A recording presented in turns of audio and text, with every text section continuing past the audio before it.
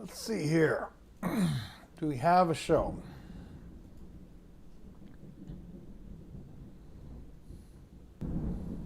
All right.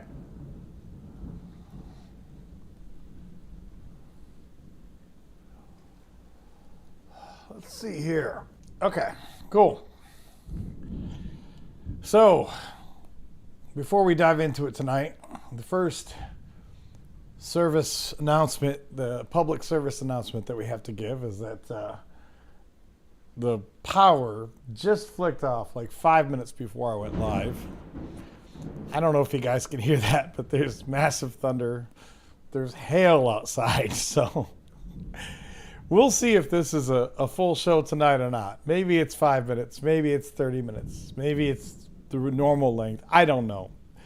Normally these things pass pretty quickly, but just in case I were to go dark at any point in time, you know what's happening. So, I mean, I guess technically that applies anytime, because as long as you're live streaming from your house, most people don't have industrial grade power backups and continuous power supplies at their house. But nevertheless, it seems to be like it's going a little crazy at the moment. So we'll see how long this lasts tonight. So hi everyone. Hi Dale. Hi Michael. Hi Jesse. Glad to see you guys in the room and ready to get started tonight. Yeah, Chiba's mad at Adam. Yep, exactly. See, this is what this is what happens when you do atheist content. God's angry. God's gonna shut you down. God's gonna shoot lightning bolts out of his arse. So, yep. I guess I should learn my lesson and get right with Jeebus. That's a good. That brings up a good question. Like, if you're an apologist, a Christian content creator, and you're live streaming, do your streams ever lose power? Do you ever go dead on a moment's notice? Because if God is real, if God is hooking you up, then you think that you shouldn't have to worry about that, right? We'll see. All right, so let's get into what we're doing tonight. Let's see. I got more comments. Got the usual we could do. I have some other side stuff too we could do, but as usual, we'll start off with the comments. As you guys know, the call link is pinned on the chat. It's in the description. It's printed at the bottom of the screen. So if you're trying to figure out how to call, that is how you call. If you're trying to figure out how to get on and tell me live how amazing I am, how handsome and intelligent and witty I am, then that's how you do it. Or if you want to just call in and tell me I'm an asshole, you can do that too, I guess. We've had a few of those people so far. Not tonight, but whoo. Jeebus is coming for me. Hey, William. Welcome. Welcome to what might be the last show of Skepticus tonight, after the lightning comes down and takes me out. After the hail collapses my roof. We'll see what's going on. All right. So where are we at here? Let's get a little situated. Yeah, it's going crazy out there. We got hail. You don't get hail in New Orleans. Yeah, did you hear that one? That's good. Thank you, William. I am brilliant and handsome, damn it. Okay. So let me get this set up over here.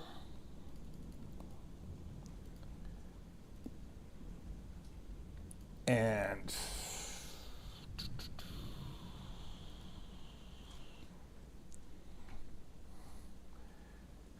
like so.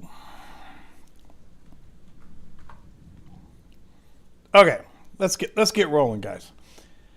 Oh, I do want to remind everyone again too. Also, I haven't had enough time to really get into it, but we do have our Discord. So I think it's just me and Anka are in there. Anka has so graciously helped me set this up, and I talked to him about it yesterday or Saturday after the live stream, and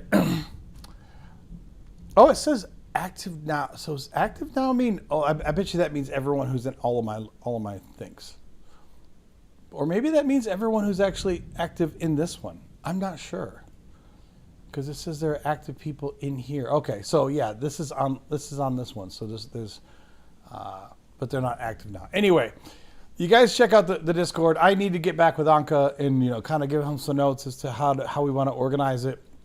I've had to struggle with it a little bit, just thinking like, I mean, Discord's cool, but I've always been like, well, what do we use the Discord for? Is this like a value add or whatever? But I do know that at least with regard to YouTube, the ability to actually post in a community way on YouTube, I think sucks ass. I don't think that it's set up very well at all. And, whoever's fault that is, I'm not sure, but they don't see, it seems like the only real way to leave comments and such on your YouTube stuff is on the videos themselves.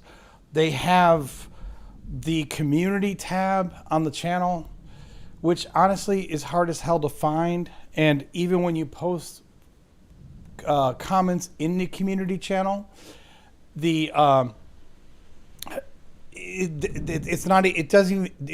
doesn't even make it obvious to me when stuff has been posted in the community channel. So if nothing else, I think Discord potentially can offer a lot of value, because it can help us to have a better place for people to chat, exchange information, discuss things outside of the videos, etc. So guys, check that out. When you get a chance, if you want to, go be a member of that, if that is your thing. If it's not your thing, I understand that too. But Jesse says, I'm anxiously awaiting for the next God-free Bible study episode. I have to admit, I have them recorded. I need to get the one for tomorrow, like, packaged with a thumbnail and everything. So it'll definitely be out tomorrow. Whether it's out right at the normal time at 7, I'm not sure. It might be a little late, but we'll definitely get that one out tomorrow. And I have the next week's recorded as well, and I need to record some more so that we can get them edited up. But we're going deeper into 2 Samuel, which gets all sorts of fun. So you will have more God-free Bible study tomorrow at some point. Whether they're right at 7 a.m. Central or not, we'll figure that out. Okay, moving on. Let's get to some comments. So I posted this kind of clip video here of our wonderful our session with our wonderful friend Matthew, and it's so if you guys watch the original live stream, there's not necessarily any reason to go back and reread that again, but nevertheless, I thought that was fun to clip that up. And he must have a fan here, because Kevin K says your 613 are not commandments. So if you don't know what he's referring to, this Matthew that has called in a number of times here, I don't know how this is confusing. I really don't. But notice here, I have a link from skepticus.info, the companion site that you all have access to if you so desire. And we can go to this link. It's a list of the 613 mitzvot, or commandments, in the Hebrew Bible. So I don't know how people can come up with this shit like your 613 are not commandments. I mean, where does that come from? I mean, does it come from illiteracy? Like you just don't know how to read? Because I think it just comes from stubbornness and ignorance. But I mean, it's right there in the book. They're not hard to find. It's hard to find a full list of the 613 because when you open up the Old Testament, the Hebrew Bible, it's not like there's a list of 1 to 613 of these are all the commands.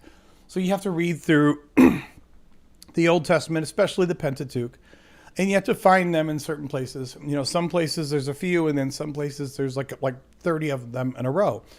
But they're not that hard to find. And I don't know how you can go through all of this, and if you, with any honesty, with any integrity, if you open up your Hebrew Bible, your Old Testament, and you read it, I don't know how you can come out of it with the idea that there's not all these commandments. Now, like when Anka was calling, on the phone, a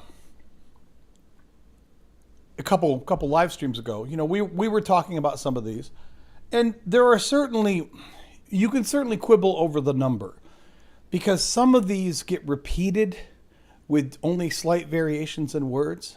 Some of them are clearly commandments about very particular things to do at a particular point in time.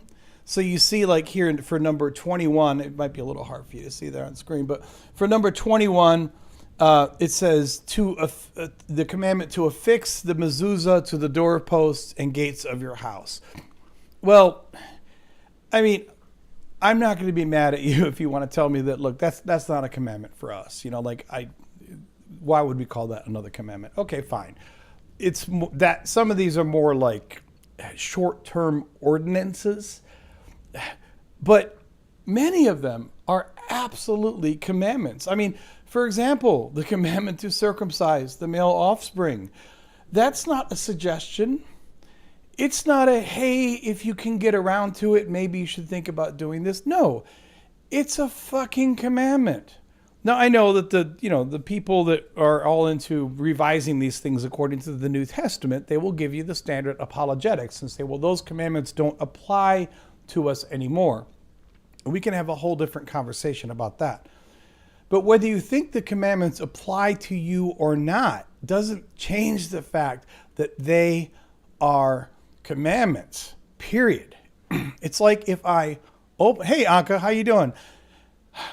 If you open up a law book from England from the 1700s, all right, of course, most of those laws have either been taken off the books or they're no longer enforced. And you can say for practical purposes, a lot of those old laws are no longer, meaningfully speaking, laws in the current day.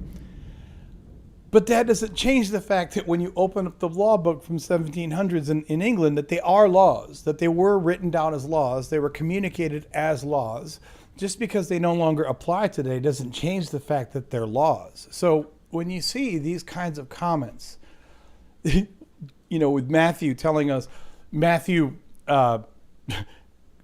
obstinately demanding that there are only 10 commandments in the Hebrew Bible, and that there's only 6 commandments from the New Testament, from Jesus. I mean, they're both laughably wrong. And it doesn't even take much insight. It's not like you have to dive into the text with a fine-tooth comb and come up with all of the original translations from the Hebrew. And you don't have to have some deep cultural context to understand this. No, they're right there. They're on the page. So we can quibble over the number, because, again, some of these may not be big C commandments, right? Some of them may not be like commandments for all people of all times. Like, again, the commandment to affix the mezuzah to the doorposts, or the commandment to bind tefillin on the arm. I mean, some of these feel like much more particular items for a particular day. But still, how you can read the Hebrew Bible, of course, most Christians have never read the Hebrew Bible. Most Christians have never read more than what their pastors have preached down to them from a sermon every once in a while, right? But if you actually read it, how you can come out of this and not think that there are 613 commandments. I mean, again, maybe he's quibbling about the number, but it doesn't sound like he's quibbling about the number, because he doesn't say that your number is wrong. He says your 613 are not commandments. Then what are they? What do you want to call them if they're not commandments? Again, the commandment to circumcise your kids, that's not given to you as a loving suggestion.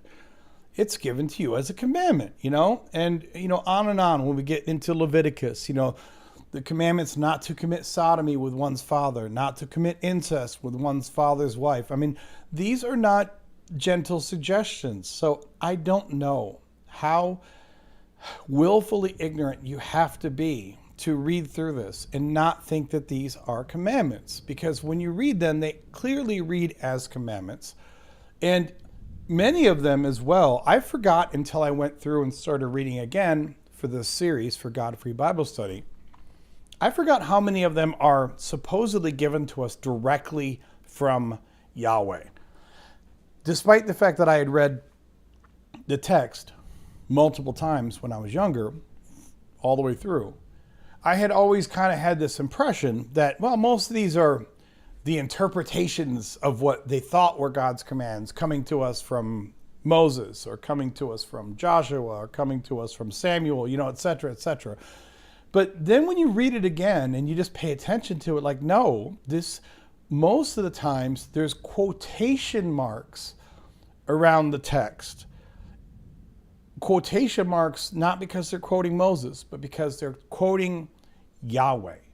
They're telling you specifically what Yahweh is supposed to have said directly. And if you still want to shove your head way up your Christian ass and tell me that these are not commandments, then you're just proving every critique that I've ever had about Christians, which is that you don't give a shit what's in the book. You don't care. You only care when you feel like it backs up your story. You only care when it's convenient to your identity politics. And otherwise, you just don't give a shit. You're going to make up whatever story you want to make up in order to, back up the story that you think sounds good in your head. And that's it. Thank you, Michael. I appreciate you very much, brother. Always appreciate the generous tips. So keep them coming. Seriously, though, I love you, man. Thank you so much for the tips. It's always good to get a little love.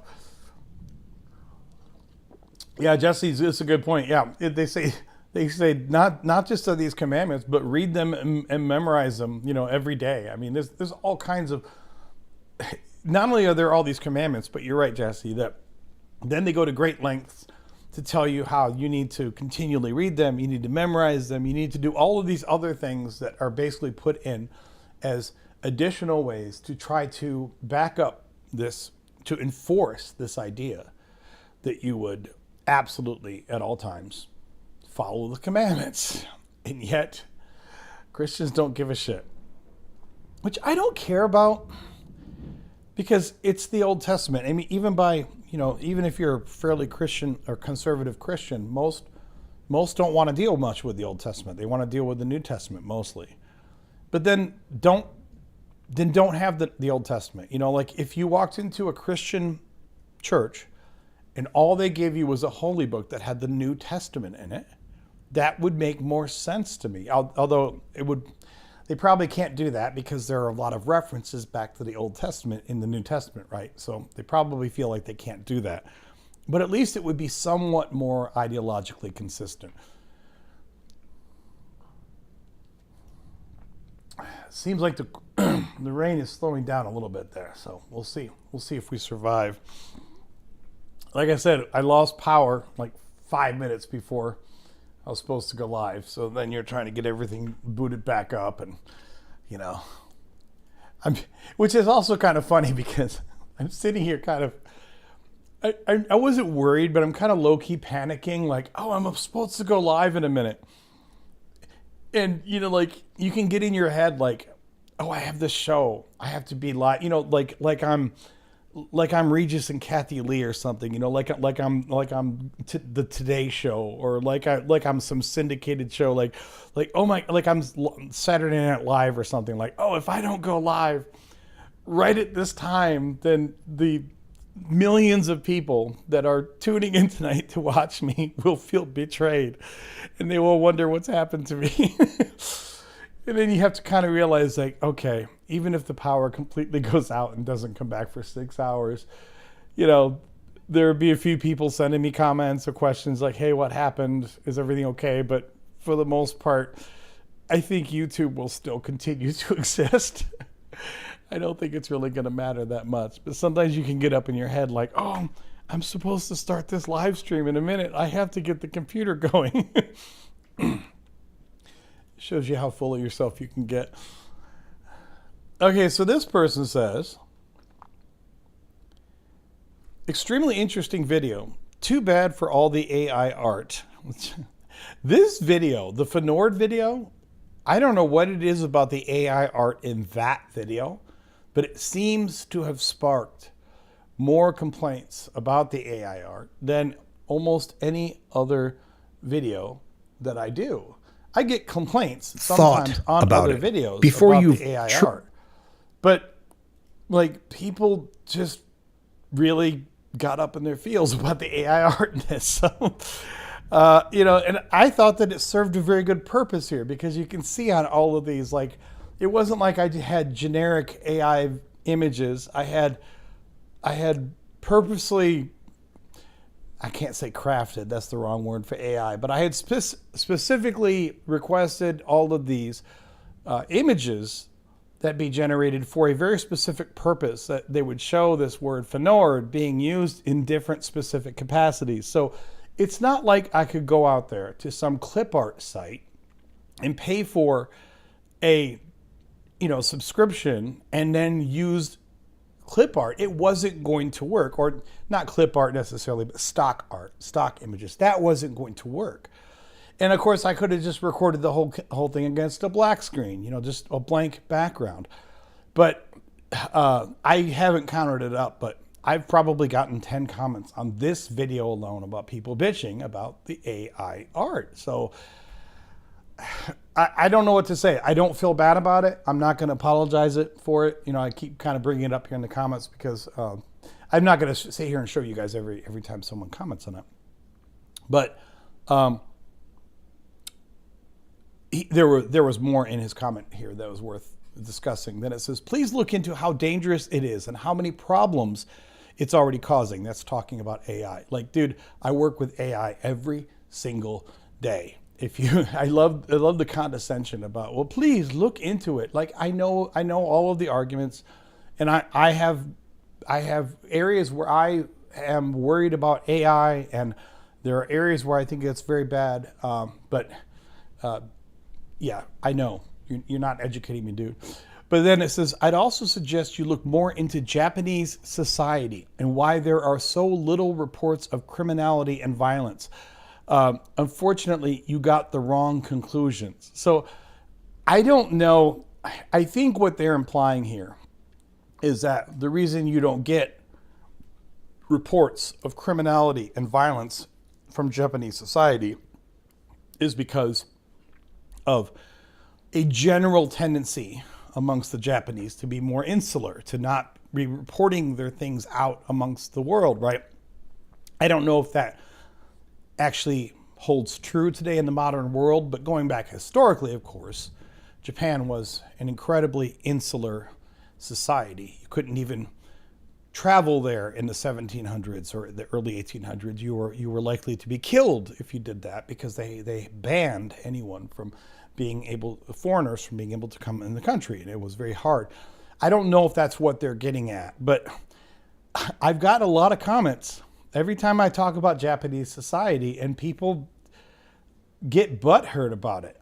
And every time I think that someone sits here and bows up and gives me some comment like this, I'm thinking, I never claimed for a second that there's not shitty stuff that happens in Japan. Japan has crime. It has violence. It has blue-collar crime. It has white-collar crime. It has a bunch of, bad people. I mean, you can't have a society of millions of people without having some lesser elements, some bad apples in the bunch. It's just impossible. I don't care how good your society is. And I've never claimed for a second that there's not shitty things that go on in Japan. The point, every time I bring up Japan, I've done a whole video on this. I brought this up in other videos where I talk about it, and every time I bring up Japan, I always bring it up for the same purpose. because it's not that Japan's society is perfect. It is not. But Japan's society is, generally speaking, usually understood to be a modern, first world, upstanding society that abides by the rule of law and does not have crazy, people fighting each other in the street and cannibals killing each other. And, like it's a regular society. It's a regular first world society where, sure, some things bad happen and there are criminal elements, but generally speaking, they are every bit as law abiding as Americans are across the board, just speaking in big, broad terms. And the point of all that analogy is to say that if you think that you have to be in a Christian society to have law, to have health care, to have job opportunities, to have good living standards, like all of these things, then you don't understand anything about economies. You don't understand anything about societies. If you think that every bit of good that you have in America comes merely from the fact that we are predominantly a Christian society, it's because you are just trying to paint your own picture to make your own religion sound good and make yourself feel good about yourself. That's all there is to it. And I have not seen a single retort on this from anyone who gets butthurt when I bring up the Japanese that makes any sense other than for them to go, what about that? They're not as good as you think they are. Like, that's not my point. I never said that Japan is perfect. My point is very simple, that they have law and order and ethics and morality in general, and you don't have to have Jeebus in order to have that. Moving on, I want to give a special thank you here to another friend of the channel, Dale. Thank you very much, brother. Dale is not only is he a great patron of the channel, but on top of that, he spends a lot of time enjoying the content on my other channel too. So thank you very much, brother. I appreciate you very much.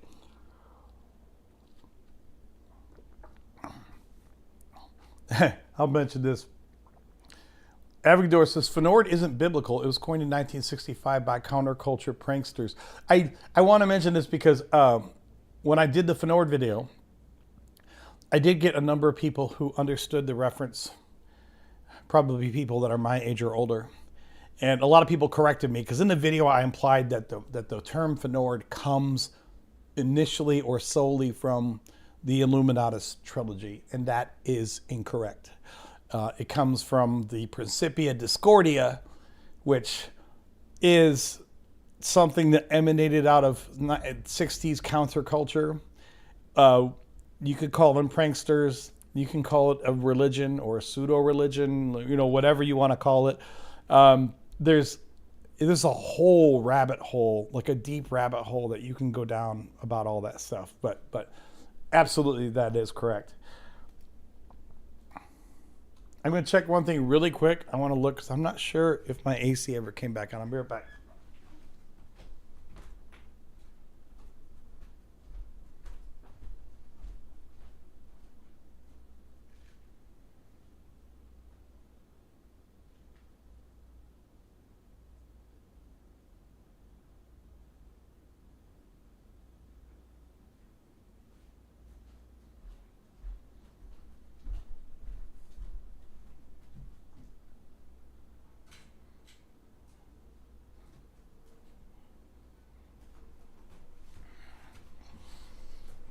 I'm pretty sure at some point I'm going to have to call in people to come out tomorrow because it seems like when the power went out, it might have knocked out my AC because it's getting sticky and nasty in here. So, whew, that's going to be fun.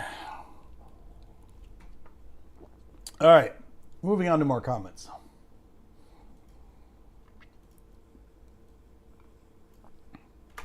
This one is an interesting comment. This is good to talk about here. Let's pull this up.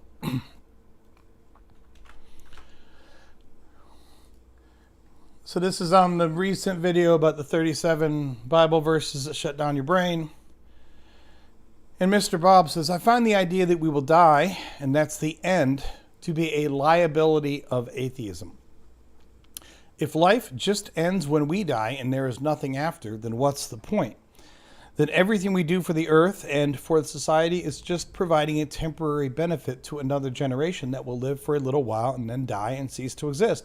And their children ad infinitum. Of course, the sun and the earth are themselves temporary. So at one point, the sun goes red giant and swallows up the earth and most of the planets of the solar system. Then what is the meaning or point in anything?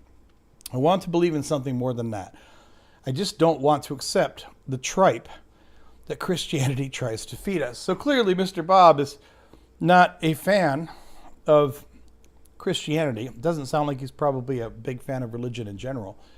But this concept to me, I've heard this from people before, both religious and not. And I'll talk through this a little bit. I mean, in the end, I don't have an answer for this. I guess it just depends on how you want to look at life or where you want to draw meaning from. But he starts off by saying, the idea that we die and that's it, to be a liability of atheism. But I think it's funny that in his comment, he kind of then proceeds to build the case about how, I guess, unless you think that something is eternal, that it doesn't have value. Because, to be clear, big time philosophers and thinkers have gone down this same path. So I'm not sitting here and trying to say that there's a flaw in Mr. Bob's logic. I don't think it's a flaw, but it's definitely one way to look at things that I don't personally think, for me at least, makes sense. Because if your only value is in something that's eternal, then on a long enough time scale, we don't actually know that anything is eternal, including the universe itself. Now, I know that you can say, but if I'm Christian, I go to heaven and that's eternal, which is great. It sounds like a great fairy tale if that's what makes you happy. But I don't personally understand the thinking that if it doesn't go on forever, then the equivalent it's the equivalent of being meaningless or valueless. That's a philosophical take, and I can't tell you that you're wrong for taking that position because it's an opinion, really. But why does something only have value if it's eternal? I mean, basically, you're saying that from a naturalistic point of view, there is nothing of value in the entire universe because everything has an expiration date. I mean, hell, if you really want to get into the theory of it, they believe that even black holes have expiration dates because of the Hawking radiation, and they will essentially evaporate into nothing, although the time scales that it will take for them to do so are insanely, unimaginably long. But even then, there is, as far as we know, no such thing as any item that is eternity. Now, I personally think that the universe is eternal, but that's something I can't prove. But no one can prove that it's not eternal either. So it really comes down to philosophy, preference, or whatever. But, he goes on to say then, everything we do for the earth and for society is just providing a temporary benefit to another generation that will live for a little while and then die and cease to exist, and their children ad infinitum. And I don't know, I just turn back on it and I say, what's wrong with that?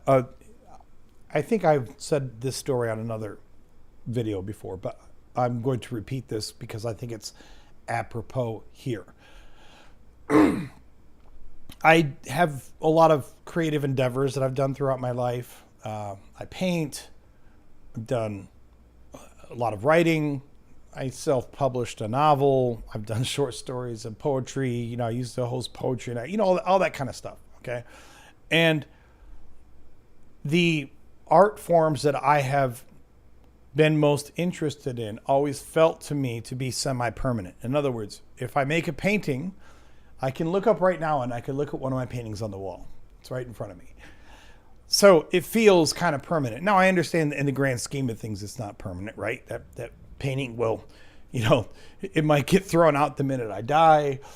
even if someone likes it and decides to keep it, even if it got saved in a museum, someone thought it was a wonderful thing. I mean, what's it going to be 1,000, 2,000, 3,000 years before something happens to it? So I know that the painting is not permanent, but most of the things that I do, like I write plays, for example, and I write I write books, and they feel semi-permanent to me because I can always go back and pull it off the shelf, and I can look at it and I can say, here's the thing that I created.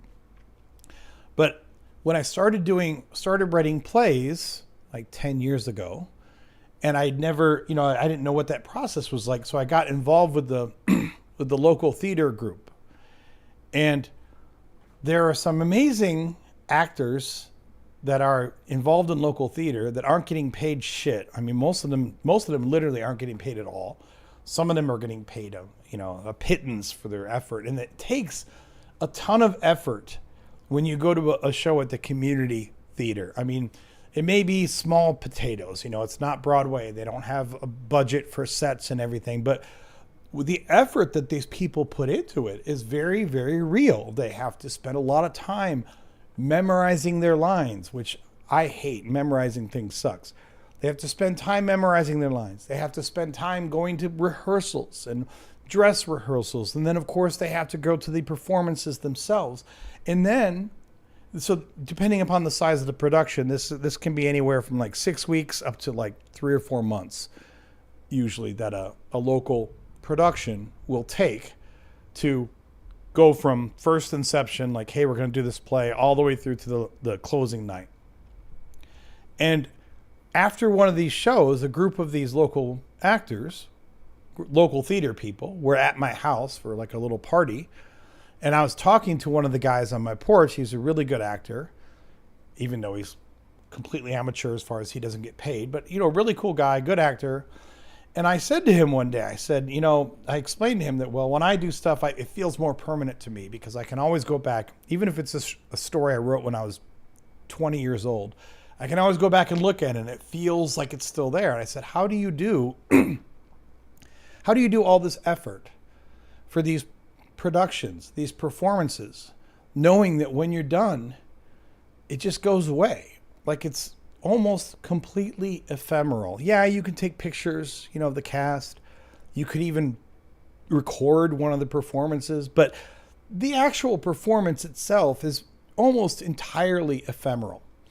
It just blinks out after that last show, and all you have for it are memories. And I said, how can you go through all of this, all the effort and such, knowing that on closing night, it all goes away? And what I thought was really cool is, he was listening to me and he was taking in my supposition there, or my proposition, I should say, in good faith. But he didn't flinch at it. And he didn't try to explain to me how in some way it lasts longer than what I think it lasts. He said, no, that's exactly why it's beautiful. Because it's ephemeral. Because it's temporary. Like, he literally just took my objection to the value of the performance, even though I put great value in those performances, but he took my objection to the value of that performance, and rather than trying to refute it, he just completely turned it around and owned it and said, that is exactly why it's so beautiful. And I thought that was really cool. I remember that conversation. This is like 10 years ago or so. I remember that conversation very well, and I've always held that very deeply because going back to this comment, this whole idea that what's the point if we die and it all goes away? Or if I'm a musician and I sit there with my friends and we have a jam session and we make great music for a night and then the music goes away. If we do a incredible live production of a play or a musical and then after it's done, it just goes away, well, then what's the point? At the end of the day, I can't make it mean something to you. If you think it's pointless to do anything that's not completely permanent and eternal, well, first of all, good luck, because you're not going to find it. But second of all, I think that that's kind of a sad and reductive way to think about what we do in our lives. After having that conversation with this guy, it truly kind of, I'm not going to say that one conversation radically changed everything that I thought about life, but it really changed a lot of how I thought about the value of these things going forward. Art, performances, and even more permanent things that go away, like kids, like your job, like your buildings that are going to eventually rot away. Like, what's the point of doing any of it? Well, I think truly that you can wallow in that, and you can say, I don't know what the point is to any of this, which then leads down a very dark hole of nihilism. Or you can embrace it and say, this is temporary. It's all temporary. And I think that there can be a lot of joy in that, personally. But that being said, it's something you just have to come to on your own. I can't make you think differently about things that are inherently temporary. And I can tell you my point about it, but ultimately I can't. If it's not convincing to you, if it's not meaningful to you, then it's not going to matter if I give you this point or not. It's just not. It's not anything that's really going to move you. So, anywho, but I think it's interesting to hear that point. There's really no way that I can give it any better answer than that.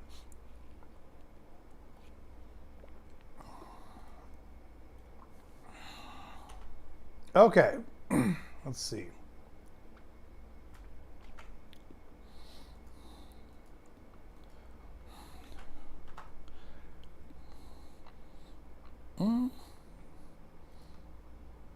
What happened there?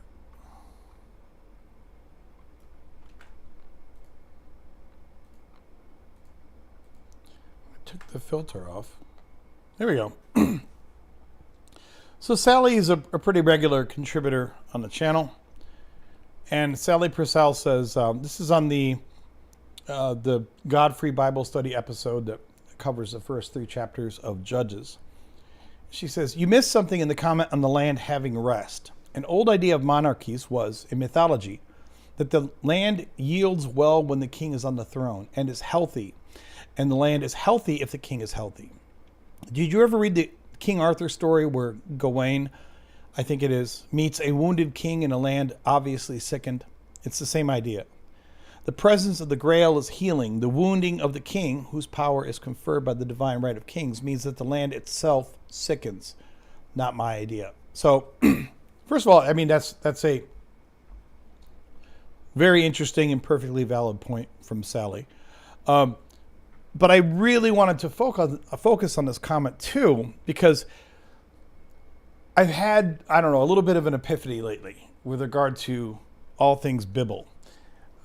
And I love this because since I've started this channel, even though I knew the Bible fairly well as a layperson, there's still, now that I'm doing God-Free Bible Study, and now that I do this content every week, now that I do this live stream, there's still a lot of insights or perspectives that I keep getting about the Bible, either because I just read through it and think about it, or because I take in all this other content, or I read the comments from my own viewers or whatever. But there is some very interesting passages that go back even to the Pentateuch, talking about the land having rest. And they further go on to talk about the land. Earlier, there are claims where it says, Yahweh says that the people before them were wicked and the land vomited them out. And when you read this, it doesn't make any sense, because they're talking about the Holy Land. They're talking about the place that we all know is occupied by the Canaanites and the Philistines and the Ammonites and the Hittites and the Jebusites and blah, blah, blah. So why is it that it's saying that the people were vomited out for basically doing all the wrong things? And then after that, it goes on to seemingly, tell us that, then they have to go conquer all these lands that are not empty, where the people have not been vomited out. Well, I think that there's a very interesting way to read this, because when you read the Hebrew Bible, especially when you read like the Pentateuch, right? It reads as being really, really, really old, and it's talking about old stories. And the traditional theocratic, or theological, I should say, not theocratic, the theological view on these things is that these texts were written somewhere from like 1400 BCE or later. But I've been learning, not from just reading, but from listening to people like Dan McClellan, that the scholarly consensus on when books, even like Genesis, were written is much later. They think that, like, starting from Genesis. Now, granted, there were oral traditions before then, right? So I'm not saying that the first idea of the Genesis story started much later. But I guess the scholarly consensus right now, I'm going to sound like I'm trying to be Dan McClellan when I say that, but I guess the scholarly consensus right now is that the books, like even some of the earliest books from the Pentateuch, seem to have been written somewhere around the 5th century BCE. Now, you may think, who cares?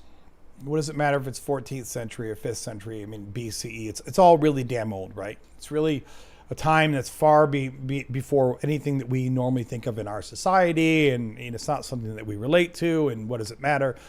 But here's the deal. There's a very interesting thing to understand about Hebrew or Israelite history, which is that not only did they struggle a lot to, war with the other peoples like the Canaanites and the Philistines, etc., but more importantly to Jewish history, to Israelite history, at one point they got conquered and booted out of their own damn country. It's the Babylonian exile. They were essentially made into hostages, kind of. The Babylonians completely took them over and kicked them out, and they had to struggle to even keep their culture alive for a while until Cyrus, I think it was the one who essentially allowed them to go back to their homeland and establish, kind of have their own people group again. And I bring this up because I think a lot of times when they talk about the land having, like, the land rebelling against wicked people, I think that a lot of times this narrative comes not from them necessarily describing other people, but from them trying to explain to themselves how it is that they, God's chosen people, could have possibly been exiled from the Holy Land. I mean, even if we assume that sometimes the Israelites weren't doing the right thing, sometimes some of them were worshiping the wrong gods, sometimes some of them weren't following the commandments. I mean, at the end of the day, every population of people in every society has some people who don't follow the rules. And yet other societies, like the Babylonians, get to be the conquerors. They get to be the oppressors. And I think that, and I'm going to bring this up in future, like God-free Bible study episodes, because I think that if you read, going back even as far back as Genesis and Exodus and such, some of the narrative starts to make a lot more sense if you read it as a people who are writing their own retcon of how could we have possibly been in the situation that we are in now? How is it that we thought we were God's people? We cut off a piece of every boy's dick. We eat the unleavened bread. We do the sacrifices. How could we be doing all this and still go through periods where we feel objectively like we're in misery because we've been exiled from our own land? If you want to understand or believe that you are God's people and then try to reconcile that with historical facts which seem to fly in the face of that, you then need to continue to create more meta-narrative to try to explain how you have been booted out of your own damn country, even though you're supposedly God's people. It's kind of, I'm not saying that this explains everything, but this is going to be, I think, maybe a little bit of a new narrative thread that I'm going to be covering in more of the God-Free Bible study episodes, because it makes a lot of sense when you realize that some of these things that they're talking about, like the land vomiting out the wicked people, probably in some respects refers to them. It's probably, I mean, in the passages they talk about it like it's the Canaanites or the Jebusites or whatever. But it also sounds like it's a bit of a coping mechanism, as a way for them to try to say, see, this is why we got exiled, because somehow we just weren't holy enough. We weren't listening enough. You know, even when you read like all of these narratives that come from Exodus, what's the common story that we hear from Exodus over and over and over again? That once they get into the wilderness, that the people keep rebelling. The people just won't accept God. And yet, when you read through Exodus and Leviticus and Numbers and Deuteronomy, which, by the way, are 4 books that basically tell the same fucking story over and over. But when you read through those books, this idea of rebellion, about the Hebrews constantly rebelling against God, doesn't come through very well at all. Christians will look at you with a straight face and say, oh yeah, they were just constantly rebelling, and they, you know, they'll tell it to you like it's a obvious known fact. And to be fair, Jews take the same perspective on it. They take this perspective that, oh, the people just kept rebelling, and that's why the bad things kept happening to them. But when you'd actually read the stories, it doesn't seem like, you know, like they're really rebelling. Like, you know, like one of the ones I keep bringing up in when I read those passages is that one of the rebellions that affronts God so badly is that 2 million people are wandering through the desert, and they have no food and no water, and they come to Moses and Aaron to some extent, and they're like, hey, we're thirsty.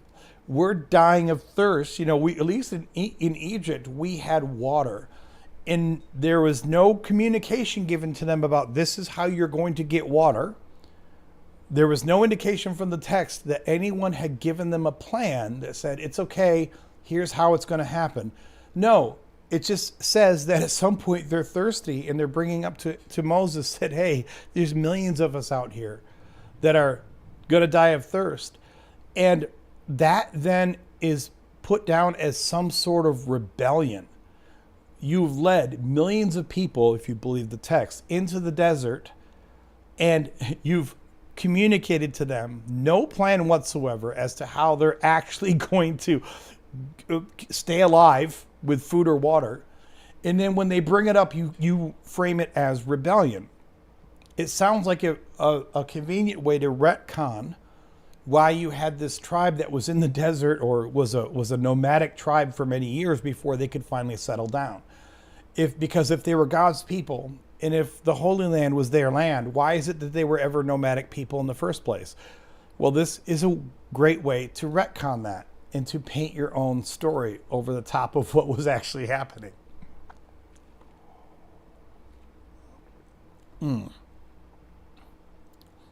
Guys, hang with me just a second. I need to check something at the door. I will be right back. No one leave.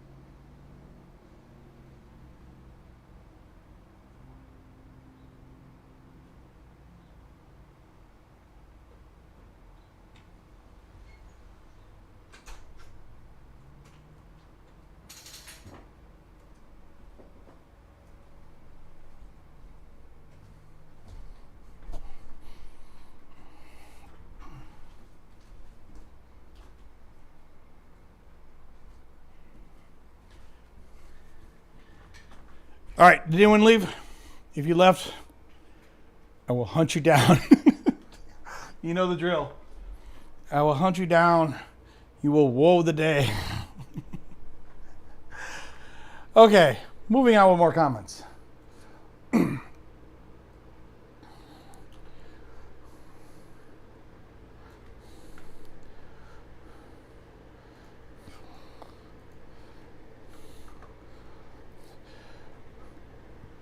So I put these together because this is another thoughtful comment from our friend Sally. She says, and we talked about this before, but I thought it would be good to bring this up because to me, this is a fun fact to hammer home. Sally says, did you ever notice that the names of Solomon's sons, at least two of them are named something and Baal? I thought it was like that. There were more than one Baal, but they were lesser than the great Baal. I don't know. That's just when I decided the first time I read it when I was about 10. Astartes is plural and is 3 syllables as Astartes. Anyway, another explanation I entertained was that this referred to the people who worship Astarte and the Baals, perhaps the people who followed Baal, a little like the Franciscans follow St. Francis. It's all my imagination, but I based it on my reading. I was a very accomplished reader with wide experiences in reading by the time I was 10.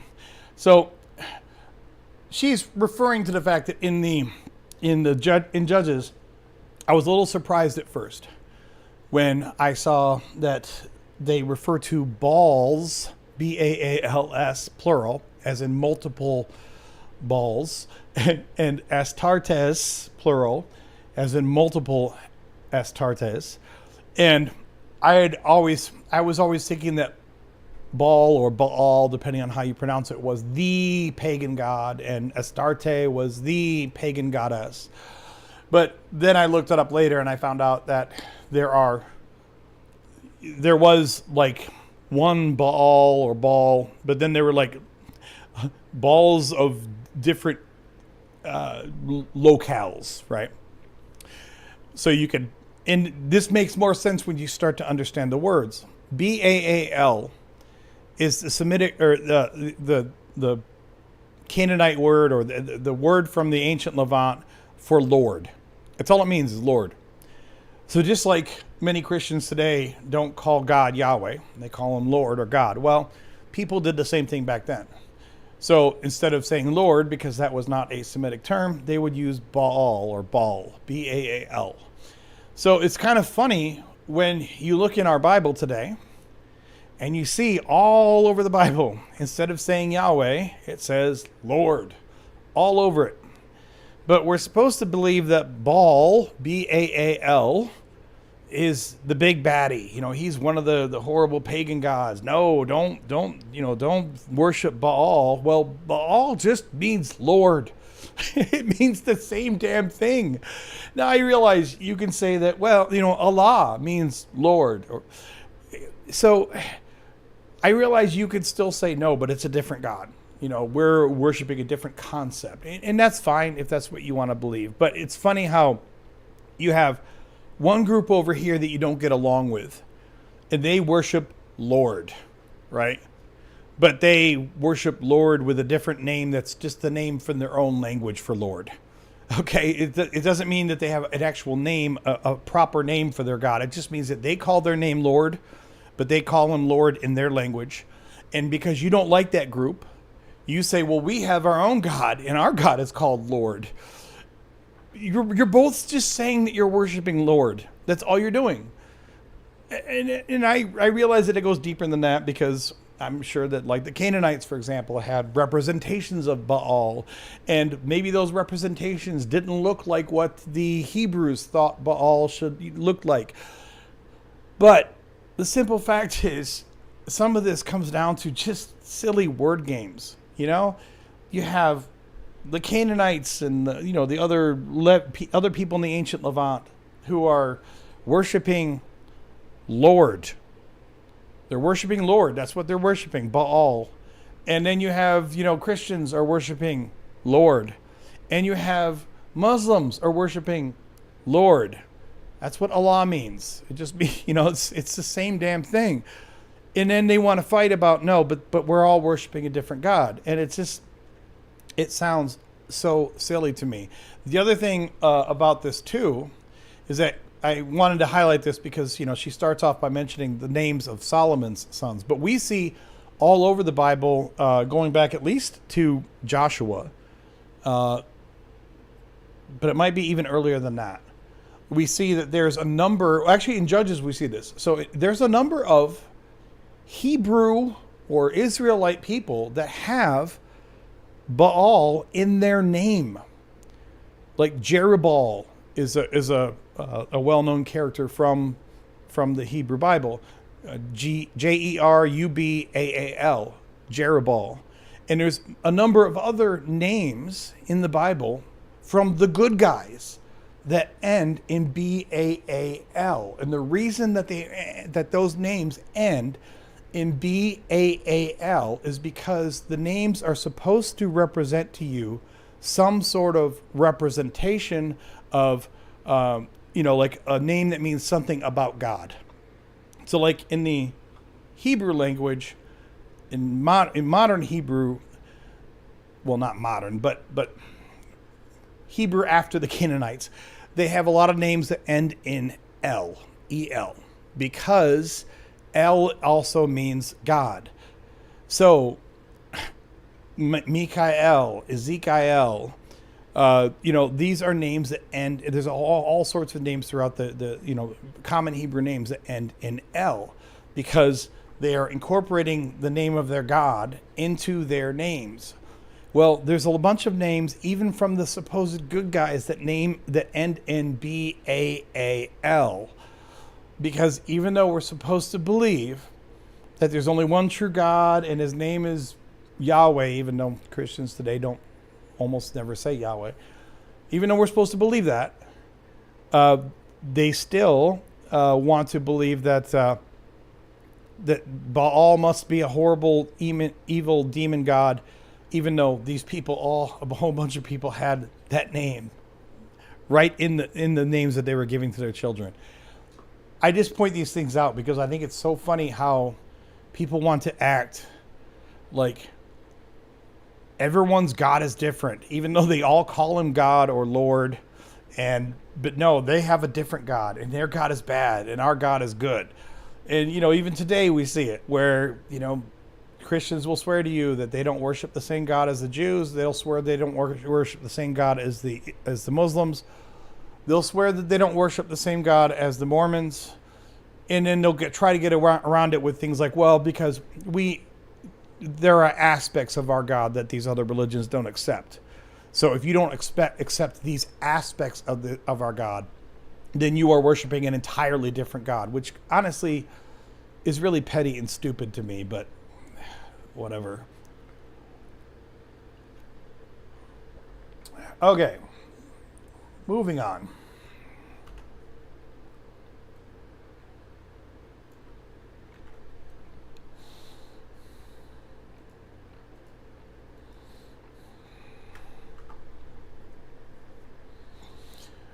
So this one, clearly from someone who's with us. Kevin Sturgis says, the end of my 60 years of Christian beliefs was the day I prayed for God to show me his truth. And then I sat down and read the Bible starting at page 1. By the end of the first 2 chapters, my faith was gone. Besides the anger, all I felt was a huge relief. If there is a God, there is absolutely no way he wrote that awful book. Done. And of course, on a channel like mine, this is not that rare of a sentiment. But yeah, I give Christians a lot of shit for the fact that so many of them have never actually just sat down and read the damn book, right? And I have half jokingly said on numerous occasions that the best atheist handbook in the entire world is the Holy Bible. Because if you actually sit down and just read that damn thing without deciding beforehand that it has to be good and righteous and holy and lovely, you'll be disgusted by it if you have any sense of ethics or morality about you. But I say that knowing that, of course, there are some Christians who do sit down and read the whole thing, and somehow they actually manage to keep telling themselves that it makes sense, even as they sit down and fully read it. But for those who don't feel completely and utterly bound by their dogma, I don't know how you read the Bible in good faith, and you don't. How can you maintain that faith? I know it sounds funny because as I say, I was a Christian for many years, and I read the Bible through, so I guess I know the answer is because you skim things, you kind of nod over things. You say, well, this is the way it was or whatever. You make your little excuses, but now that I'm reading the Bible again for my channel, it is eye-opening to me to see even the shit that I never noticed all the times when I read the Bible before. We have a state-assigned Russian spy in the queue. So, Mr. Putin, are you there? No, not Mr. Putin. It's just me. Hello, Adam. How you doing, man? Yeah, I'm okay. I bring you funny verses about Jesus being gay again. Do you have new ones today? Yeah. Okay. Shit, I'm gonna have to get the foot washing going. Or did I forget? Have we talked about how Bible tells us about marriage and stuff? Have we talked about it? I mean, I know a good bit about what the Bible tells us about marriage, but I don't think we've particularly talked about it. Is there a point about that you want to bring up? Yeah, so in Matthew and in Genesis, basically the covenant between the man and woman, they're saying something along the lines like, they're not two, they're one now. Right. Yep, they became one flesh. Yeah. And Jesus also said, me and the Father are one. Right. Yeah, so that's one more in a piggy bank of Jesus actually being gay. And surprisingly, a lot of them are about Jesus and his father. So that's maybe a trauma thing. That's probably true. I do enjoy that. And for anyone the more I read into it, the more grim it becomes, because it might be just Jesus was traumatized by his father. Well, for anyone who wasn't in the live stream before, I want to remind everyone that I think we had a great aha moment, because in the Bible in some places they are explicit about saying someone had sex, but other times they are more coy about it. And one of the ways that they're coy about it is that they'll say that so and so knew her, right? And knowing someone is supposed to be a nod to carnal relations. And then I remember a few shows ago we were laughing about how the famous verse from Jesus is that he knew his father, right? Well, I was gonna say the famous verse is that when you die and you go to see Jesus, for some people he will turn away and say, "I never knew you." Oh yeah. That's the kind of continuation of this logic. It works kind of the same way. Someone knew something is a allegory for sex. Jesus knew his father, so they had sex, and he tells Christians how they can only knew Father through him. So he kind of winks at them, so they need to have sex with him, maybe, or have sex with his father. And then, the worst part that Christian is so scared to hear is how, I don't know you when they die. Yeah, absolutely. I had a thought there, and I lost it. And I know. I'll publicly say I know I was supposed to get back with you Sunday about the stuff on Discord, and I did not. So I've not forgotten. No, it's okay. Take your time. It's no rush. It's not like we have 1,000 people there waiting for it. Right. Yeah, but I was saying you may not have been in yet, but I was saying earlier, in like as I kicked off the live stream, I was kind of telling everybody like, hey, check out the Discord, and I was explaining that like most things Discord, I didn't I knew it was cool to have a Discord, but I didn't know like, well, what are we gonna do with it? What does it actually do? And I'm thinking probably the real value in it, at least the first initial value that I can assign to it, is that. The ability to communicate as a community on YouTube itself is very poor. Of course, you can leave comments on videos, but in terms of having ongoing discussion about side topics or ongoing discussion with people one-on-one on YouTube, it's very hit or miss. It's usually very poor. So I think I definitely want to And it's also sometimes just like, hard to manage this stuff.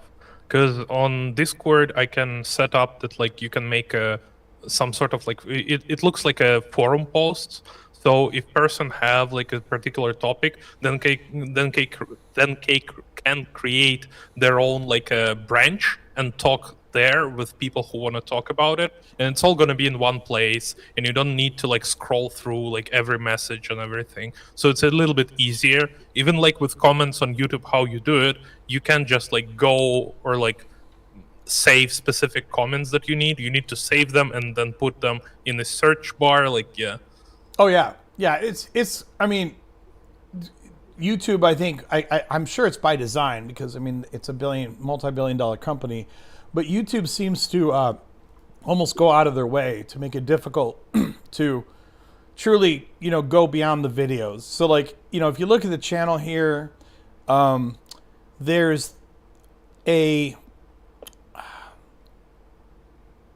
Actually, where is the community link? Okay, even Where this is it? this is confusing to me because you have these tabs here: home, videos, shorts, live, podcast, playlists, etc. And community was there, by the way. You're not like hallucinating or something. It was there. They I moved think it. you're right. So now it's up here, and then you click on it, and I think that they have this idea that it's going to be like a forum thing, right? Like you can write a new post here, but I mean, it's very menial, and quite frankly, like if you put a post here, it's very hard. And it just looks like they ported like a mobile design into the web browser version.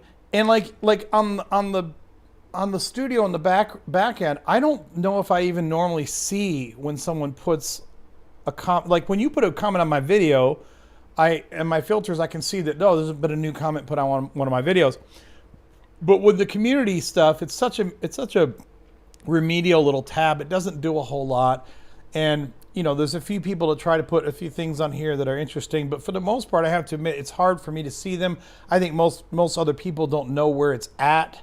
And it's just, it doesn't serve any Usually people purpose. interact with community only if community posts randomly pops in their like recommendation feed or something. I don't know, like I don't think I know any person who actually goes into the like channel and community tab. Like that's ever. a good point because what does almost everyone do when they go to YouTube, whether you're on desktop or you're mobile or whatever, you go to the homepage and you scroll down, right? So now if I put a post, they always have this little block here from the people that you follow. You'll see posts by them, right? So that if I put a post, it is more likely to be seen by people who follow my channel. But if you put a post in the community, it doesn't show up at anyone's feed, I don't think, at all. And I hidden this particular thing on my end, so I don't see it even. Oh, okay. Yeah. Yeah. I hidden shorts and this stuff because like when I'm on desktop, I don't want to do this. I just want to see like videos. So right. No, it makes sense. Yep. All right. Let's get to some more comments. Let's see.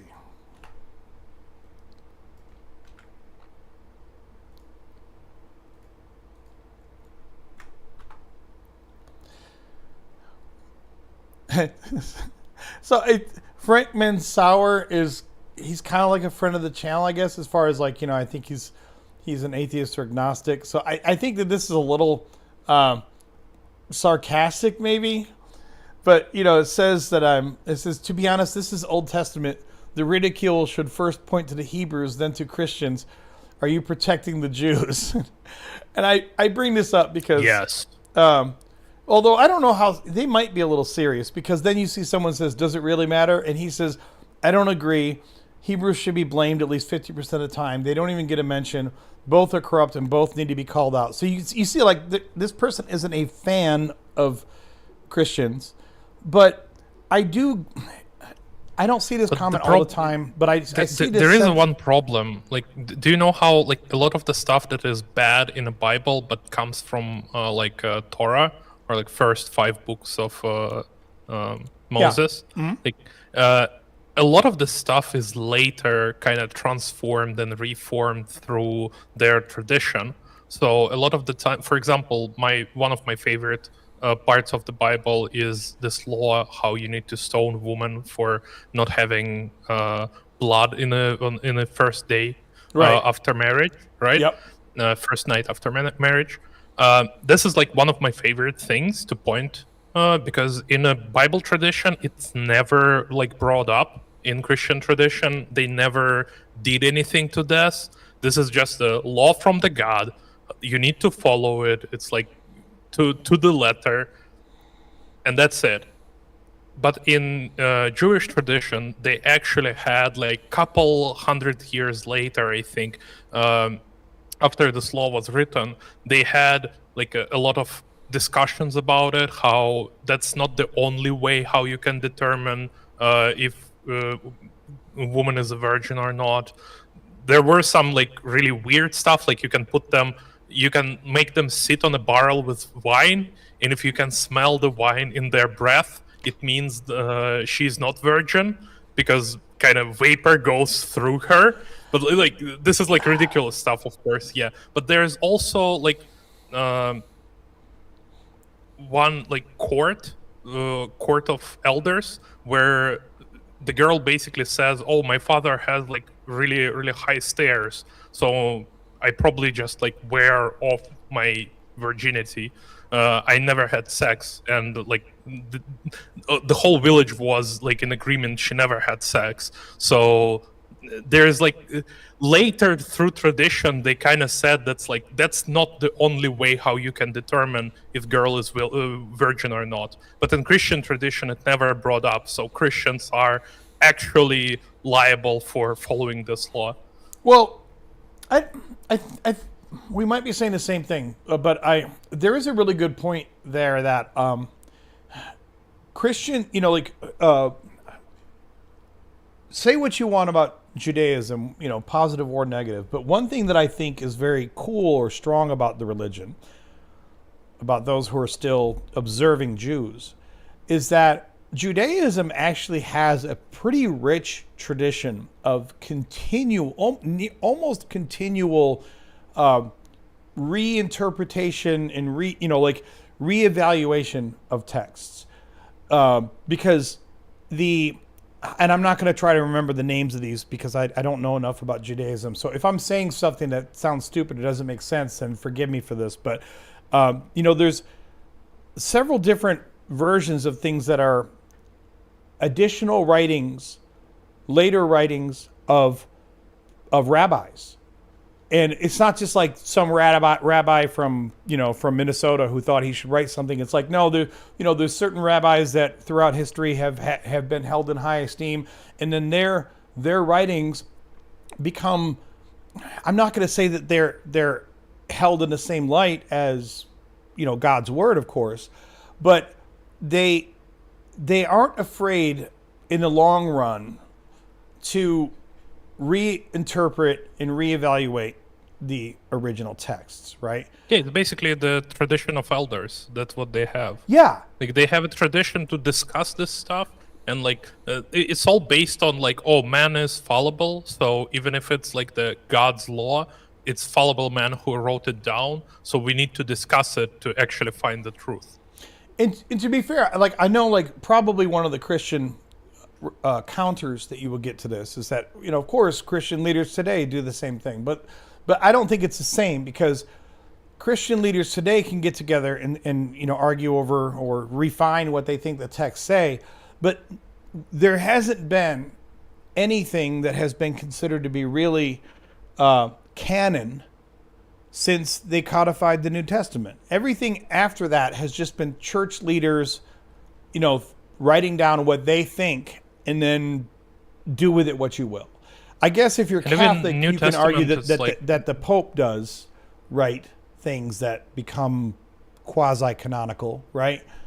Not everyone agrees with Pope, and even like New Testament, some of them uses like 66 books, some of them 77 books, some of them 78 books. So like they can't even agree on canon and like on translation, and so like it's way different. And all the different churches, like different branches for like Orthodoxy doesn't agree with like Protestantism and Catholicism. Oh, right, yeah.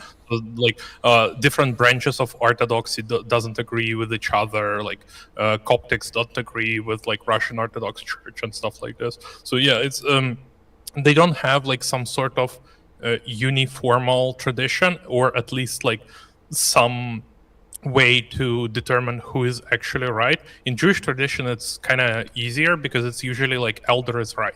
So Right. it doesn't matter which like denomination, quote unquote, of Judaism you are, like elder is right.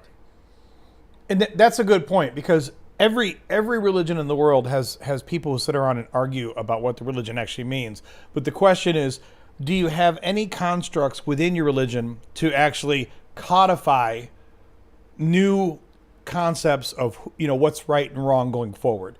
Because otherwise it's just endless arguing forever. Now, I'm not saying that Jews never argue about shit within the religion, but at least they seem to have they do it all the time. That's right, kind exactly. of the point. Like, that's the point. Like they have a tradition of doing it. Right. Which I don't know. I probably sound like I'm fetishizing Jews or something, but I think that their tradition, in general, like how they view their religion and how they view the holy text and everything, I think I'm not saying that I love Judaism, because there's still the gross shit from the text. They just pay us. It's okay. Like, but I think that they have a healthier relationship with, the texts and with the concepts, and I think that in general, obviously we're speaking in big broad terms here, but I think in general they're more pragmatic about the religion than most Christians that I know. Yeah, and they also, like, people are talking how in Judaism they always have like loopholes to the laws of God, but it's like they at least kind of formalized it in like what you can do and what you can't do, and like how can you go around some laws. In Christianity, it's just, oh, I don't like the law, so I'm not going to follow it. But Right. But your God said you need to do it forever, and like you need to do it. No, I just don't feel like doing it. Well, it also consider that in Judaism, I mean, I know that there are branches or a different sect of Judaism. It's not all it's not all monolithic, but there are far fewer total branches of Judaism than there are branches of Christianity. Yeah, for sure. But getting back to this comment here, I'll just close this comment by saying, like this person says, without Judaism, there's no Christianity. Better hit the head of the snake and the body will die. I mean, first of all, that's wishful thinking. I mean, you can't kill Christianity by disproving Judaism. I mean, that's just not going to work. Because Christians will just... At best, they just gonna leave the Old Testament, and like at best, Right. And Exactly. they just gonna rely on the New Testament only. But I think that there is I think Frank Mansauer has, in my humble opinion, a deep moral or ethical misunderstanding here, which is that, if we migrate, to a new island, right, and we're going to start a new country, right, and we decide to take the set of Russian laws, whatever that, the whole book of Russian laws, because every modern country has, a book that's this thick of laws, I'm sorry right? for your country. Let's say that we take all the Russian laws and we say these are going to be the new laws of our island country, right? And after hundreds or thousands of years, we're still trying to use those old Russian laws. Well, at that point, we own those laws on our new island nation. We can't, you can't just point back and say, well, it's all Russia's fault because we took their laws. No, if you take those laws as your own, well, then now you also bear. So I have no problem pointing at the Hebrew Bible, at the Old Testament, and putting these things out to Christians and saying, hey, Christians, your text sucks and your ethics suck and your morals are contradictory according to your holy text. And if the answer I were to get back from anyone is, well, what about Jews? Well, for the purposes of this conversation, I don't care about Jews, because just because the Jews may have the same problem, and like we said, they probably don't, but even if they do have the same problem, Christians have been owning this shit now for 2,000 years. So I don't want to hear from anyone from a moral or ethical standpoint, well, what about the Jews? Screw that, dude. Grow the hell up. Be a big boy. Be an adult, and understand that if you have adopted this book as your holy text as well, now you own it as well. And you can't just... I know that Frank Sauer is not a Christian saying, why don't we point at the Jews? I think Frankman's argument, I think, is that they think somehow if we were to, attack the Jews more on these moral problems, that it would somehow kill the whole thing at once. But that's ridiculous. That's not how shit works. Yeah, and I think we need to disclose that. We're only glazing Judaism because Jews pay us. Of course, it's okay. That's why we also never talk bad anything about Masons and Illuminati. It's because they just pay us. It's okay. Yeah. It's in our contract.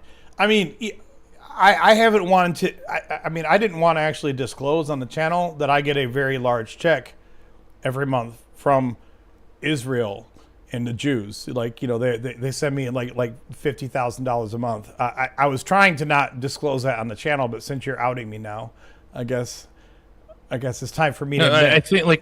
I think we just need to disclose it by American law and by Russian law as well. So it is what it is. Exactly. I mean, hey, I'll tell you what. I'm going to sound like a total unethical atheist here. I'll say hey, if somebody wants me to be a shill, hell, I might start doing Christian content if somebody wants to stroke me a big enough check every month. Now, I will disclose in every video that I'm saying these things because I was written a big ass check by the Christians. But hey, Christians or Jews or Muslims or whoever, if you need someone to, leverage his massive audience on his channel, and if you want to stroke me a big enough check every month, guess what?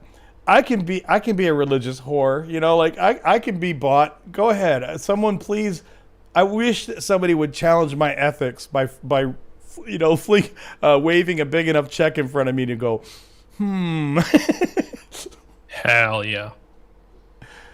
That would be really funny. You guys tune in next week, and I'm just okay, we're gonna open with prayer, and there's no more snarky comments about the Bible, and if I did it and didn't even act like anything was and if I didn't even act like anything was different, the only difference would be is a hashtag ad in the comments or in the description, and that's it.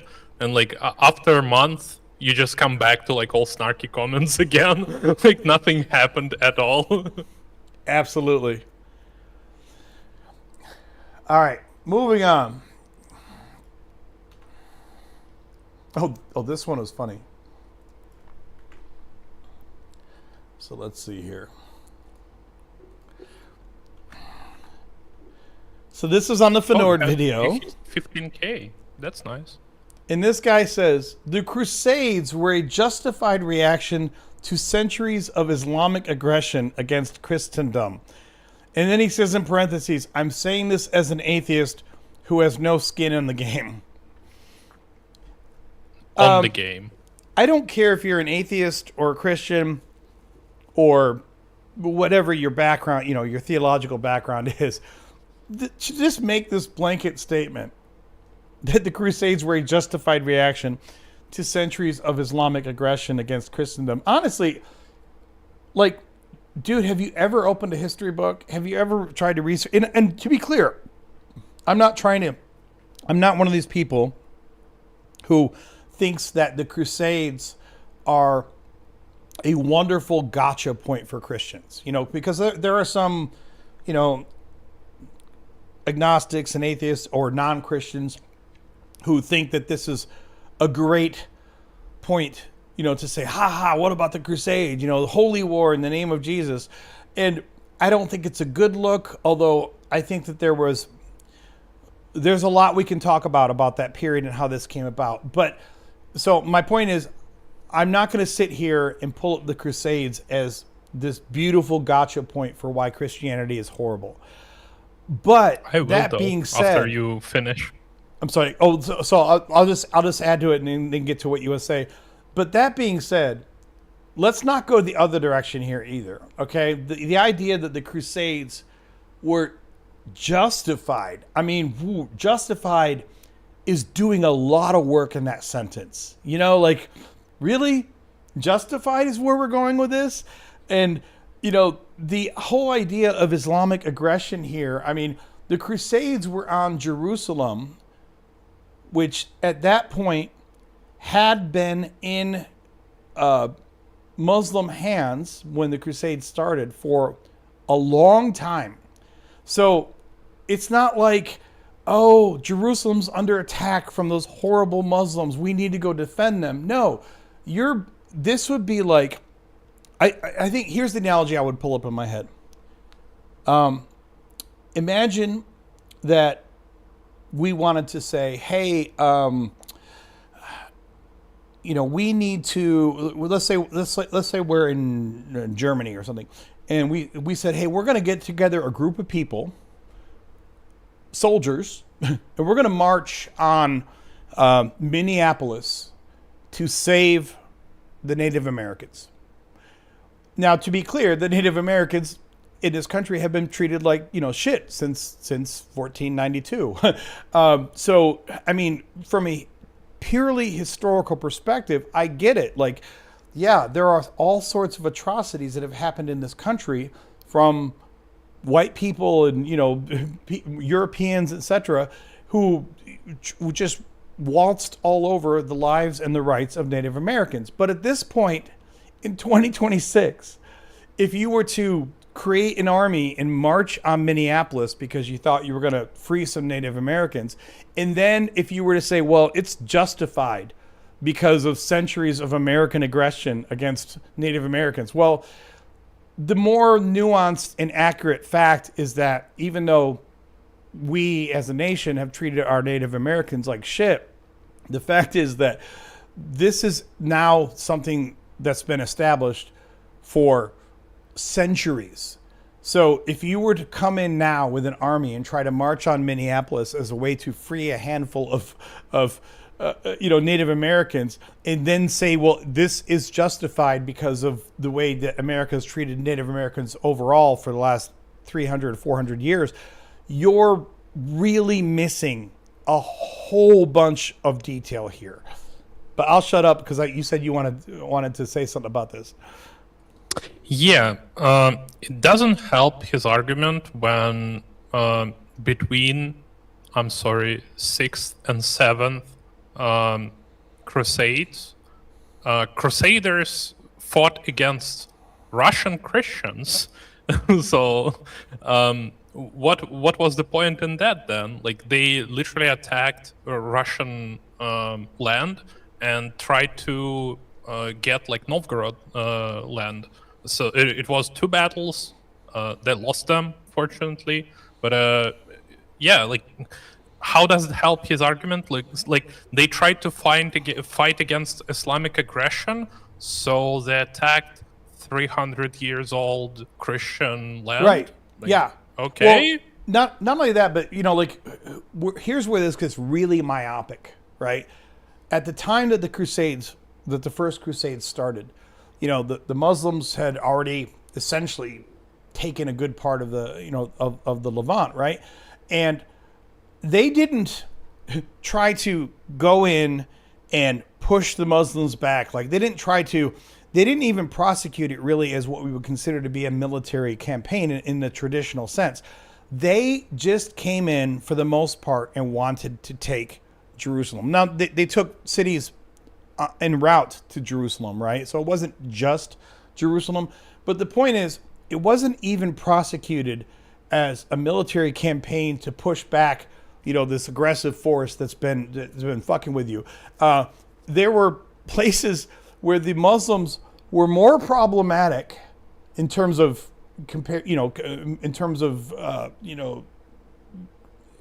harassing Western, the European forces. There were places that the Muslims were much more problematic, and you could have done a much better job of trying to score military victories if you had thought about it from a military perspective. But really, it was truly a holy war. From the way that they persecuted it to the way that they tried to essentially, they did for a little while successfully drive into the middle of Muslim territory and take Jerusalem for a while. But to try to just paint this as, it's just a bunch of, it was justified because of all this Islamic aggression, that is so simplistic. And the whole way that this started, the widely acknowledged first, impetus for this was, I forget the Pope's name, but there was a Pope who did a famous address who said, here's what we're going to do. So I bring this up because there weren't any of the monarchs in Western Europe who were saying, hey, we need to drive back the Muslims. Hey, we need to go, find, capture Jerusalem. This was your religious leader standing up and saying, this is what we need to do. We need to go and drive into the middle of this Muslim territory and take back Jerusalem. Like, what? It's so far from being a justified reaction that I find this comment to be comical.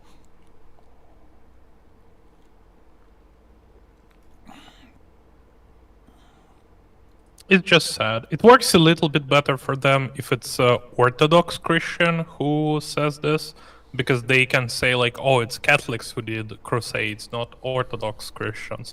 But then you can point to Russia again, and we have some examples of Orthodox Christian doing some retarded stuff. So, retorted stuff, I'm sorry.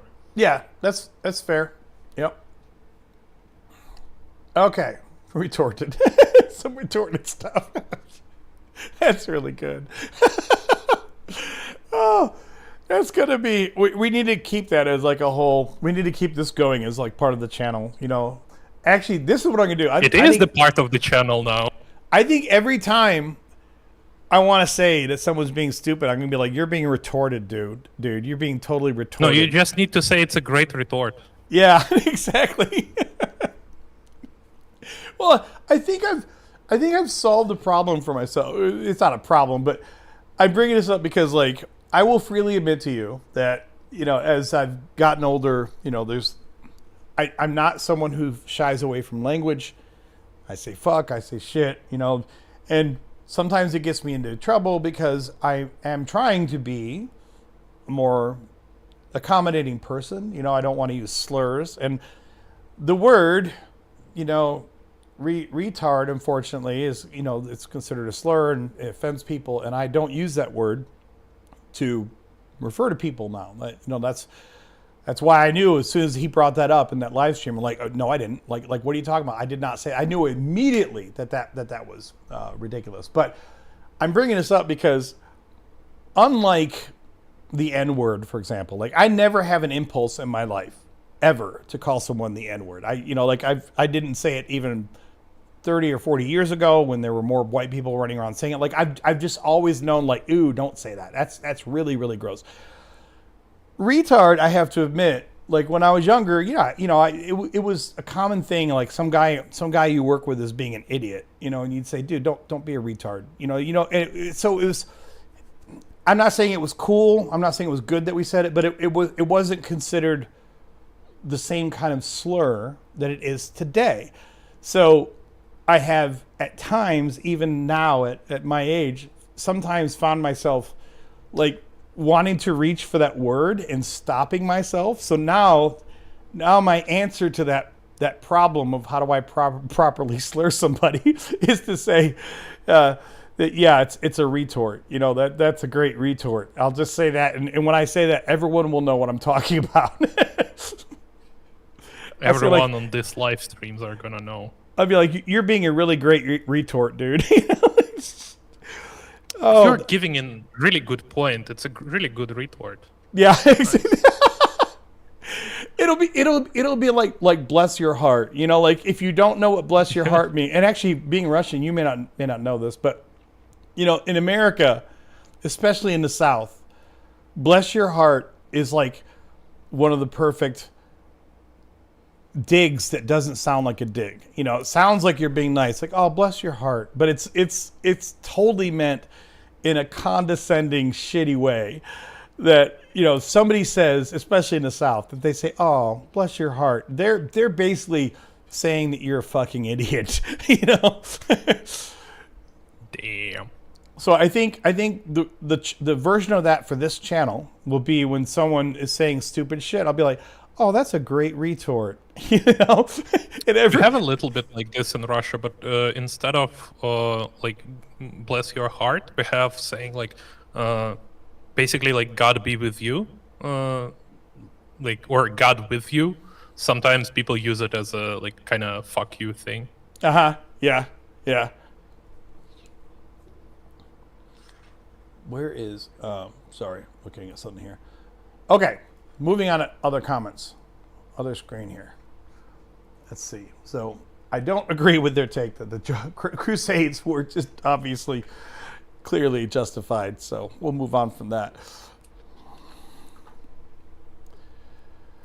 It's kind of funny how they say like Crusades are justified. It's kind of the same way how Christians can say like, oh, but like all this killing all the men in Numbers 31, 17, 18 was justified as well. Like, it's God's command, Well, yeah, I think I know where that person's coming from because of course there once Islam started becoming a thing, started spreading throughout the Middle East.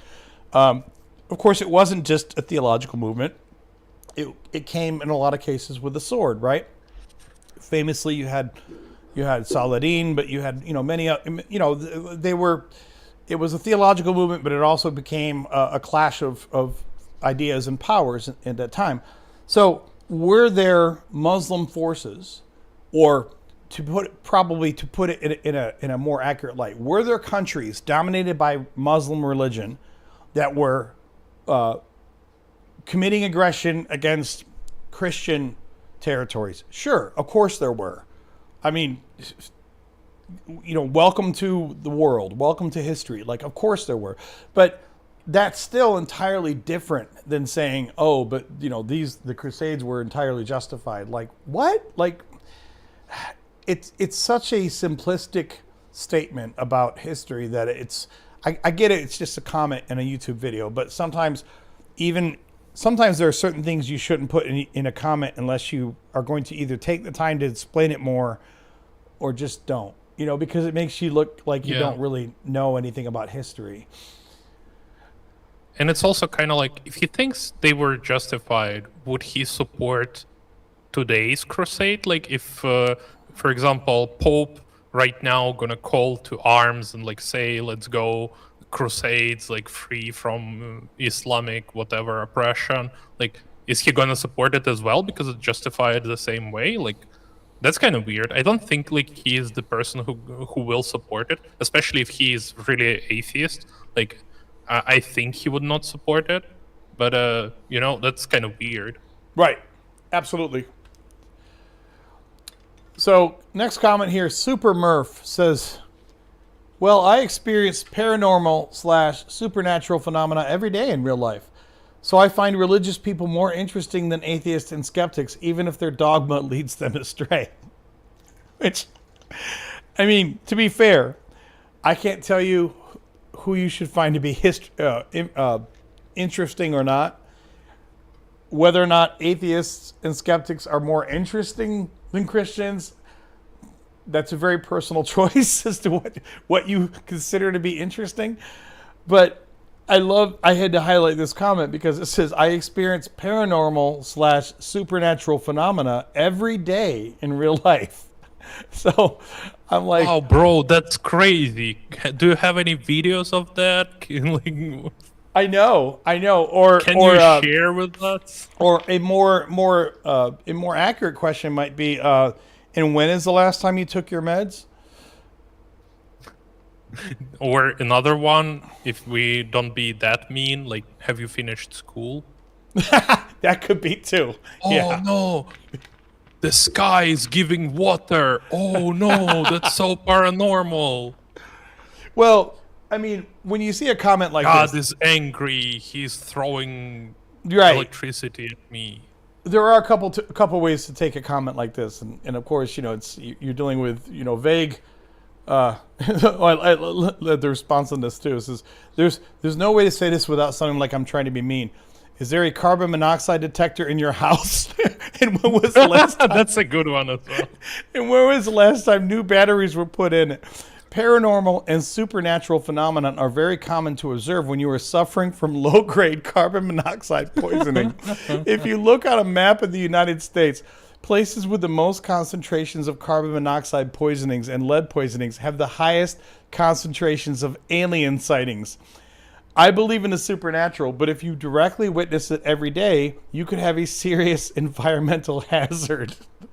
That's fucking beautiful. I actually didn't know that response was on there when I pulled this up, but that's great. This is such a good response. I could lawyer this too and say, if you have a supernatural experience every single day, then what does the term supernatural mean to you? Because anything that happens to me every single day, as far as I'm concerned, cannot be, by definition, supernatural. There can be things that happen to you every day that you simply do not understand at all. Like you said, back in ancient times, people didn't know why it rained or why there were thunderstorms or lightning, but it still wasn't supernatural. It was just like, we don't get this. It's also kind of weird if he has like them regularly, so like he expects at least once a day, or maybe let's say that he's like exaggerating. He actually has them one a week, maybe. Yeah. Like, why didn't he record any of them? Does he has any of them on his channel? Like, what are we doing? I'm gonna guess, because it starts off with, it says paranormal / supernatural. So I'm just going to take a guess here and say that this might be the kind of person who, some people believe that they see auras or that there are ghosts. Sorry, this comment's in a side chat. Maybe he thinks pooping is supernatural.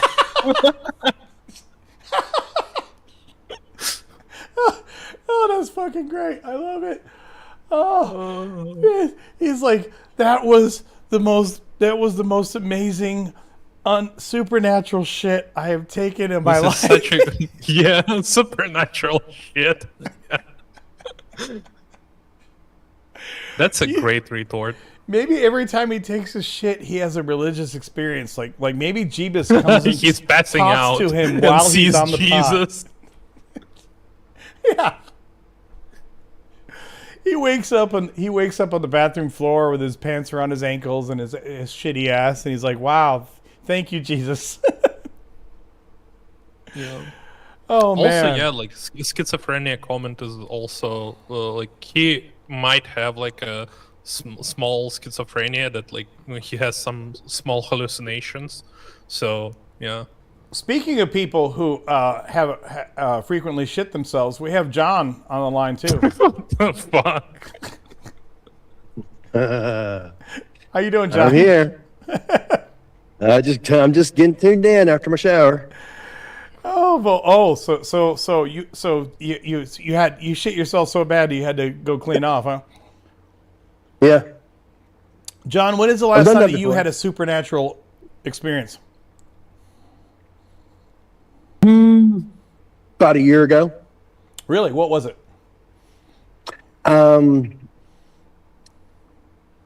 let's see, it was over a money deal. I helped a couple because the couple was hungry and they were out of state. They were nowhere near the state and they had no money to buy food with. So I gave them $40 to go get something to eat to feed their family. I get home, go to sleep that night. At least I think I was asleep that night because the room looked lit up and my blanket behind if you see my blanket behind there, it looks like unicorns. It had the picture of Jesus on it. Okay. Yeah. Nice. Which By the way, Adam, you have echo here again. It's probably like auto gain again. Let me we set the auto gain off. How about now? Is that better? Well, let's check it. Is it? No, we can still hear it. It's still the gain is a little bit too high. Yours off. How about now? Is that any better? Let's talk. Testing. Still, Testing. but yeah, like I don't maybe. hear an echo now. Uh, Am I echoing? Yeah. It all sounds good from here, but I don't know. yeah, because it's through your speakers to us, like to your. It feeds back to the microphone.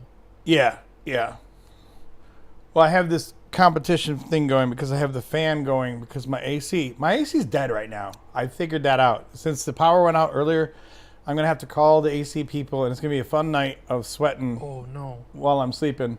So, It's such a good weather now because it's just rained. It's so like breezy and nice. yeah, Out I here. think it's only like 84 degrees Fahrenheit out there or something. So, it's going to be a fun night of sleeping, I can tell you that. That's for sure. I guess Lots it's- of fans. What is it? Right Although, now? honestly, it's we have two 59 sides of the degrees house, so it's here. possible that the other Nice. side of the house might still have AC. My wife hasn't come over yet to say what the hell's going on with the AC, so maybe I'll be sleeping on the other side of the house tonight. It's 59 degrees. We are finally there. We are finally back. The storm did cool it off here a little bit. We're at 77 degrees Fahrenheit here in New Orleans. Not sure what it is here in Tennessee. Still warm. Yeah, I'm sure. All right, moving on to more comments.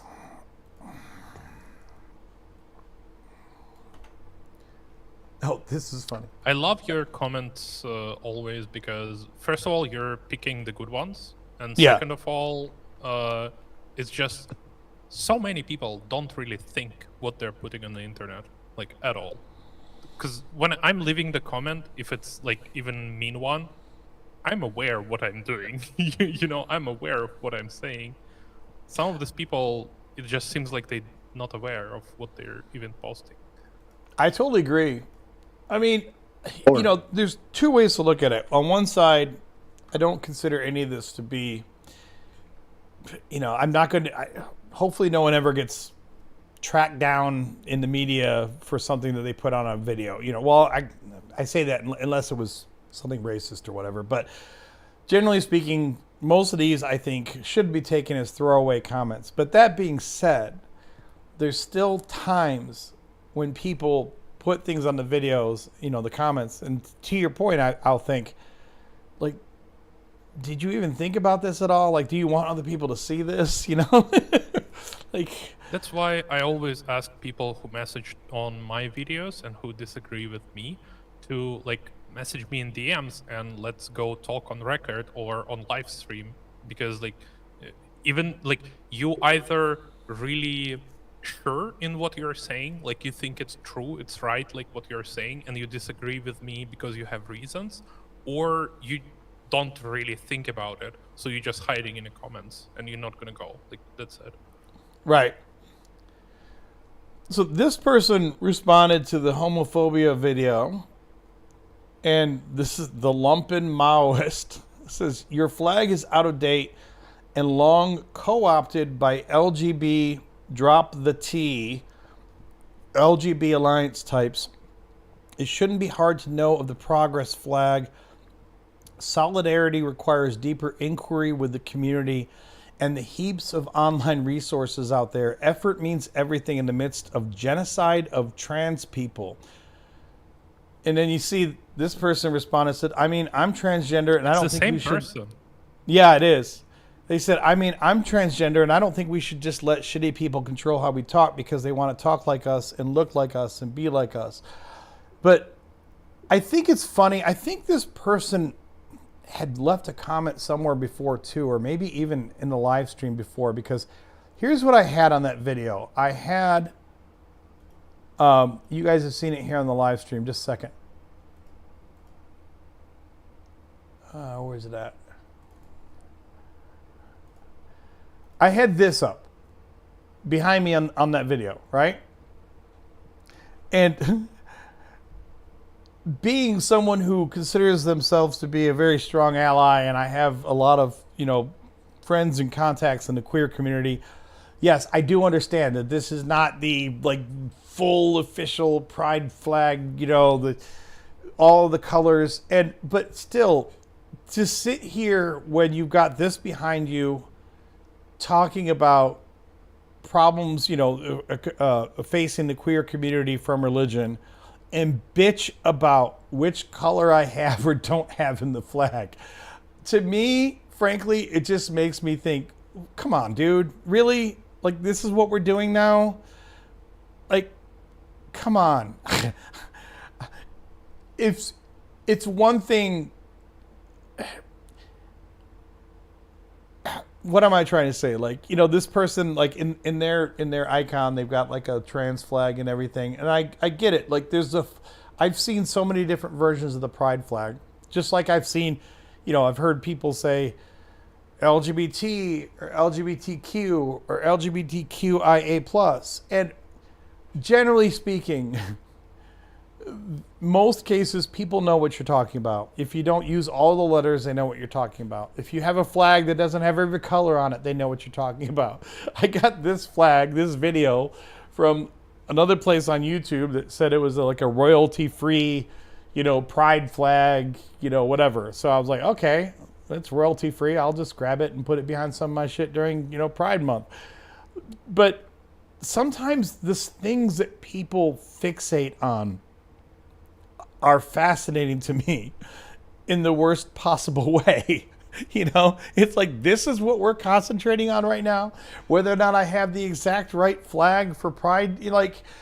It'd be one thing if I had a good picture illustrating this guy. Well, if I had if I had a Confederate flag and I told you it was a pride flag, yeah, there you go. That's good. Yeah, exactly. Point just went right over his head. I mean, sometimes with comments sometimes with comments like this, I'm not sure what to do, because on one hand, it's yeah, I want to properly represent any group that I claim to be an ally of, or any group that I want to speak on behalf of their rights. Of course, I don't want to misrepresent them, but then on the other hand, I'm I did a whole video, and I've done multiple videos, but I did a whole video talking about this Christian hatred, about homophobic shit, and this is what you want to focus on. Okay, I guess.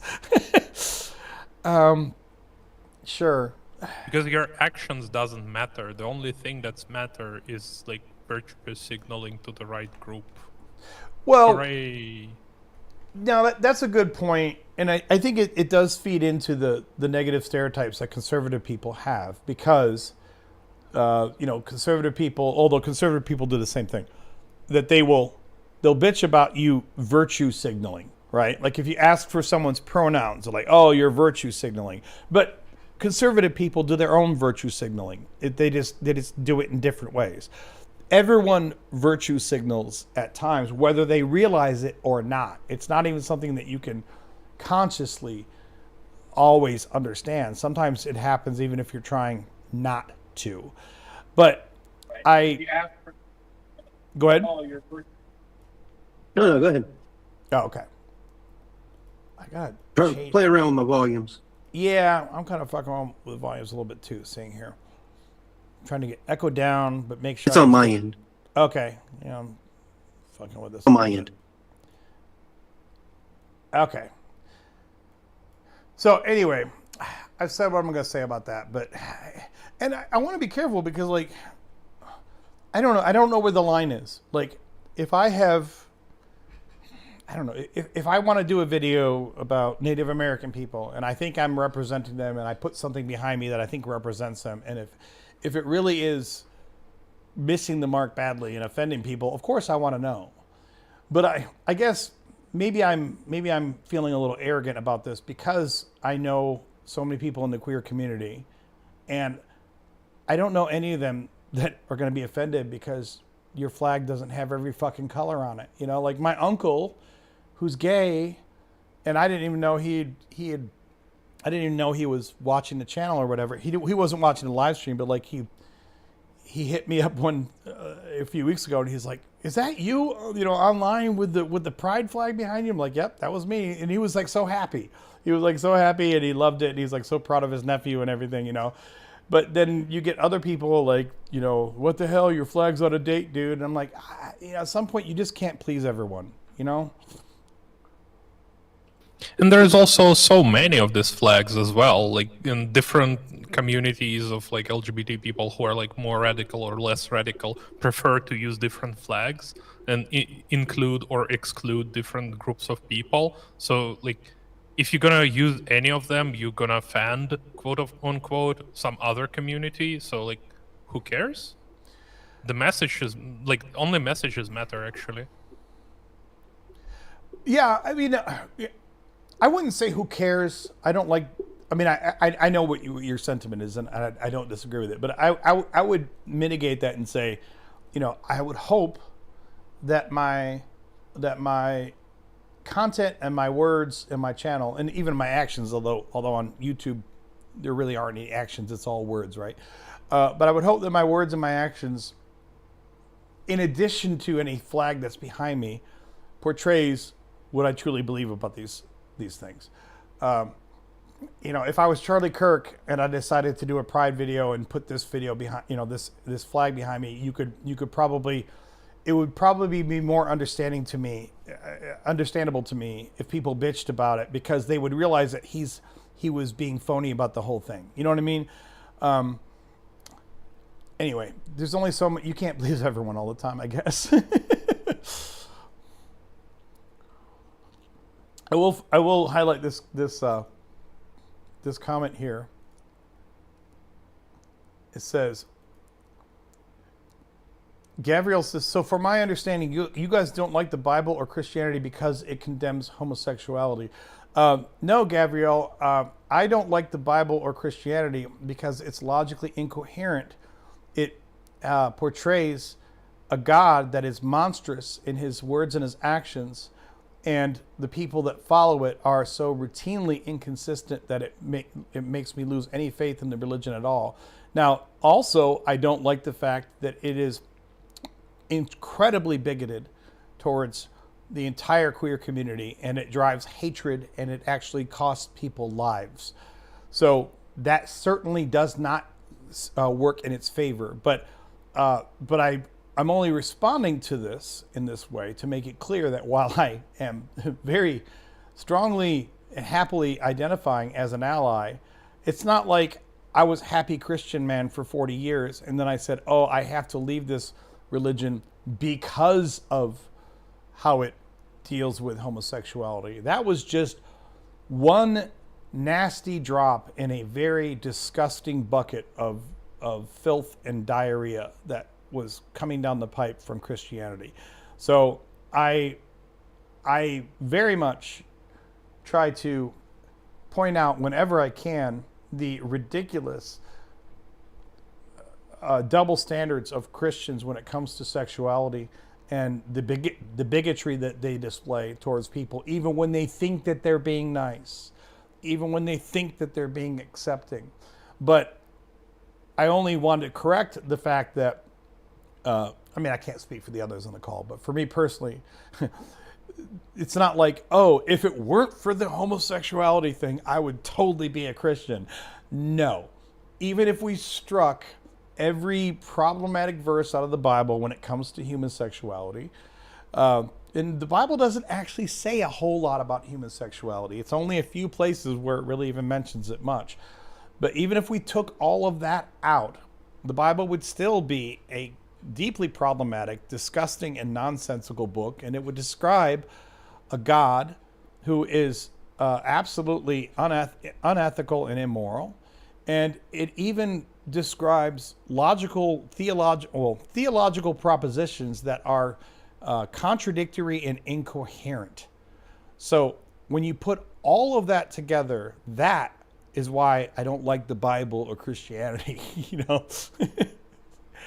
Yeah, and it's also, speaking for myself, like we already talked about it a little bit before, but like we don't like modern Christianity, probably a better term, because they follow the Paul, and they follow the teachings of Paul, not the Jesus. Because if they followed teachings of Jesus, Jesus was gay, they would be okay with gay people.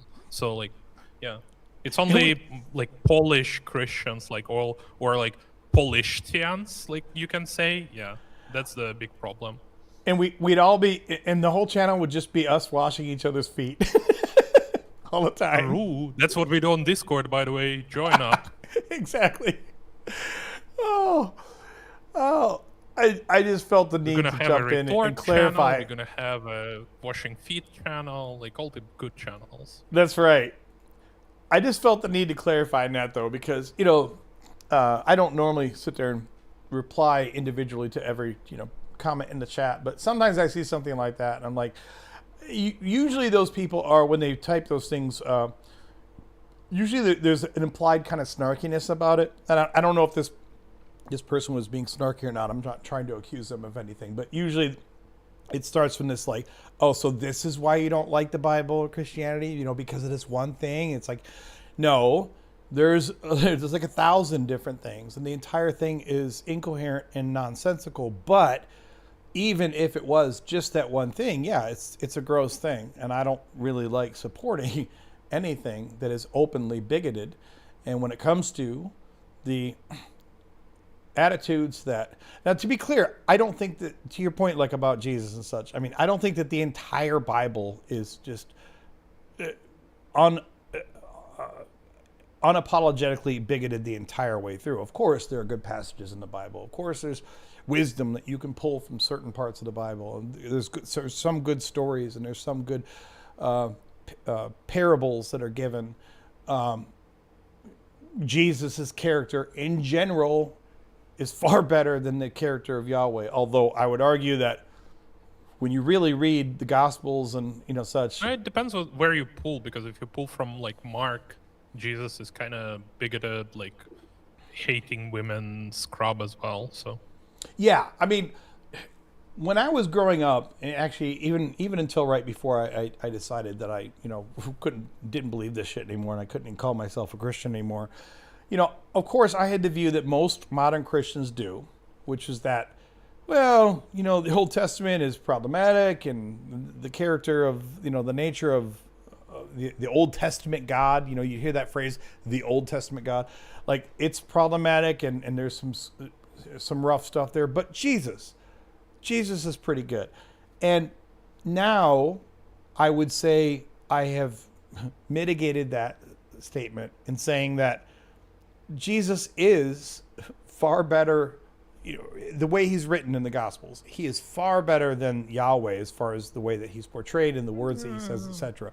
But that doesn't mean that he's without blemish. That doesn't mean he doesn't say problematic shit or do problematic things. It just means that when you put him next to the monster that is Yahweh, he looks better. But then again, I would look like a pretty nice guy if you put me next to Hitler. That that doesn't mean I'm a nice person. It just means that you've compared me to the worst possible human. So therefore, I look good in comparison. And a lot of times when people talk about how much they love Jesus and all the teachings and the gospels and everything, it's like, yeah, he's a lot better than Yahweh. Yay. That's not a high bar to like go over, no? And it's Yeah. also like it's kind of weird to say that like I follow the dude who teach hate women, cut your balls off, like do a lot of like self-harm and stuff, like slaves are okay, blah blah blah. Like I follow this guy because he is love, and he's also God from the Old Testament somehow, and he didn't change, but he changed. It's just like really weird concept for me. Well, I don't he know how also they commanded square you it. to abandon your family. Yeah, abandon your family. Like abandon your. I don't think abandon your family is that big of a deal as a self-harm. Like I think cutting your balls and your arms and plucking your eye is way worse than just abandoning your family, because like at least your family can be like, for example, abusive, and like they can be bad for you. So it'd be a good advice to abandon your family if you have other good values to follow. But if it's abandon your family to pluck your eyes out and cut your arms and cut your balls and hate women and say slavery is good, it's kind of like, no, I think I'm good. I'm okay. I don't think Jesus ever told you to cut your balls off. I think you're thinking of Matthew Paul. 19:12. Matthew 19:12. Matthew 19:12. Yeah. Let me pull that up. I gotta see this now. I wouldn't say that Jesus did it if I didn't know the verse. Okay, all right. Well, then let's pull this up. I'm curious to see Matthew 19:12. For there are eunuchs who have been so from birth, and there are eunuchs who have been made eunuchs by others, and there are eunuchs who have made themselves eunuchs for the sake of the kingdom of heaven. Let anyone accept this who can. Oh, okay. That's so that's a good point. So I had forgotten, because in my head I was thinking that this was another one of the teachings that came from Paul, but you're right. That's It's a quote from Jesus. yeah. That's a good point. Because And ultimately, Christians sometimes trying to say like, oh, if you can, you shall do it, but you doesn't really should do it. But it's the same as saying like you should eat vegetables if you can. Like, yeah, like you should do this basically. it's kind of funny. If actually, I'm just looking at this now. If you read this, like, don't just pull it, the verse, but we start off. It starts off with, because it starts off here. It's talking about the famous stuff about adultery, right? And Yep. then he goes further, basically saying, "Cut your balls off." And then it goes right into Jesus blessing the children, which is kind of funny if you think Yeah. about it in context, because it's like, well, if we all cut our balls off, how are you going to have children? Yeah. But it's okay. He thought that the end is coming in his lifetime, so like before he gonna die. So, yeah, that's why they bless little children who are already there, but don't make any new ones. It's basically the same. Like Paul teach the same as well. So yeah. Oh, Paul absolutely taught the same. Yeah. So that's why I was confused when I knew about the eunuchs thing, but that's why in my mind I was confusing it with Paul's teachings, because Paul, absolutely advises that you remain celibate. His only modifier there is to say, but if you're going to be consumed with your passions, if you can't help yourself, then at least go get married so that you can do it the right way, as you're married. But he really advises the same thing, that like don't get with Yeah. don't have sex. Okay, well that Yeah, case, the same then, here. Like, What's that, John? Oh, I was just gonna. What I was gonna say, well, in that case, then we just go make ourselves out of dirt. no, there were like no Well, one God need to dang, be he made us out born of dirt. because the end is near. That's kind of the point. Right. Well, I'm just going off what he said in Genesis. We're made out of dirt. So how can we be made out of dirt?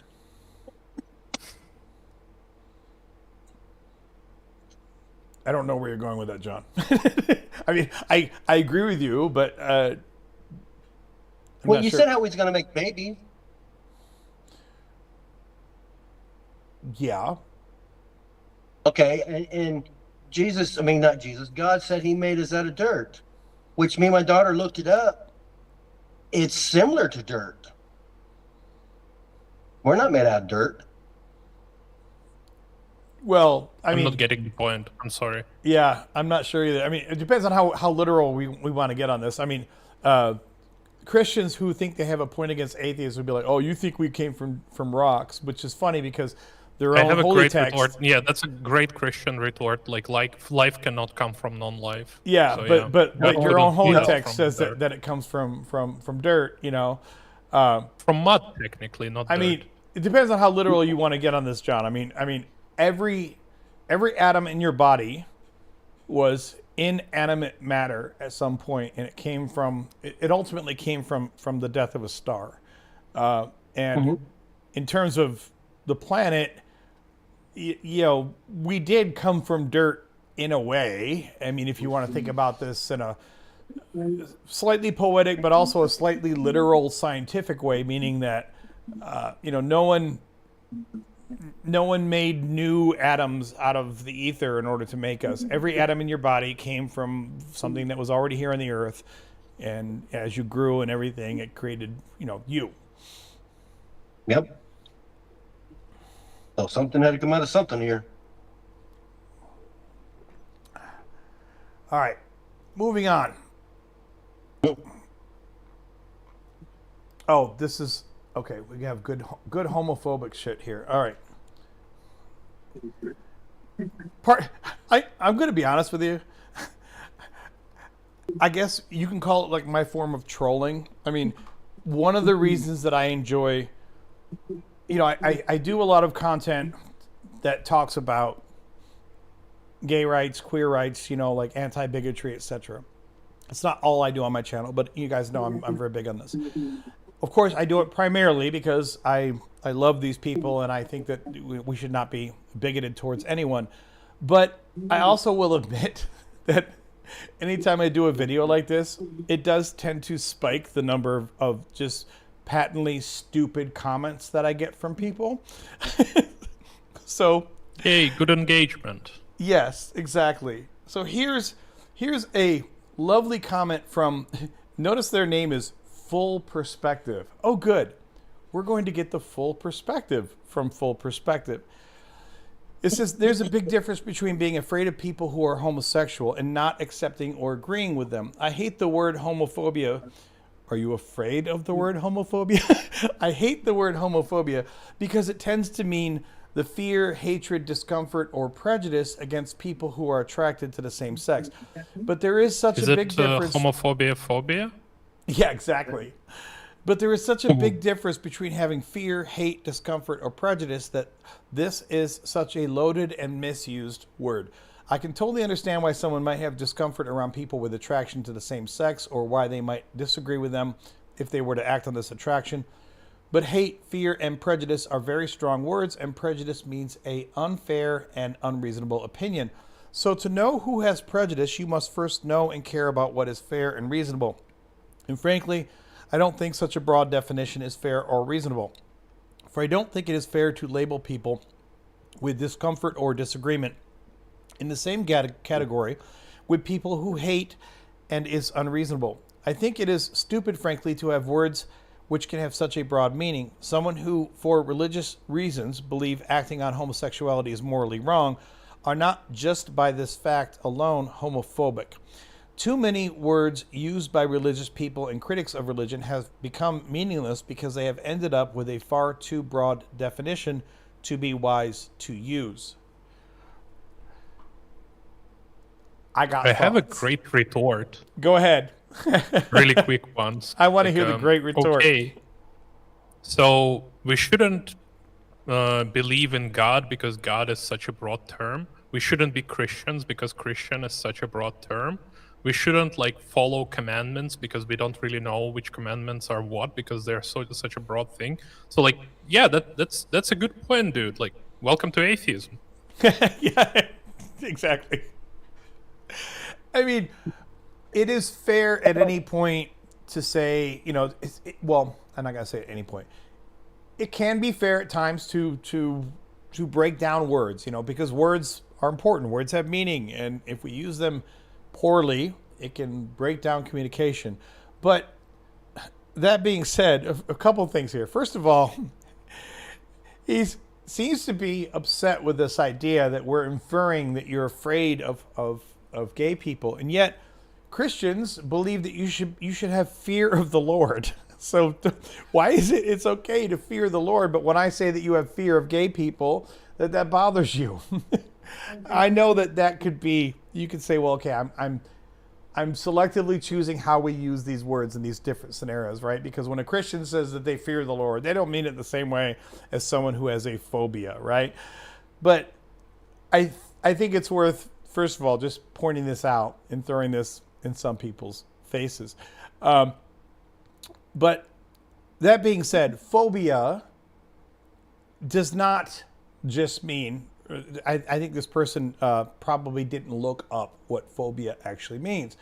Because phobia, of course, means that you have a fear of something like an arachnophobia, right? But if you're arachnophobic, you are afraid of spiders. And I think, I've heard this retort from Christians before, like, I'm not afraid of gay people. I just don't want them around my children, or, some shit like that, okay? But here's the deal. Phobia doesn't have to only mean that you run screaming in the other direction from a gay person, all right? If phobia is absolutely discomfort. Phobia is feeling uneasy around people for, like if you are a racist, for example, you might say, hey, I don't mind black people, but then suddenly you're in a room where you're the only white guy and you feel deeply uncomfortable. And you probably don't think that you're racist. You probably think, oh, I'm just uncomfortable for some random reason. But no, there's probably racist aspects to your feelings. As why is it that you feel uncomfortable when you're the only white guy in a room? Maybe it's not fear, like you're cowering in the corner. And when I say that someone is homophobic, I don't believe that they're running down the street screaming like, the gay people are coming. But let's also be honest. The term homophobia is a well-established phrase. And I think most reasonable people understand when you say homophobia, you're not using this idea of fear in the same way we think of like a horror movie when the protagonist is running away from a serial killer. It's not the same kind of fear. But fear or phobia can absolutely encompass a broad array of psychological anxieties that come with being in certain environments or around certain types of people. And whether they realize it or not, Full Perspective basically proved my fucking point in their second paragraph. Because it says, I can totally understand why someone might have discomfort around people with attraction to the same sex. Why? Think about why you are comfortable typing that in a comment section. Why do you feel like it's cool to say, hey, I can totally understand why someone might have discomfort around people with attraction to the same sex? Notice, they didn't say that I can totally understand why someone might have discomfort sitting in the room while two gay guys are having sex. Like, no, I'm going by their own words. They said, I can totally understand why someone might have discomfort around people with attraction to the same sex. So, in other words, if I was gay and I sat next to Full Perspective at a bar mitzvah. He will feel it, by the way. What's that? He will feel it somehow, by the way. Well, are you getting at like how would he even know? Yeah. Like, how would he know that he's in a room with like men who are attracted to other men? Right. But that's one thing. Let's see if it's like this sentence, and I know I'm just picking on the sentence, but I think it's fair. When you've written this in the comments, according to this sentence, if I was gay and I was sitting next to Full Perspective at a bar mitzvah, and Full Perspective knew that I'm gay, but it's a bar mitzvah. I'm not hating on dudes. I'm not there with my partner. I'm just there hanging out with my Jewish friends at a bar mitzvah. And according to Full Perspective, they understand why someone might have discomfort just being around me because I have attraction to the same sex. That is textbook homophobia right there. Even if it doesn't manifest in you doing something extreme, okay? Even if it doesn't manifest in you causing a scene or running away, but you don't have to cause a scene or run away to be homophobic. If you are that bothered by being in the presence of someone that you believe has a same-sex attraction, what the fuck is wrong with you? Think about the sickness that is inherent in your brain to be worried about that. And I bring up the racial thing a lot because there are a lot of Christians I know who, because of where we're at in the 21st century and because of where we're at in the history of this country, outside of certain extreme places, it's normally understandable now. Most people understand that, okay, racism is bad. I mean, they might still have racist tendencies, but no one wants to be considered to be outwardly racist. At least most people don't. And yet, a lot of those same people have no problem communicating homophobic thoughts. And I'm bringing this up because imagine that we take this same sentence and let's just tweak it a little bit and say, I can totally understand why someone might have discomfort around people of a different skin color. Clip it, guys. Clip it. When you say that, almost everyone understands that it's gross. Everyone understands that sounds racist. Even better thing, just make it about Christians. Like, I can totally understand how someone can feel discomfort around Christians. Like, you know, he wouldn't like it as well. Right. Because it's about him. Right. Yeah. But also another thing, I don't know how it's in America, but in Russia, a lot of the time when we talk about different phobias, we usually use this word or like something phobia as an irrational fear or discomfort of a Bingo. thing. So I don't know if it's the same in America.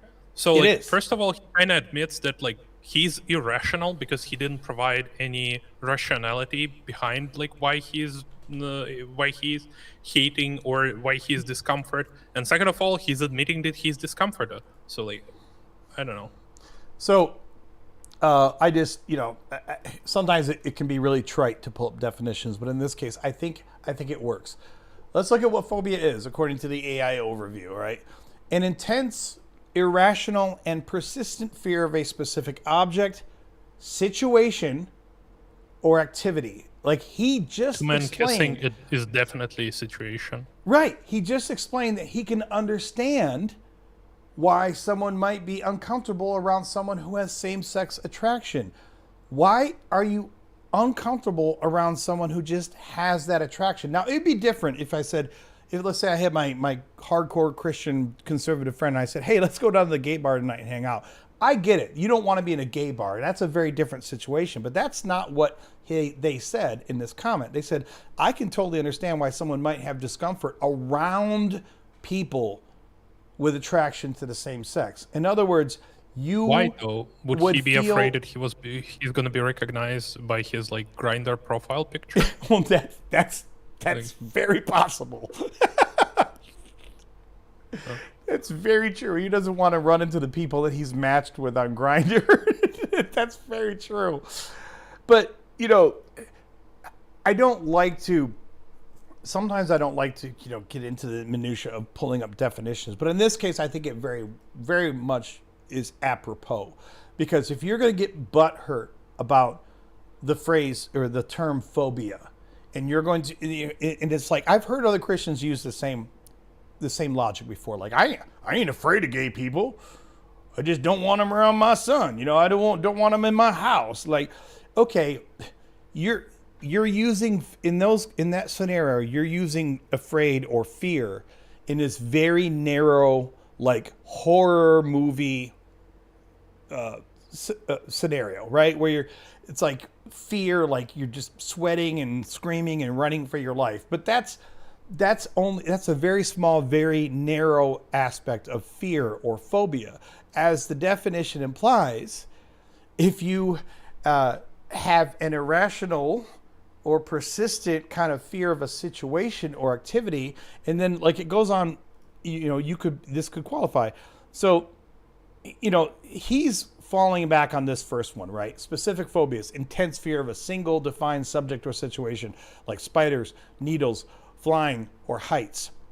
But then notice the second one here: social phobia. An overwhelming fear of social situations, often center around being judged, embarrassed, or scrutinized by others. That's a lot closer.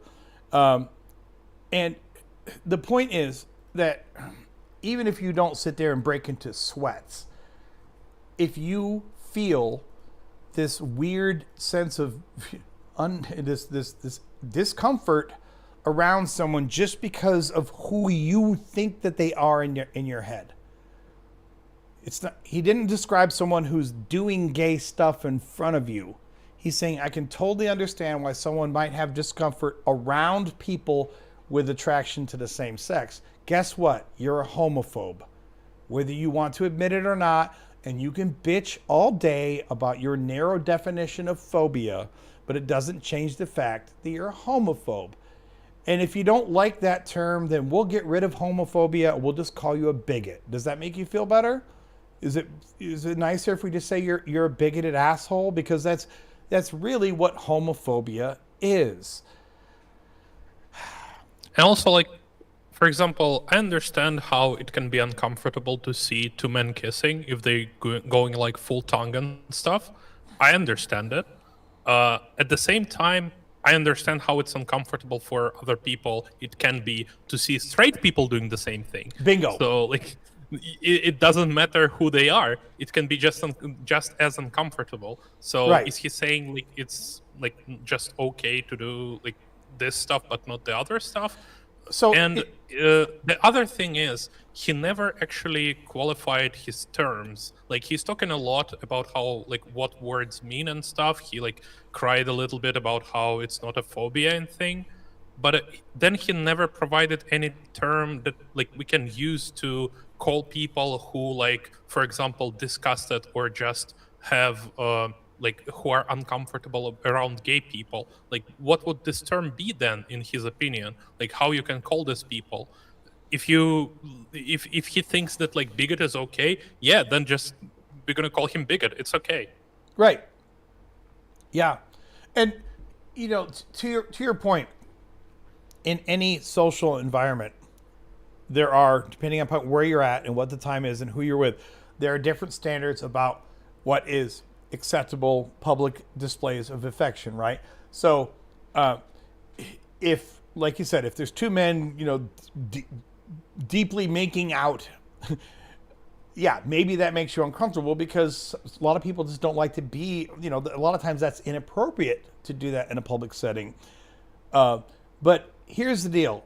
For anyone who, if anyone were to, throw that at me like an example, like, well, I don't want to see two men making out. I'd say, well, what about two men holding hands? What about two men sitting quietly at, next to each other at the bar, but clearly like into each other, and they're talking and staring into each other's eyes? Does that bother you so badly to see? Because if that bothers Does it bother you if your homie want to kiss you goodnight? Yeah. Well, actually, this is a funny thing to bring up because I'm not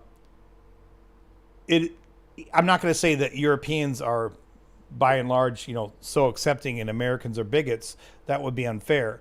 But it is funny because, the standards for physical affection amongst even friends, amongst even same-sex friends, vary wildly from one country to another, right? So, like, in a lot of countries, it's totally normal for two men to walk up to each other, straight men, and kiss each other on the cheeks, right? In Russia, we have a deep tradition of men kissing. You can Google like Gorbachev and stuff. You will have pictures of them kissing each other like officials in the lips, and they were not gay. There were no gay in USSR. They were not no sex in USSR. They were not gay at all, like at all. Yeah, I totally feel that. That is a good point because even if you think you know what you're comfortable, even if you think you know what's acceptable or not, it's funny how, Americans, of course, By the way, especially. can you open really quick First Thessalonians 5:26? 526. Yeah. And you can reply with this verse to like this guy, maybe.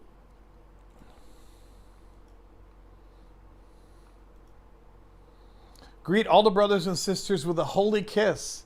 I solemnly command you by the Lord that this letter be read to all the brothers. That's great. I love that. Yes, yes. And do you know what brotherly kiss is? I mean, I would assume it's the kiss on the cheek, but is it not? No, it's a kiss on the lips. Is it? Okay. Yeah, it's like a really deep kiss. I In a later tradition, they changed it to a kiss on the cheek, but yeah. my ex, this is more than 10 years ago. This should have told me right then that this wasn't going to work. But my ex, she got so pissed off because a couple came over. We had like dinner, just like hosting another couple for dinner for the night. And at the end of the night, I don't know why I did. It's not something I normally do, but I was talking to, our friend's wife, and I kind of hugged her and just gave her a kiss on the cheek, just really passing.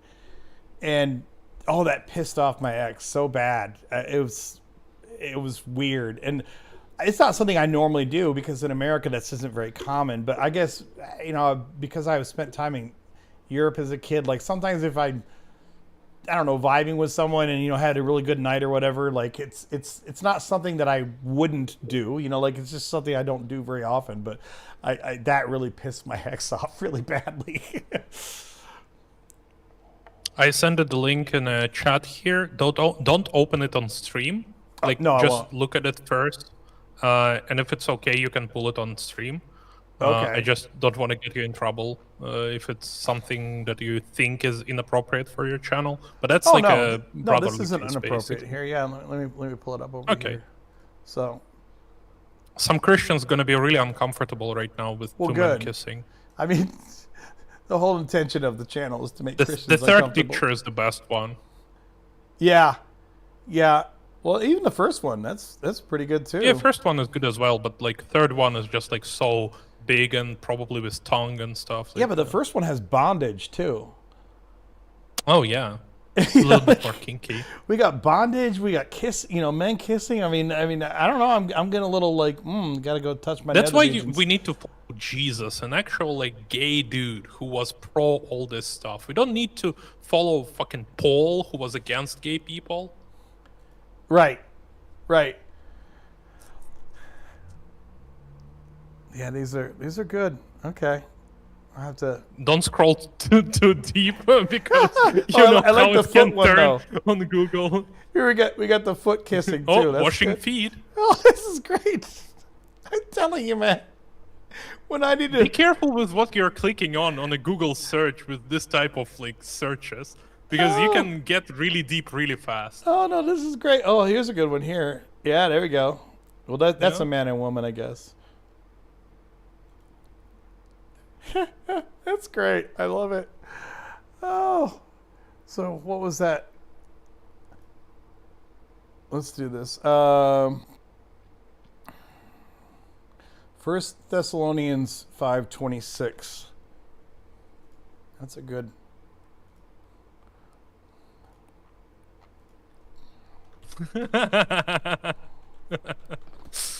That's a great retort.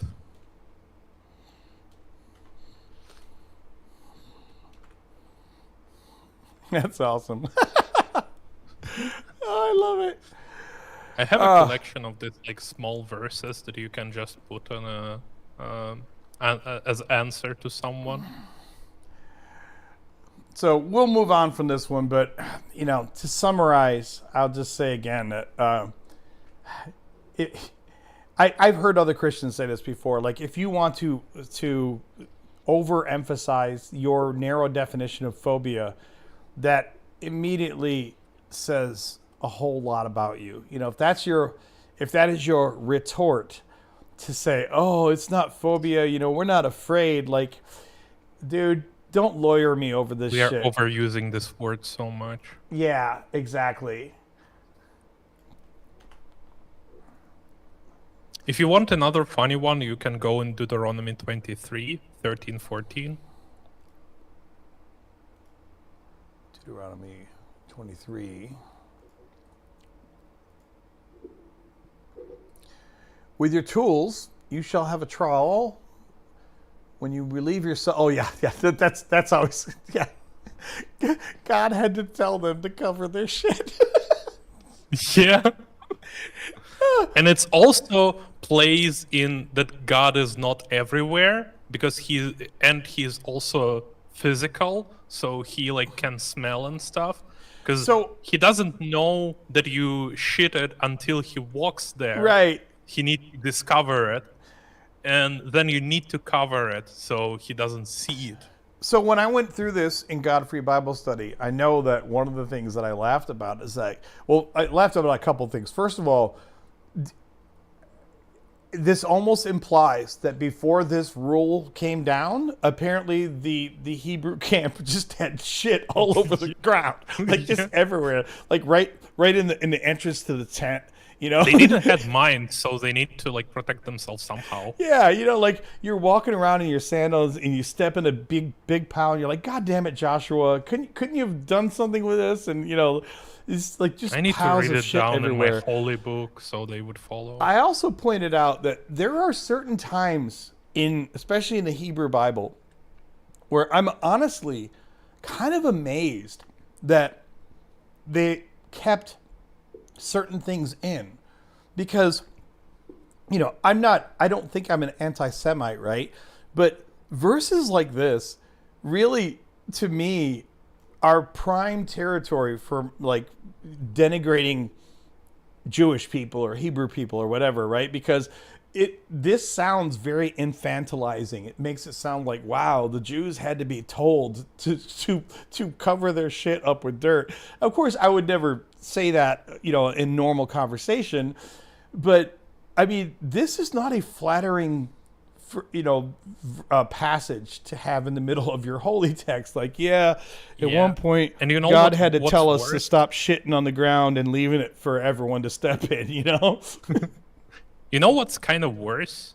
Because sometimes when God gives like these rules that are kind of like weird to give because you think that like normal people wouldn't do this, for example, like killing babies and like eating babies and stuff, he's also telling that like other tribes are doing it, but you shouldn't. Here it's only talking about these people. He's not saying you should cover because these tribes are not covering, but you should cover. So it's kind of, you can read it as in a way that other tribes were actually like better. They were covering their shit, and these people needed to be taught to cover their shit. Well, I'll tell you how I read this. And this is a reading that truly only struck me this read through when I've been doing God-Free Bible Study. It never struck. There are several books that we've gone through so far on God-Free Bible Study where I never caught the meta narrative of it. And now as I'm reading it, I guess because I'm not in the cult anymore, I feel like there's a bunch of meta narrative that's screaming out to me. Now, to be clear, what I'm about to say to you is you can't prove this. This is me in giving you my interpretation of the meta narrative, right? But the meta narrative for me in the last four books of the Pentateuch, Exodus, Leviticus, Numbers, and Deuteronomy, a lot of it centers around Moses. And I'm on the fence as to whether or not there was ever a historical Moses. But to me, it makes sense if there was a historical Moses, and there weren't 2 million people in the wilderness. But let's just say that there was 1,000 or 2,000. You know, it's a group. It's a large group, and a lot of this reads like this guy Moses, who has become the leader by asserting that, hey, I talk to God, so you all need to listen to me. And you don't you fucking question me. I talk to God, so don't you dare question me, because throughout Exodus, Leviticus, Numbers, and Deuteronomy, it is repeatedly made very, very clear that if you question Moses, that is painted as being rebellion against God. It's explicitly clear. Okay, so let me ask this question. So they're not just mad, they're not rebelling against God. Most of the time, they're questioning Moses. Even the text normally says that they're just questioning Moses. And the response that comes back is, how dare you rebel against God? So going on with this further, when I read a lot of these, this feels like this leader of this, nomadic tribe trying to figure out how he gets his people to settle down somewhere, right? Not only is he using the power of God to, lend authority to his commands, but in a lot of places, it reads as though he's trying to give them some very banal, basic instructions about how to do everyday shit. But keeping with the theme that he could tell them, hey guys, I just really think you should stop shitting in the middle of the courtyard, and somebody, like Ezekiel, could you go cover your shit? Instead, he makes it, can you please stop shitting outside the camp? Guys. But instead of just please? making it like his personal request, instead he makes it, he codifies it by saying, no, this is a command from God. I just talked to Yahweh. Where we can exactly the same shit? Yeah. And it really... I kid you not, in the Quran. Oh, really? There's verses in the Quran where it says about Muhammad hospitality. And it basically says I am your God saying to you when you go to Muhammad, don't infringe on his hospitality, don't stay too long, eat your stuff and go out, because he's shy and he's not gonna ask you to leave, but you should know I am Allah saying to you that you shouldn't do this. It's exactly the same. Muhammad probably asked them a lot to go out, and they were not, no, Muhammad, you're our favorite guy, we want to stay with you and talk to you and blah blah blah. And he was like, well, okay, Allah saying this, so right. Now you need to go. That's what this reads the Pentateuch reads so much like this probably older guy who has control of the cult that he leads, and as a way of constantly imbuing authority in his personal commands, he keeps telling people, this is what God told you to do. And of course, when it's like the 10 Commandments, it's like, okay, don't murder. Everyone in modern times nods along and says, well, that makes sense. God's going to tell people not to murder. But when you get into all of these tiny, like specific commandments about how to, whether or not you can boil a kid in its mother's milk, that sounds like a leader who's just like, guys, stop doing this. Stop boiling, he doesn't like it. And instead of trying to personally implore them to stop, instead, he makes it a command of God, and suddenly now it has religious authority to it. We see this again. I got a question. Go ahead, John. I got a question. Yeah. So if I have to follow all 613 laws, will you come visit me in jail? Well, if we follow all 613 laws and you don't follow them, I won't come visit you in jail because you'll be dead. You'll have been stoned. Right. So no, I won't be visiting your corpse outside the city gate. Darn. It would be interesting, how can you follow them in a modern sense? Because if you don't follow some of the law accidentally, then you need to give burnt offering, right? Right. So Atonement. how are you gonna do it in a modern world? Because I think in America you can't legally do burnt offerings. I think it's not allowed. To be fair, I mean, Not that I know. No, you can always buy a candle from Father Flanagan if you know this guy, well, of course. you could get an with the effa of goat smell. flour. You can give up an effa of flour. You don't even have to, for most things, you don't even have to.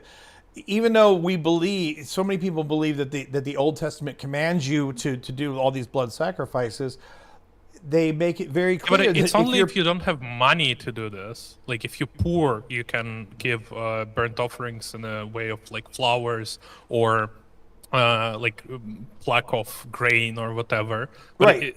like John probably have money to buy an animal to sacrifice it. It's just not allowed in the law by his country to do this.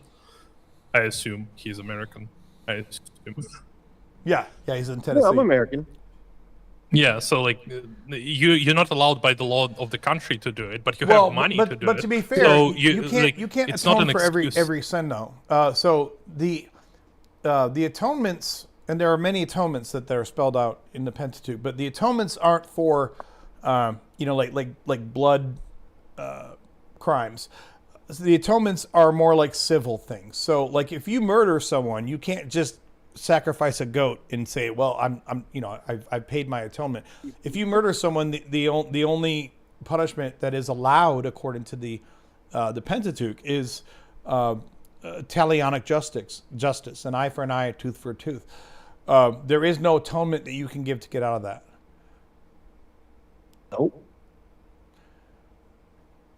But like, so like it would be interesting to see how someone would try to follow all the God's commandments. Yeah. Especially as a Christian, because they have so many contradictory commandments. Honestly, you can't. You can't follow them all. And to your point, like that's part of the point of atonement is that they even mention how multiple times they mention how even if you have violated one of these rules accidentally, you didn't even know you were violating a rule, and yet they still claim that you have to atone for it, which is kind of interesting to me. I guess Christians don't give a shit because they've thrown all those laws out.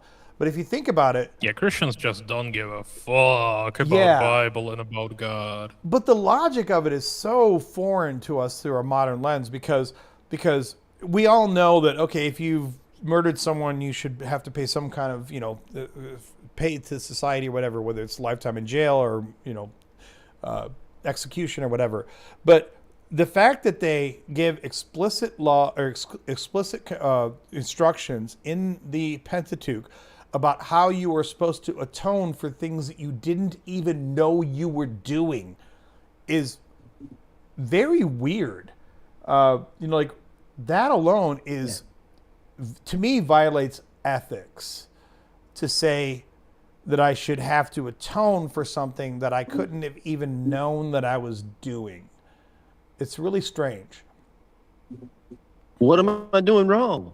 Right. But according to, the Old Testament, you absolutely have to, atone for things even if you had no idea that you'd done something wrong. Oops, I was Last smoking thing a I'll say cigarette. about the meta narrative is that we just finished in God Free Bible Study 1 Samuel. And of course, 1 Samuel, as the name implies, starts off being about Samuel, who's the high priest, or becomes the high priest during the events of the book. But it's really about Saul and David. Saul and David are the biggest, characters in 1 Samuel. But when I read 1 Samuel now, the meta narrative to me that comes through loud and clear is that supposedly we're supposed to believe that this is Saul who didn't follow every one of God's laws, which, by the way, he really only supposedly didn't follow one command before we're supposed to believe that God washed his hands of him and wanted him gone. And then suddenly David was the new golden boy. And then the rest of the book is this, back and forth between Saul and David trying to escape Saul and ultimately becoming king after 1 Samuel. But when I read it this time, I was like, this is so clear that this is really about Samuel. Samuel never wanted the Israelites to have a king at all. Why? Because without a king, who's the most powerful guy there? The head priest. And more specifically, who was going to be the most powerful people after Samuel died? His sons were going to be the most powerful. But the book tells us that his sons were corrupt. And after all of the shit from Judges, where you had all these corrupt people that were doing horrible stuff and the nation kept getting their asses beat. And then when Samuel, and they're like, we don't want to be beholden to these corrupt sons of yours. They wanted a king. And that is presented as somehow being a rebellion against God. The act of wanting a king was somehow rebellion against God, even though the alternative was that they would have been led by Samuel's sons, who the text tells us were corrupt. So from there forward, it's clear that Samuel, well, I think it's clear when I read it, that Samuel probably didn't appreciate Saul, because Saul wanted his sons to be the ones who would be in power as the head priests. And because the people didn't like the corruption of his sons and they wanted Saul as a king, then Samuel was pissed off about it. And the first time the first time Saul didn't quite do exactly what Samuel told him to do, then the narrative that we received is that now God is regretting having made Saul a king. And then the rest of the narrative, proceeds with David, because David was essentially the new golden boy that was chosen by Samuel. But Adam, to regret is to change your mind. Not if you're Christian. According to Christians, he's How never is changed his it mind. possible? Yep. Okay. We'll do more comments. Although I'm going to hit the rest This of is actually one interesting thing, like why God changed the king basically and didn't change just changed him to be a different person. He didn't need to bring another person into equation, right? So that's why I'm saying the meta narrative to me of 1 Samuel starts to scream out of the book when I read it now.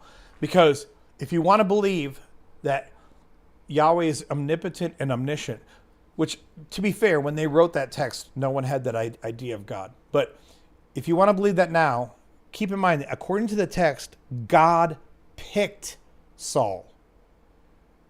And so not only did God pick Saul, which if he's omniscient, why would he pick a guy who he knew was going to fuck up? But then on top of that, why can't God, the omnipotent creator God of the universe, actually make it right or fix him? Especially when David fucked up far worse than Saul ever did. David did so much more shit, and David never got tagged for being run out of office, because David was God's, after God's own heart. So that whole process is illogical unless you realize, okay, this isn't about God at all. God is inserted into the narrative to try to make a case, because Samuel ultimately was the most powerful guy for a while because he was a high priest. Samuel wanted his sons to be the next high guys, and the people didn't like it because his sons were assholes. So facing a revolt, Samuel said, fine, we'll give you a king, you can have Saul, knowing that Samuel will never like that. And then as soon as Samuel didn't follow one specific commandment to the letter, then suddenly we're supposed to believe that God was sad that he ever picked Saul in the first place.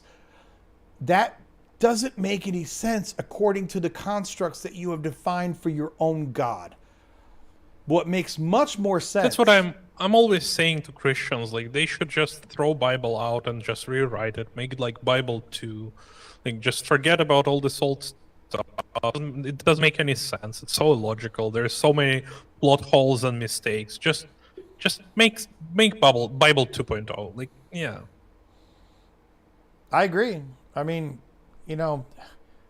how you think you can have a text with integrity that has remained pretty much static for about 1900 years doesn't make a damn bit of sense. Especially when the text itself contains 4 competing narratives of your God, man. and it contains numerous contradictions, it just gets so tiring. Technically 5, because God of the Old Testament is still God of the New Testament. So it's technically 5 different narratives. Well, yeah, that's right. I was just referring to the Gospels themselves, but yeah. Yeah, Totally correct. I understand. That's why I made this like technically, because if Jesus God of the Old Testament is Jesus, it's a completely different guy, you know. I'm gonna grab a drink here and hit the restroom, and I'll be right back. Hell yeah. Guys, don't forget to join Discord, because we can actually do something in Discord when there people are there and like talking and stuff.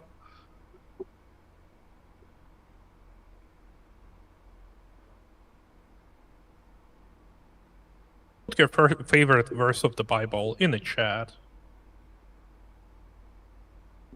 2 she-bears and 42 kids doesn't count.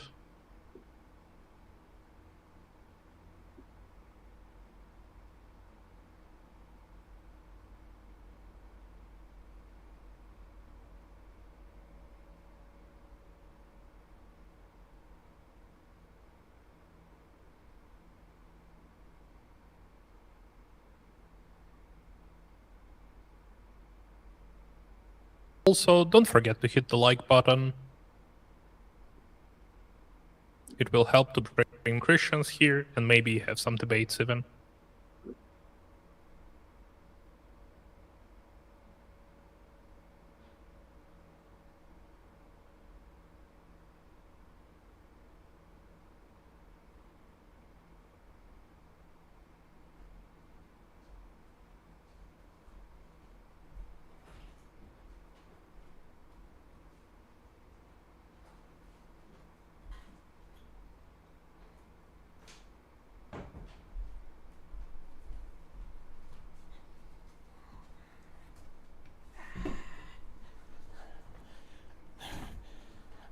All right.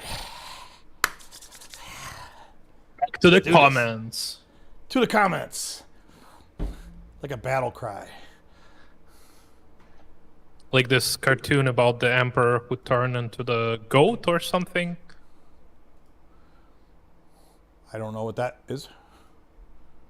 They have like a witch and her helper. It's like lever, and they go down, something like this. So this is kind of similar to the last one, but this person on the homophobia thing says, typical modern day nonsense. Putting the suffix of phobia at the end of every word. No one is afraid of it. Just another example of passive-aggressive shaming language. Of course, we've already talked about this at length, so I'm not going to talk about it too much, other than to say that if you think that your God or anyone in your church or you, even you personally, should have anything to say, positive or negative, about what any 2 or more consenting adults do in the privacy of their home, of their own home, or whatever, then you should be ashamed. And I will happily pull out the shaming language every fucking day of the week. And if you don't like the word homophobia, then get the fuck off my channel. I couldn't care less. I really couldn't care less about any of your stupid, petty-ass distinctions about the word homophobia. If you don't like the word homophobia, grow the fuck up and get a adult religion and stop acting like a bigoted piece of shit. So, cheers to that, bitches.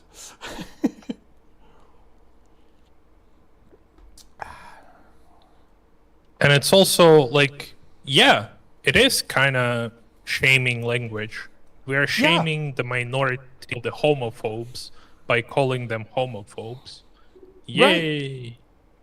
Right. Yeah, like there was that guy who called in, I don't know, like 4 or 5 weeks ago. I actually made a clip of his call in, and he wanted to, he's like, well, I want to, I want you to make a case for why, what was it, like why gay people should be allowed or something like that, And then at one point, like he had this demeanor like we're going to have a nice adult conversation, but I just said like, oh, that's really bigoted. And then he got really pissed, really defensive because I said bigoted. He's like, oh, why do you have to, use words, why do you have to accuse me and say, use terms like that? And I'm like, because you're being a bigot. I'm not going to sit here and dance around someone. I mean, I say that knowing that I think I'm more even-keeled than some on these types of channels. And I don't sit here and try to get into shouting matches with people or what have you. But at a certain point, if you are espousing bigoted views or you are you're speaking in a blatantly bigoted manner, yeah, I'm going to call a spade a spade. I'm going to call you a bigot. And if that gets you up in your feels and you want to go curl up in the corner and cry because Skepticus called you a bigot, then I don't fucking care. It doesn't bother me at all. If I had a KKK person on my channel and I called him a racist, and then he got pissed off that I had the nerve to call him a racist, like, I don't care. Okay. Oh, someone called you what you are. How terrible. And by the way, you're pretty nice to them. Like, you're a soft person. Like, you're not calling them any, like, big bad words, right? Because, for example, I like, especially on Instagram, I have no problem calling Christians pedo apologists, just because I can back it up with Bible, so I don't have a problem calling them that. But it's still, like, it's way more aggressive than calling, like, a bigot or a homophobe, even if they have a problem with these words, like, whatever. That's what you are, kind of, it's okay. It's like, if banana is being upset that we're calling it a banana. Yeah, exactly. Like, Okay. Don't call me yellow. I'm a banana, but don't call me yellow. Like what? You want to jump in here, John? Yeah, I got a question. Can you go back to Psalms? Like the whole fucking book, or? Yeah, just read it really quick. I mean, Psalms is a big book, right? Like, Yeah, the one you was talking about a while ago. John, you're killing me, bro. Like the one I was talking about. Like, we haven't talked about Psalms tonight. I know Are you talking about like Psalms 22 or?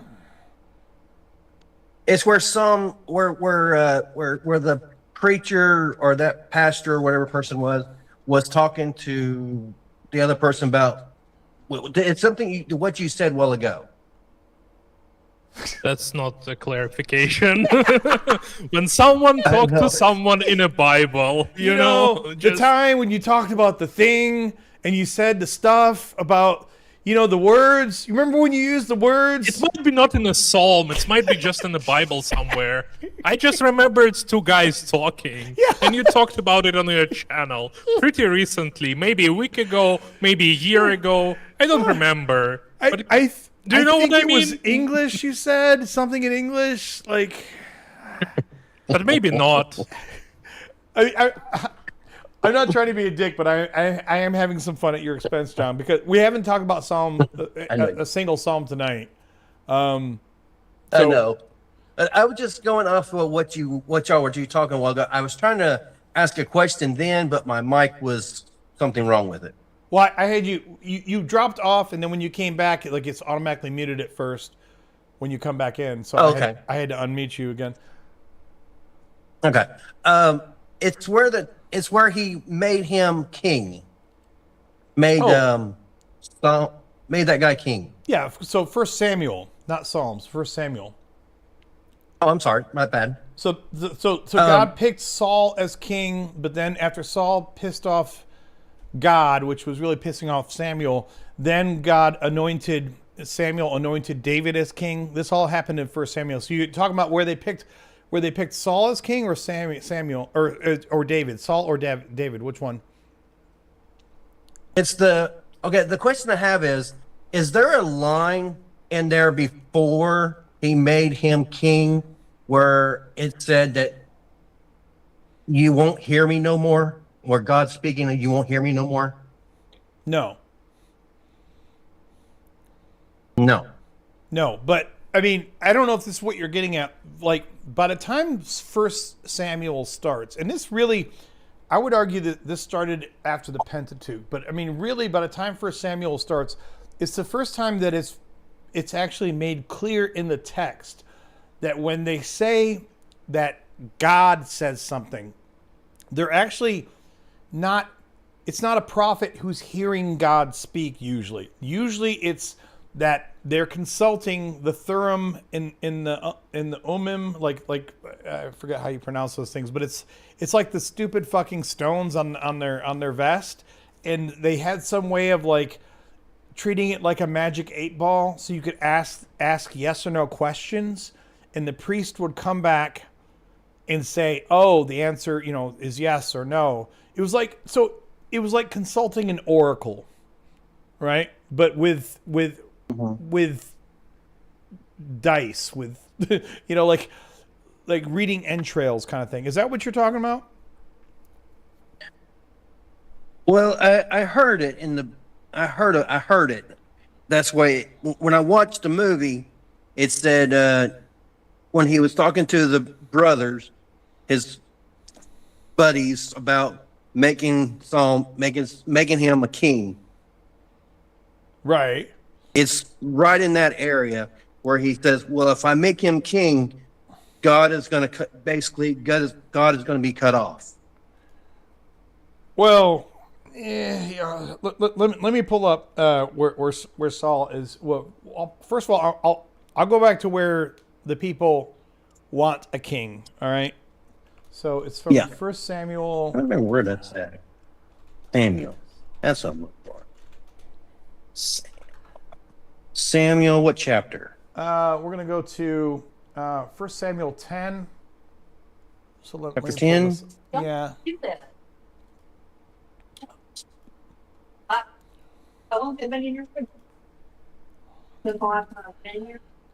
Okay, so this is the anointing. So we want to go back a little bit before then. So this is Samuel anoints Saul. That actually starts in 9. But let's go back to where they ask for a king. So Saul's chosen to be king. This is where they have this fake lottery. It's weird because they've already chosen Saul, but they do this little lottery game to make people think that he was chosen randomly. But this starts at is in First Samuel chapter 8. Okay. Okay. Now notice before first. Let's look at First Samuel chapter 7. We're not going to read all this shit, so I'll try to give you a synopsis here.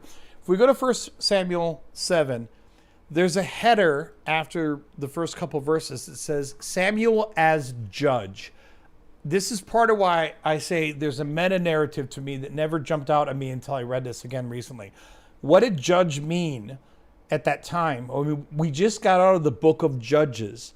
So judge doesn't mean what it means in current days, like someone who sits in a courtroom.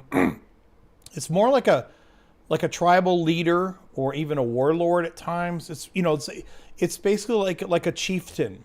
All right.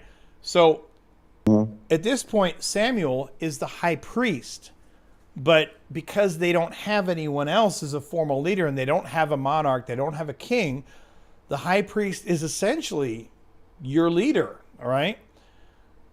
Right.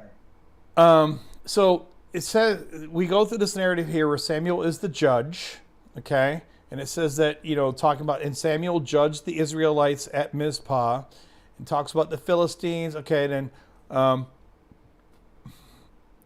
give me just a second here. So and this is the end of 1 Samuel 7. Samuel judged Israel all the days of his life, which I know I just said he's like the chieftain there, but you can argue there's some room for nuance here because well before Samuel died, Saul was the king, right? So on some level, it's not the same as being a chieftain because he was according to the text, he was still judging Israel even after there was a king. But the point is that prior to this book, judges were like they were the leaders, the chieftains or whatever. Okay. And then it says here that Samuel was administering justice, okay, at the altar to the Lord. And then it says when Samuel, I'm going to 1 Samuel 8 now, chapter chapter 8. When Samuel became old, he made his sons judges over Israel. The name of his firstborn was Joel, and the second one was Abijah. It says, yet his sons did not follow in his ways, but turned aside after gain. They took bribes and perverted justice. So there is no king. Samuel is the judge, and we are told that he's made his sons judges, and then we are immediately told that his sons are corrupt. All right?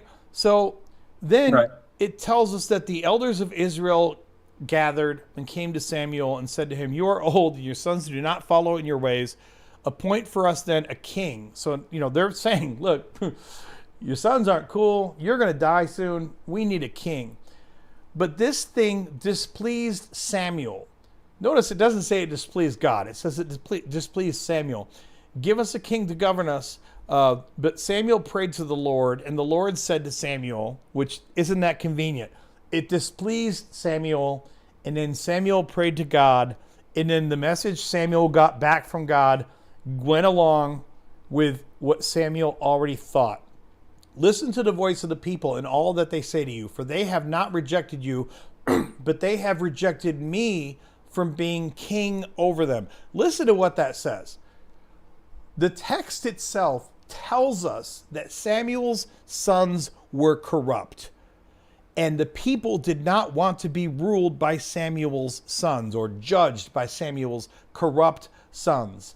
And yet, when they say we want a king, conveniently, Samuel prays and God tells him, yeah, that's not cool. I don't like that. And then he goes a step further and says, they have not rejected you, being Samuel, but they have rejected me from being king over them. So when I read this, I'm like, this is clearly Samuel writing a narrative that he's butthurt because he wanted his sons to be the leaders, and they rejected them even though they were corrupt. And now he's coming back to them with this narrative that says, because you want a king and you don't want my corrupt sons to rule you, this means that you're rejecting God. So they go on. Samuel reported all the words of the Lord to the people. And then he gives them like these warnings. He's basically saying, this is what it's going to be like for you under a king. And then after giving them all the warnings, it says, Israel's request for a king is granted. It says, but the people refuse to listen to the voice of Samuel. Yeah, they refuse to listen because you've already told us that your sons are corrupt. This is why the people did not want to listen to him, because they don't want to be ruled by people that they know are corrupt. So it says, no, we are determined to have a king over us so that we may also be like other nations. The Lord said to Samuel, listen to their voice and set a king over them. Samuel then said to the Israelites, each of you return home. And then in 1 Samuel 9, this is where they choose Saul. So is this what you're getting at? Yeah, I'm looking for the verse where it said that at. I'm looking for it. That's what I heard on the show, so that's why I'm looking it up to be sure that God said that once you, not your show, it was another show I watch sometimes, but the way it read, the way it said, once I give you this king, you will no longer hear my voice.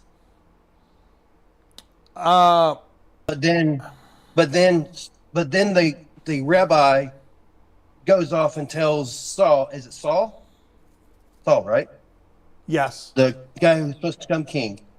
So if the priest couldn't hear the voice of God anymore, then why is he telling Saul 7 days later that what you done was wrong?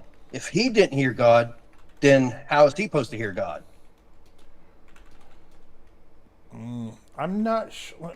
Just saying, I'm looking something up. It says something about him not hearing his voice anymore.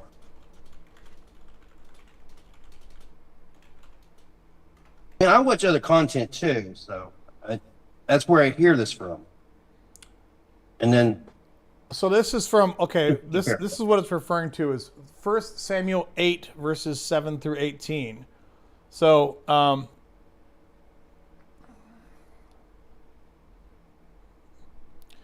Let me read from 7 through. Give us a king to govern us, Samuel prayed to the Lord. And the Lord said to Samuel, listen to the voice of the people and all that they say to you, for they have not rejected you, but they have rejected me from being king over them. We read that. Okay. Just as they have done to me from the day I brought them up out of Egypt to this day, forsaking me and serving other gods, so also they are doing to you. Now then, listen to their voice. Only you shall solemnly warn them and show them the ways of the king who shall reign over them. So Samuel reported all the words of the Lord to the people who were asking him for a king. He said, these will be the ways of the king who will reign over you. He will take your sons and appoint them to his chariots and to be his horsemen and to run before his chariots. And he will appoint for himself commanders of thousands and commanders of 50s, and some to plow his ground and to reap his harvest and to make his implements of war and the equipment of his chariots. He will take your daughters to be perfumers and cooks and bakers. He will take the best of your fields and vineyards and olive orchards and give them to his courtiers. He will take 1/10 of your grain and of your vineyards and give it to his officers and his courtiers. He will take your male and female slaves and the best of your cattle and donkeys and put them to his work. He will take 1/10 of your flocks, and you shall be his slaves. And on that day you will cry out because of your king, whom you have chosen for yourselves. Okay, this is where this is all coming from. And this is why I did not catch this when you said this, because here's the funny thing. I sat over here on Google and I said, does God say that they will no longer hear him after they get a king? The AI overview says yes. According to the biblical account in 1 Samuel 8, 7 through 18, God does say he will not hear them, but with a specific distinction. He's referring to their cries for relief. Right. So this is not saying that they will no longer ever hear from God. Let's read just this one sentence from two sentences from 7. Well, let's just read 18. After he's given them all the standards of what will happen after you get a king, and he's saying the king will do this, and he will take a bunch of your crops, and he'll make you serve him and all this stuff. 18 says, and on that day you will cry out. And on that day you will cry out because of your king, whom you have chosen for yourselves. But the Lord will not answer you on that day. So, to me, what this is clearly saying is, look, you want a king, and you're going to get a king now because you demanded a king. Here's all the stuff that's going to come with having a king, all right? He's going to take your sons and daughters to serve him, and he's going to take part of your crops, and he's going to do what kings do, all right? He's going to, take, his share of things and make himself rich and all that kind of stuff. And then the Lord, if we were to read, believe the text here, well, Samuel is saying that, but on that day, in other words, when he's done these things and you're not happy with it, when he's taken your best sons and daughters and when he's taken too much of your crops and all this other shit, then you will cry out because of your king, whom you have chosen for yourselves. But the Lord will not answer you on that day. So this is not a statement that says, hey, if you have a king, I will never talk to you again. This is more like he's telling them fuck around and find out. This is like a karma thing. He's telling him, hey, if you have a king, just know right now what's going to happen. You're not going to like some of it, and the king won't always be cool, and he'll piss you off sometimes. And when he does, you'll cry out to me for help, and I won't listen. But that's not the same as saying that God's never going to talk to them again. I got you. I just wanted to verify that. I just want to make sure. Yeah. Okay. All right. I just wanted to verify that. Yeah, cool. I mean, I'm glad you brought it up. Just to clarify it. I didn't know what you were talking about at first because, I don't remember him ever saying he wasn't going to talk to them ever again. But yeah, this is more. It's more. Honestly, it's like a low key curse. It's like you telling your girlfriend, fine, you want to leave and you want to go talk to that guy. You don't want to be with me anymore. But man, one day that dude's going to treat you bad and you're going to come crying to me and I'm not going to answer you. I'm not going to be your shoulder to cry on. That's what this really is. It's a pretty petty little vindictive thing that we're getting here. And keep in mind, okay, I'll say this again. This isn't directly a quote from God. This is Samuel reporting what the words of the Lord were. Now, I know you can say, what's the difference? Samuel's the high priest, so if he reports what the words of God are, then those are the words of God. That would be one way to look at it. But as I said earlier in this live stream, when you read this whole book in context, I think when you look at it from a meta perspective, you can see that Samuel's butt hurt that his sons are not going to be the new judges. Gotcha. I just, like I said, I just wanted to straighten that out for myself, I guess. Yep. Okay. I'm a little hurt that you actually, ever watch another show about the Bible, like you're cheating on me. So, John, I want you to know that if you keep watching these other Bible shows, then one day these other Bible shows, they won't treat you well, and you will cry out to me. But when you do, I will not answer you on that day. I got you. I'm glad I found your show, by the way, because I was trying to watch Aaron Ra with his live podcast style Bible readings, and it just was so hard to watch. So I'm glad you like it. It is what it is. I will say this: the kind of the old guard. And by old guard, I'm not even talking about their age, but guys like Aaron Ra, Matt Dillahunty, some of those guys. I have respect for them, but sometimes I've tried to listen to some of their shit, and it's a little hard for me too. And that's not meant as a dig. I think videos from Aaron Ra are really good. I watched 2 times his Noah's Ark video. It's really good stuff. But it's just live readings of the Bible with 6 people on a panel. It's just not really watchable. So I'm going to say this, and I know it's going to sound full of myself. I think that if you're going to listen to anyone read the Bible, there are 2 that I think are cool. One is me. The other is Joel Reed's Bible is pretty. He's pretty dope. True. Yeah. Joel Reed's Bible is more on a humorous side. He brings up really good points and stuff, but it's more entertainment. So yeah. So what would you recommend for an audiobook? For the Bible? Yeah, since I have trouble reading, so what would be a good audio? I have no idea because I don't ever listen to audiobooks. If anyone in the chat knows of a good Bible audiobook that they would recommend, please hook John up and let him know. But for me personally, part of the reason I'm doing God-free Bible study is not, yes, because I'm an atheist and I think this stuff is bullshit. But if I'm being really honest, I think that even with the most engaging reader, someone who has a great flowing voice and they're trying to give it their all, just to listen to someone reading the Bible, for me, is rough. Because... Well, just trying to find one. Well, I'm saying that because also, yes, if you listen to God Free Bible Study, of course, I inject all of my own commentary, right? And of course, some people like that, some people don't, whatever. But if you don't inject any commentary into it, some of this shit is really dry. There are parts that are narratively interesting to read. Some of them make for decent stories, but some of them... Not only are the stories rough sometimes, but also the way that it's written, there's so much repetition.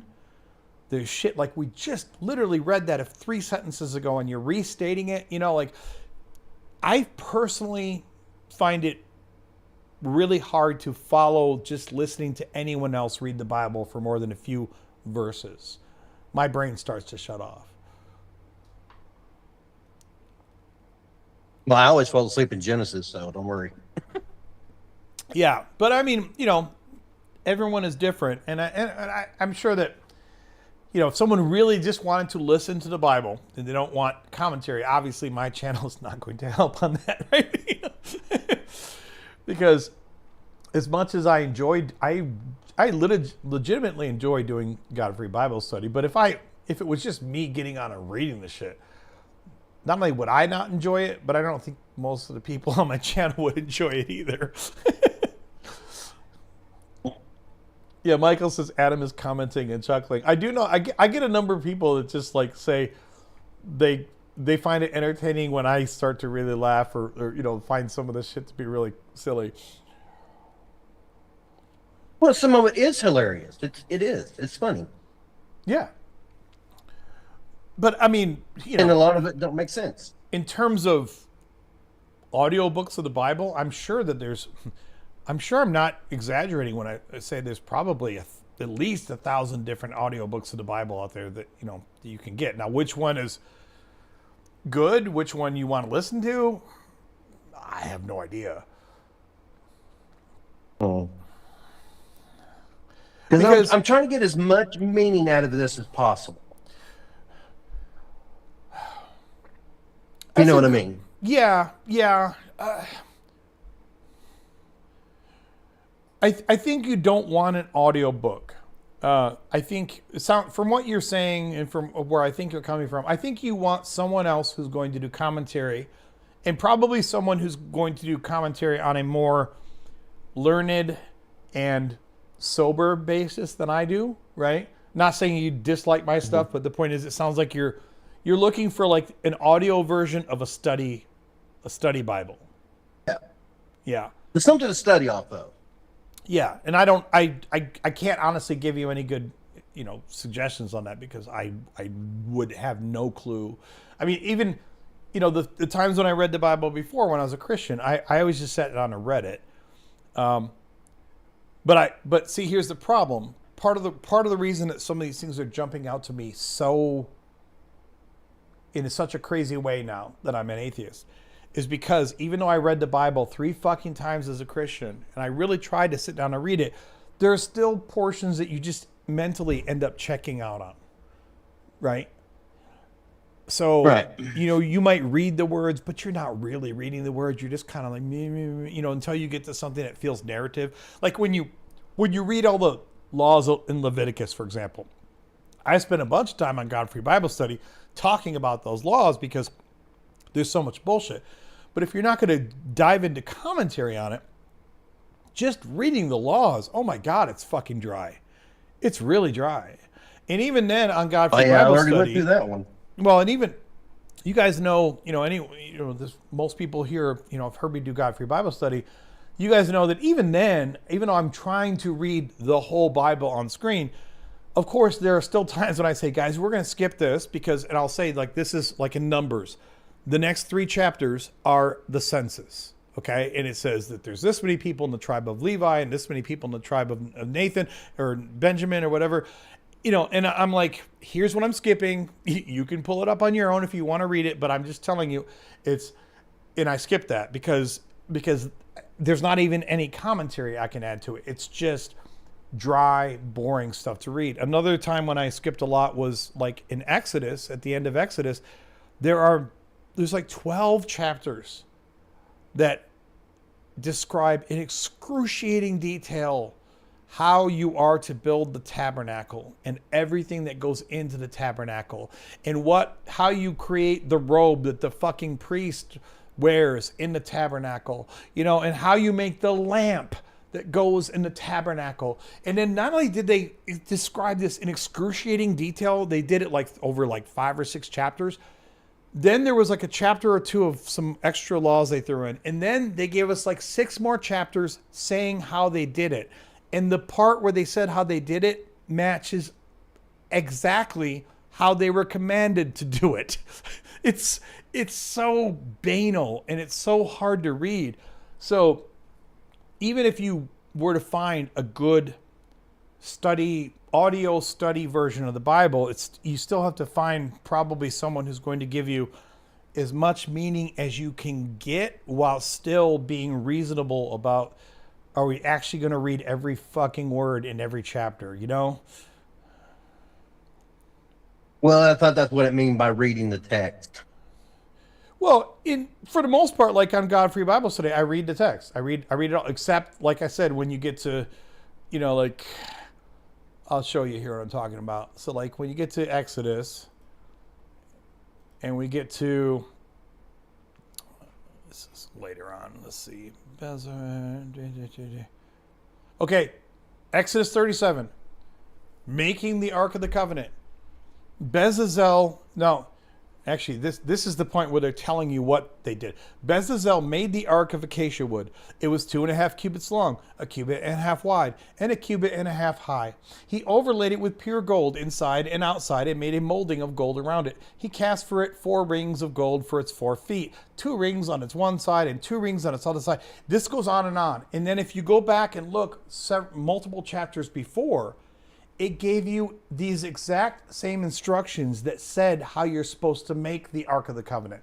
So previous to this, there was a few chapters earlier, there was a chapter that said, this is how you will make the Ark of the Covenant. You will make it with acacia wood. It will be 2.5 cubits long and 1.5 cubits wide, blah, blah, blah. And then after they give you all of these instructions going on and on, then they go further and say, hey, and Bezalel made it. And instead of just saying, he made it exactly to specs. Like, that would have taken care of it. But instead, they excruciatingly tell you everything that he did that, by the way, just matches the exact instructions that we got several chapters earlier. Now, to be fair, I understand there's a certain point to be made where some people could say, but if you want to say that you truly read the Bible, you read every word, okay, well, I guess you could sit there and force yourself to read through it. But it's like, we get it. You made a covenant, or you made an ark. The table for the bread of the presence. Okay, you made the table. You made the lampstand. Remember I talked about the lamp? I wasn't joking. It gives you exact fucking instructions. These are the instructions on how he made the lamp, which, by the way, match exactly the instructions that were given to us on how to make the lamp several chapters earlier. The altar of incense, the anointing of oil and incense. I mean, making the altar of burnt offering, making the court of the tabernacle, the materials of the tabernacle. I mean, good God, man, the vestments of the priesthood. Like, oh, it goes on and on. So even though I, generally speaking, I don't feel like I'm lying to people when I say, look, in God-Free Bible Study, I read the Bible in front of you on screen. And for the most part, I do. But I have skipped passages like this. And now when I do that, I say in the episode, we're skipping this. Here's why we're skipping it, because it's a endless series of instructions about how to build the ark or whatever. And I say, if you want to, in good faith, say that you've read the whole thing, here's the chapters, go read them.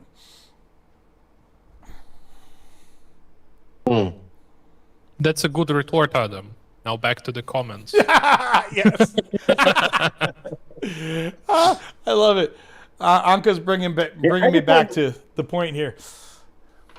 Yeah, I just wanted a little help on that. Thank you. No, that's cool. I appreciate it. Well, actually, I have another thing. Like, it was in some of your videos, you talked about Bible. There were a dude talking about something. Do you remember it?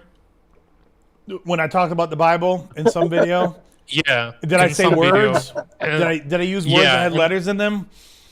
Yeah, for sure. Yeah, exactly. Do you remember this? I know exactly what you're talking about. And if you give me 39 and a half hours, I will pull up the exact quote that I said before. Yeah, sure. Don't rush. We'll wait. We'll wait. Yeah. I'm sure see that guy. I'm sure all of you will be watching with rapt attention, like, oh, he's eventually No one gonna leave. find... It's only 39 hours. Not a big deal. Hey, I like a good joke. I love it. I think the longest live stream I've done so far is like 9 hours. I did 9 hours on Easter because we were going through the prophecies that Jesus utterly failed to fulfill. And I pop in at the last hour. Well, then you failed Easter because you should have been there for the whole damn thing. How dare you? I didn't even know it was on there. I just popped in. I apologize. I popped in at the last hour. All right. So next comment here. this, speaking of which, I didn't plan this, but it's funny because this person commented. I did this video like 8 months ago, whatever, about the prophecies. 6-7 months ago. Yeah. But half hawk, half man says Jesus is our Savior, not because he fulfilled prophecies, but he did fulfill many Old Testament prophecies by being born in Bethlehem, descending from David, entering Jerusalem on a donkey, suffering, being betrayed, crucified, buried with the rich, and rising from the dead. Jewish interpretations generally dispute these as sufficient messianic fulfillments. So, a couple notes here. First of all, I love how he says Jewish interpretations generally dispute these as sufficient messianic fulfillments. No, it's not that Jewish interpretations dispute these. Anyone who is not a totally brainwashed, dyed-in-the-wool Christian will totally tell you that these fulfilled prophecies are complete and utter bullshit. So I love how he tries to, paint it off, pawn it off on Jewish. I mean, yes, Jewish people do, generally speaking, say that these are not sufficient messianic fulfillments, because most of what Christians point to when they talk about the prophecies fulfilled by Jesus aren't even related to the messianic prophecies. There are messianic prophecies, of course, in the Hebrew Bible. But the vast majority of what Christians like to point to in the Bible as prophecies fulfilled by Jesus are not messianic prophecies at all. Like, for example, what's one of the most famous ones we hear all the fucking time from Christians? Genesis 3:15. They think that this is a prophecy of Jesus, which is just God cursing the snake, the serpent, saying, I will put enmity between you and the woman, and between your offspring and hers. He will strike your head, and you will strike his heel. Christians love that shit. There is not a Jew in the world who would ever tell you that passage is a messianic prophecy. Because not only is it not a messianic prophecy, people who know what they're talking about are going to disagree with Christians who don't know what they're talking about. Right. Wow. Yeah. And not only would Jews not tell you that this is, not only would they not say that this is a messianic prophecy, but nobody who's not a Christian would even tell you that this is a prophecy at all. This is God telling us why we don't like snakes. It's an ideology. That is all it is. But in the prior part of this, he says, he's not because he fulfilled prophecy, but he did fulfill many Old and I'm assuming that this is another one of these people who probably didn't watch 4 seconds of the video. I think he saw the thumbnail. It said 104 prophetic failures that Jesus got none right. And the title says, Did Jesus fulfill Old Testament prophecies? An honest review. And I don't think he watched 4 seconds of the video. I think that he, like so many Christians, thinks he sees the title and he says, I'm going to score points for Jeebus. I'm going to get myself a little bit nicer apartment in heaven if I leave this shitty comment here. I say shitty. I mean, he's not being combative, but shitty being like, you literally haven't engaged with anything that I've said. You have just ignored everything in the video. You have just responded by asserting the same old shit. I'm not surprised by this anymore, but it's like if you are in a trial and I say to everyone in the trial that I'm innocent. I didn't do the crime, and the prosecution spends a week trotting out witness after witness after witness. Witnesses who say they saw me commit the crime, and witnesses who have done this, the forensic analysis, who say they have all the evidence that says I did the crime, and then then they have other people on the stand who can show the video of me committing the crime, and then after all of that, I get up on the stand for my defense and I go, nuh-uh. And I just repeat all of the same shit that's been disproven in the trial over the last week. That's what comments like this are similar too. It's like you But literally. have you considered that he has a special relation, and Jeebus told him to leave this comment so he can be the greatest in the kingdom of heaven? Well, that's what I'm saying. He just got himself an upgrade on his apartment in heaven. So previously, before leaving this comment, He never followed the commandments, so he was the least in the kingdom of heaven, and Yes. now he's going to be the great in the kingdom of heaven. Well, I think there's a whole That's it. scale. I think if you don't follow the commandments, yes, you start off by being the least in the kingdom of heaven. But then when you die and you go up to the pearly gates, they're like, oh, but I saw you left this nonsensical, apologist comment on an atheist video. Okay, we're gonna give you a little bit bigger bedroom now, or bigger living room, or we're gonna give you access to We're the going to pool. upgrade you to business. Yes, exactly. More leg room. Yeah, you've been upgraded to business class for eternity. Oh God. Oh, this is random, but I just see this in the comments, so I have to acknowledge this. And it is kind of apropos to the channel. Michael, I loved The Righteous Gemstones. I thought that was a great show. It was sufficiently silly as anything will be. I forget what that guy's name is, the main character, or one of the main characters that wrote it. But it was silly in the best way, and of course it's throwing a lot of digs at Christians, so it was good fun. But I really love The Righteous Gemstones. I did see this article from, I can't remember where it's from now, but the article was written by people who were presumably interviewing like pastors in the evangelical space, and some of these pastors said like, yeah, it's sad how some of the notes in The Righteous Gemstones were really more accurate than you'd like to think. I don't think anyone thinks it's a documentary, but the people are like, yeah, that some of that shit really happens in evangelical churches.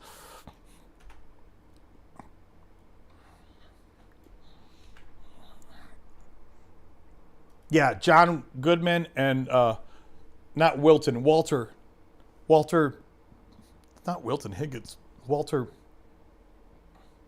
It's an O in there. I gotta look this up now, because he's the one who plays the ghoul, Walter Goggins. That's it. Yeah, there we go. Oh, I see you put it there on the yeah. So enjoy that show. You said you're on season 2. What did they do? 3 or 4 seasons? 4 seasons. Yeah, we watched them all. It's really good. All right, moving on.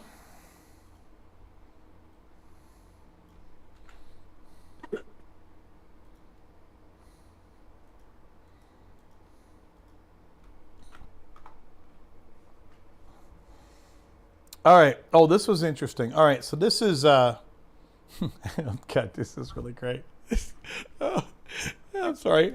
I'm too excited about this before I even read the comment. I don't know how to pronounce this. I'm gonna go get something to eat and I'll come back later. All right. Bring me back something, dude. I'm hungry. Like, don't All right, come what back. you want? Don't come back empty-handed. Like, I like some barbecue, or something, but Bring them offerings. yeah. All right, yeah, I think I got an extra barbecue sandwich in there. All right, man. Thanks. Later. So this person, this is funny. They start off quite complimentary with the Fenord, and they say, "Great video. You are very articulate and well spoken. I'm also sexy." You should have mentioned that too, but I'll give them a little leeway there. If you haven't already in your life, I would ask you and your longtime subscribers / followers to apply everything you discuss in this video to the topic of flat Earth. Yes! Let's do the flat Earth, baby! Or as I like to call it, topographical stationary plane Earth. Yeah, because you don't want to say flat Earth, because flat Earth is derogatory and makes people sound stupid. And we don't want to make flat earthers sound stupid. So we're going to say... What are you, flat earth phobic? We're going to say topographical stationary plain Earth. The government and mainstream media in around 2017 went on a damage control campaign and ran the term flat Earth through the mud and planted their Fnords. Yes, because, before 2017, before the government attacked the term flat Earth, it had such high regard amongst all intellectual people on the Earth. We all thought that, wow, maybe the Earth is flat. But then the government attacked the term, and that is why we don't believe in the flat Earth. It's all because of the government. They said, if you believe Earth is flat, you should get your head checked. And now the brain dead masses regurgitate those Fnordy lines and think they're smart. People don't think for themselves. They need to be told what to think and what to say. That's how the education, you got to put education in quotes, right? Whenever you just want to disparage anything with no evidence, just put it in quotes. Like, oh, you're an intellectual, or you're a scientist, like you're a brain surgeon. Okay. So-called free thinkers, Yeah. Logical fallacy, appeal to authority, amongst others.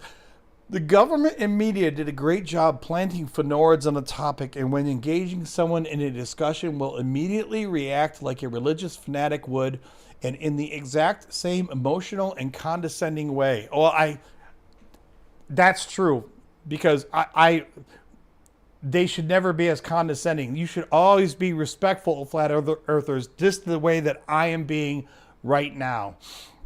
Just like religion, they plant that seed in many Fnords as early as elementary school. Just had a third grader do a styrofoam solar system project, and the reinforcing Fnords are everywhere and throughout our lifespan.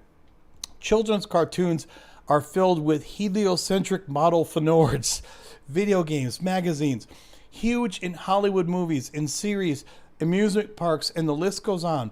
You can't escape it, and we are completely bombarded and inundated with globe nonsense everywhere we go. Globe nonsense! All the horrible globe nonsense! All media we consume and for our entire lives. But many people can't see what is so blatantly obvious because of exactly what you speak about in this video. The heliocentric model, floating, spinning, water-covered sphere blasting through an infinite universe at ludicrous speeds is exactly like a religion. Don't you get it, people? You are following a religion if you don't believe in a flat earth. Think about that statement. Don't The you get it? people who People. believe, the people who believe in science are following a People. religion. So, if you haven't explored this topic and are now rolling your eyes and making jokes, oh wait, damn, it's time to ask yourself, is that a Fnord? We are taught to ignore our senses in everyday lived experiences and observations in place of words of self-proclaimed authorities on the topic. NASA is a government agency. I love how all you have to say to a conspiracy theory person is that it's a government agency. I mean, I'm not some blatant defender of all things government, but I love how just saying it's a government agency, well then obviously it's all Do you know what bullshit. else started as government agency? What's that? Christianity. Christianity also started as a government agency. That's true. And that is how that's how it became official in anywhere in the world, is because it was a government agency. Yes. And if you think these billionaire programs aren't part of the deception and aren't tasked with reinforcing Fnords, you'd be very naive and mistaken. Yes, we are very naive. The scientific community can't be trusted. Anyone can be bought for the right price. They have many people acting like religious fanatics, and instead of examining, they will react emotionally and say, oh, you're one of those nut job flat earthers, aren't you? Fnord alert. Great video. So a couple notes on this. First of all, they put several other comments later I think they like went on a little bit of a dive and started watching more of my content, and then their subsequent videos or comments, I'm sorry, were kind of butthurt because they're like, oh, now I see that you're not really open-minded. You don't believe in, true scientific inquiry. You're just following the masses, blah, blah, blah.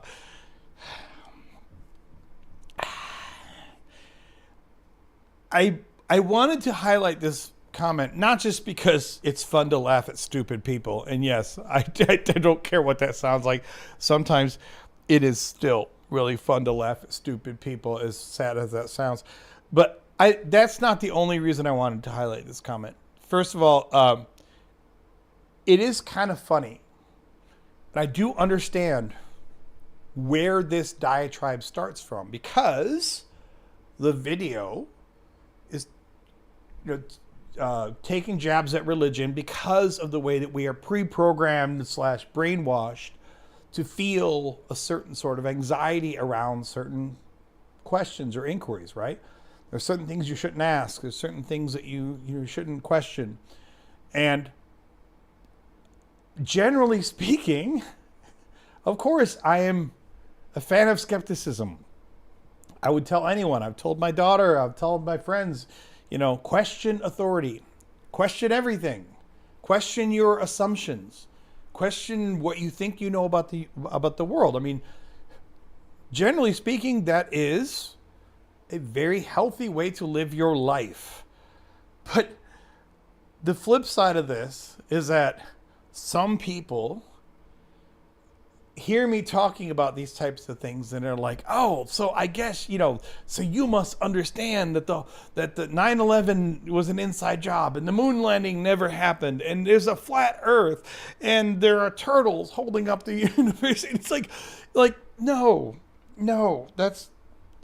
yes, question things, but for people like this, and I can't say this in a way that's not derogatory. These are people who think that they are being brilliant by questioning everything, and yet they won't listen to any fucking answer that they get. They are in love with this idea that they have questioned the universe and they found all the things that are being hidden, and yet they won't accept a single piece of logical, basic evidence that in any way counteracts the conspiracy theory that they have built in their brain. And that's really fucking sad. That's the only way I can say it. It's just really fucking sad. How do you go through life that long and there are conspiracy theories that I can I'm trying to think of some good examples. There are conspiracy theories I've heard of that I'm like, okay, that's, did the CIA kill Kennedy? I don't think that they did, but you know what? I'm not mad at you if you think that maybe there is something going on there.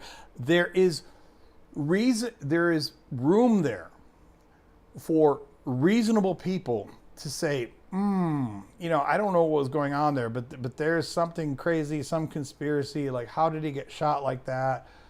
How was he not? These are things that I think are reasonable inquiries. But when you go down the path of denying basic geological facts that we can observe in real time with our own eyes, you have literally lost the thread. You've lost the script. You have proven to everyone who's paying attention that you're not going to listen to any sort of logic whatsoever. And at that point, you're not being a skeptic anymore. You're just being a fucking conspiracy theorist. And I just don't have any respect for these people. I can't have any respect for these people because they can't even follow their own codes of what they claim to want to investigate. All these secret, things that the government doesn't want us to know. And it's like, you're not even listening to yourself at this point. Here we go. Let's pull this sucker up.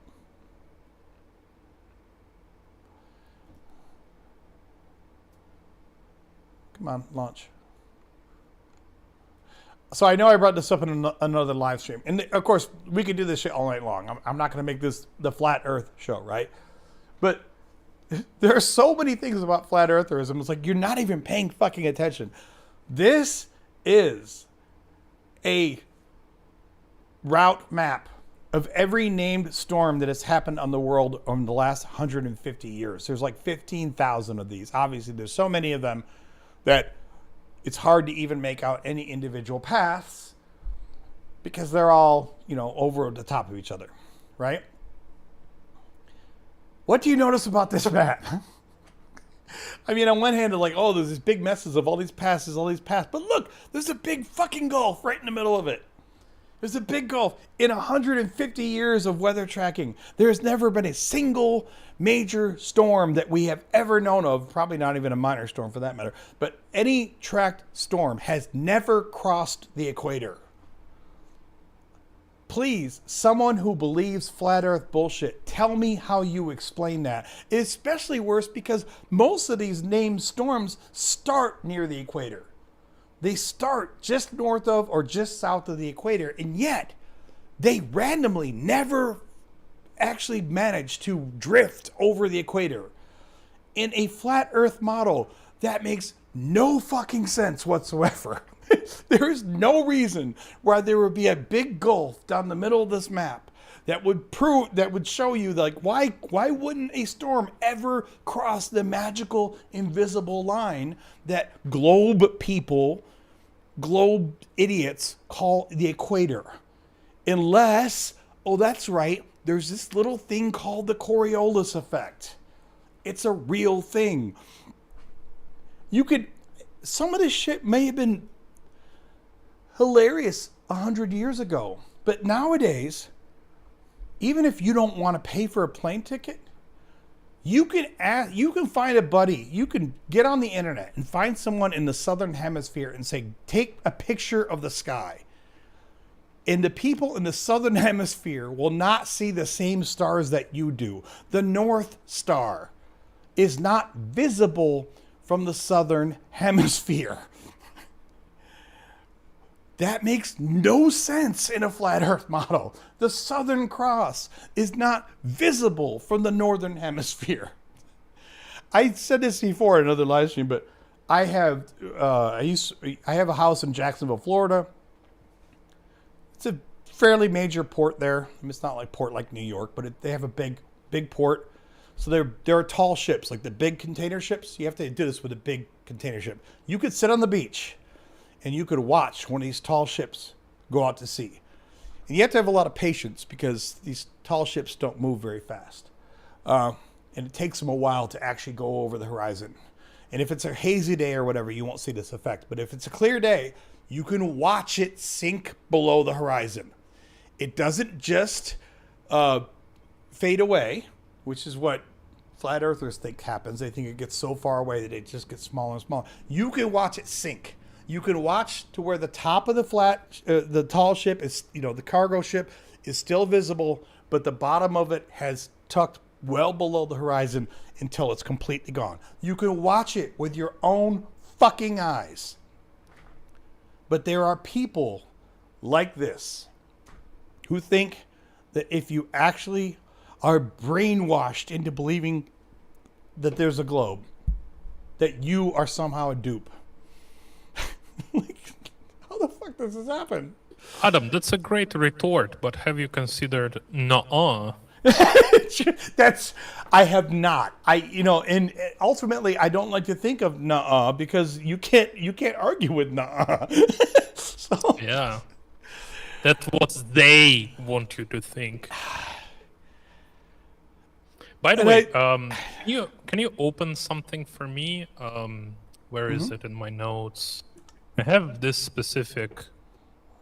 of these specific flights saved in my notes, just for flat earthers to explain them to me.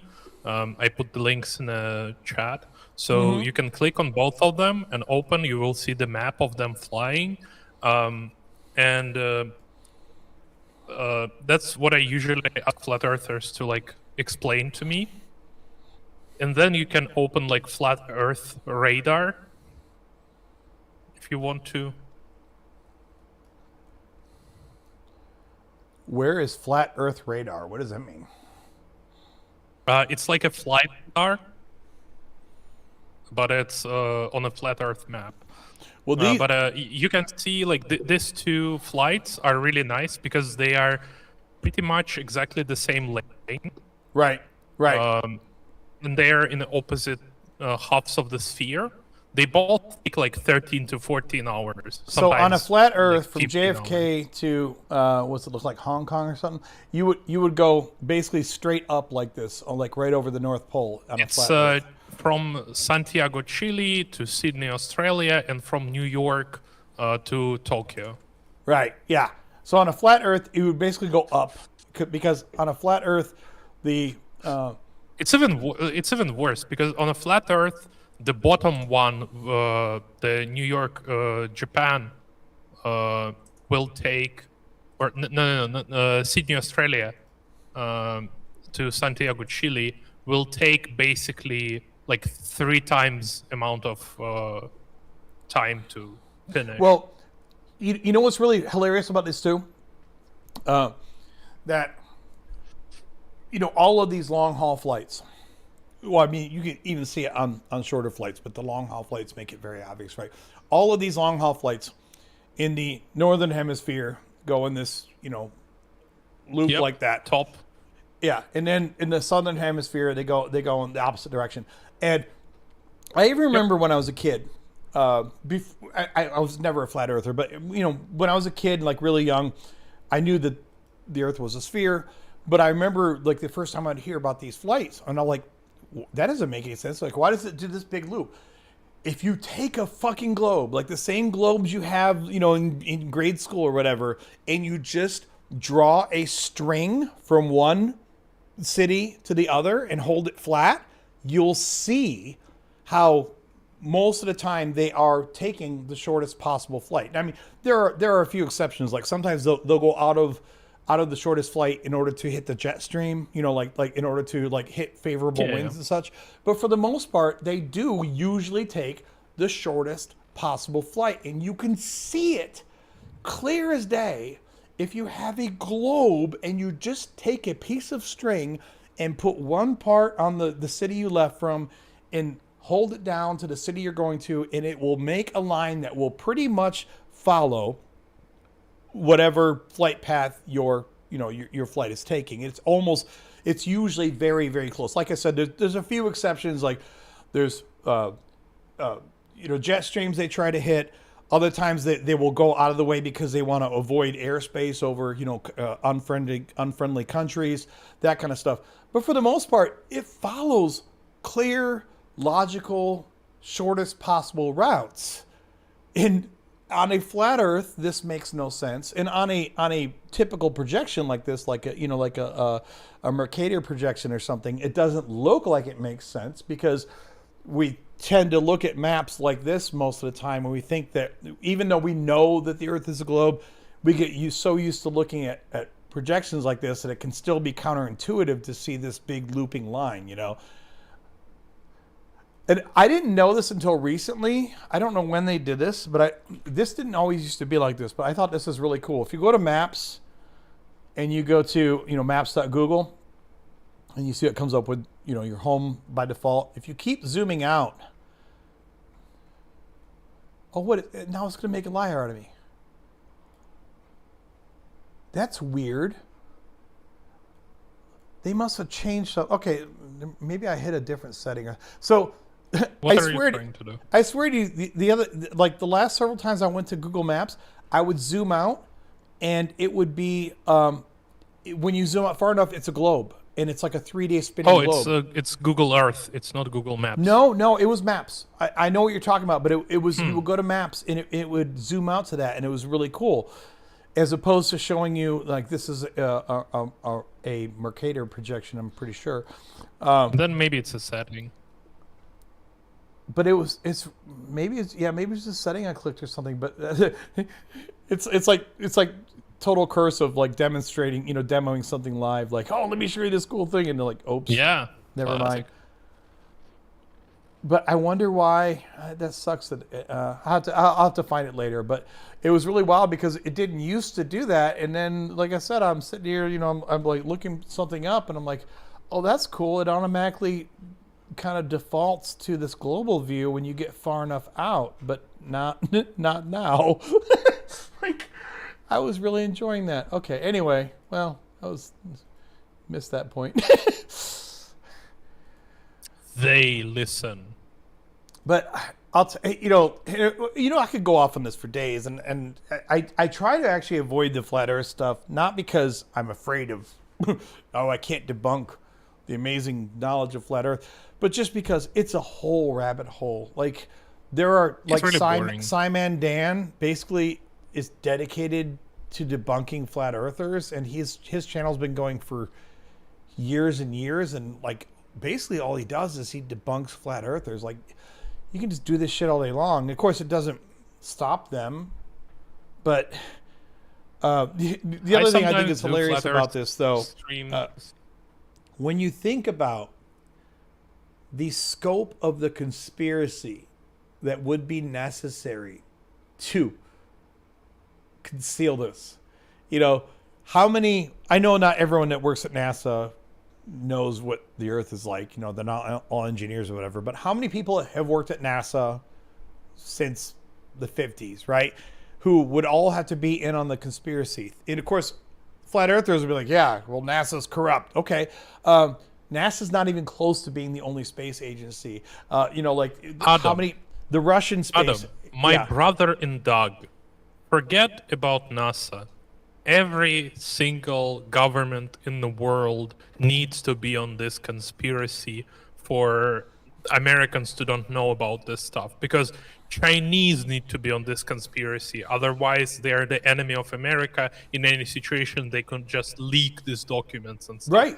Russia, like any European countries, like Mexico, Canada, like everyone in the world should be on this conspiracy and not use it as a weapon or an argument when they talking about like some sort of like war stuff related things. And it's not just governments. I mean, how many companies, how many corporations these days have huge financial interest in understanding how the fucking shape of the Earth? Like every company that has ever launched a satellite or creates satellites or whatever, or does anything involved with satellite technology, every cellular company, every company that supplies like SpaceX and shit, like, well, SpaceX itself is a company.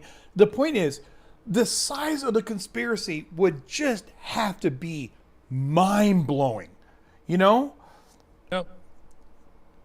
So Emerson's Bigham says MC Tune Live. Interesting. Is that I guess that's a YouTube channel? I think isn't MC Tuna's ex? Is he ex flat earther, or is this the biggest flat earther? Says, I make videos exploring the real world, and I insist on evidence. The majority of my videos focus on globe deniers and sharing with everyone the evidence for the actual shape of the world. So okay, so that's like a Simon Dan kind of person. All right, cool. I have to subscribe to them too. No, no. I think this one is focused on globe deniers. Right. The majority of my videos focus on globe deniers and sharing with everyone the evidence for the actual. So you're saying this person is a flat earther? I think I think that's the one who was a flat earther, and then he went to the final experiment, and then he deconverted to the globe Earth. Okay, because you see, like, this is like flat Earth debunked on this video, and I know there were there was the dude who did that, Will Duffy. That's the guy. Like, yeah. He did, Will Duffy did a final experiment, and I think MC Toon was one of the flat earthers who went there. And after, like, there were, I think, 2 or 3 of them who went there and then changed their view. Right. It's insane. I just can't believe that there are people that stupid. Emerson says Toon was never a flat earther. Okay. I think he was. But I might be Well, thinking you about and someone you and else. Emerson, we're gonna have to fight it out. We're gonna have to get a ring and put you in it, and like Bloodbath. two men enter, one man leaves.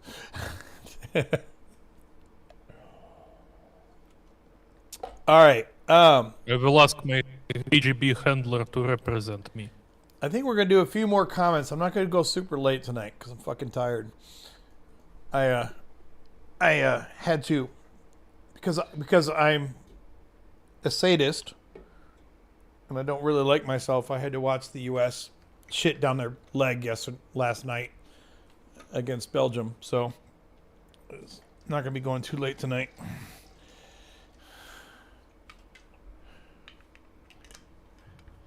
Get to a few more comments. Of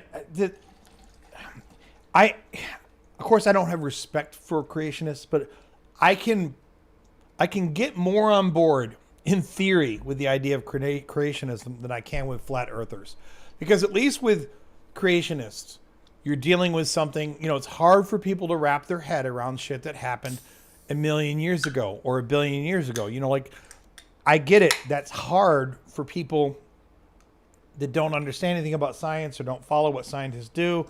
And it's easy to be skeptical, like, well, how can you possibly know, how life started a billion years ago? You weren't there. But with the flat earth shit, like, we can do shit. We can go outside right now, with the right equipment. We could prove it right now. There's that, what's that documentary from Netflix? Behind the Curve, I think. And in that documentary, the guys are trying to debunk the global Earth, and their experiments keep coming out proving that the Earth is a sphere. And they're like, what is this telling us? Like, I don't understand this. Like with a properly sensitive gyroscope, you can actually measure the rotation of the Earth. Now, I'm not talking about a gyroscope you're going to get off Amazon for $20, but they have these laser gyroscopes, and I want to say it was like $20,000 to get one of these things. But because there are people in the flat earther movement who have money, sadly enough, they bought one of these fucking gyroscopes. And then they're like, yeah, they were so excited to debunk the global Earth, and then they get the gyroscope and they're like, yeah, we keep getting these weird readings, like these readings that say it's 15 degrees off, which is the rotation of the fucking Earth. Interesting. Yeah, like, I don't know why it keeps coming back saying 15 degrees. And then at the end of the documentary, it's really hilarious. They have these guys. It was a cool little, it's hard to think of good experiments that you could do on a amateur budget to really, measure the Earth if you don't know what you're doing. But these guys had a good experiment because they had, in theory, the water line should be flat, right? On a flat Earth, it should be really flat, right? And I forget what the curvature is. It's like 8 inches for. I'm not going to remember what the curvature is, but you can, with a sensitive enough piece of equipment, like they started at the water line and they put these poles above the water line, so they knew they had theoretically like a zero altitude position, and they put them far enough away, and they were shining a laser between them, right? And if like the way it works is like if the Earth is flat, if I have this one that's 5 feet above the water line and this one that's 5 feet above the water line, then I should be able to shine a laser parallel, and hit this mark. And then they went through all this detail in the documentary trying to do this experiment, and the guy's like, no, I have to keep moving the laser way up. Like, yeah, you have to move it way up because the Earth is curving. So what you think is a flat line going across the surface of the water is actually starting to go off the edge of the Earth. Like, that's why you have to hold this thing way higher in order to make this connection with the laser.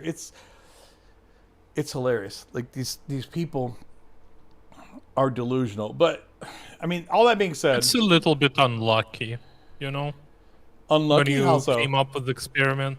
You come up with experiment to prove your position, and it completely backfires. A Yeah, little bit unlucky. you can call it unlucky, I guess. That's one way to look at it.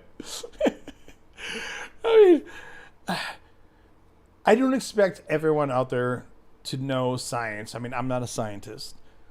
I don't expect everyone out there to respect science. You know, like if you think that the too many scientists are getting paid by big oil or something, I mean, it's mostly bullshit, but we can have that discussion.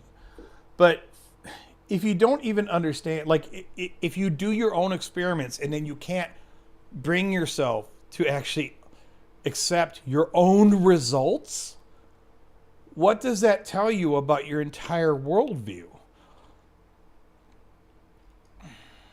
Crazy shit.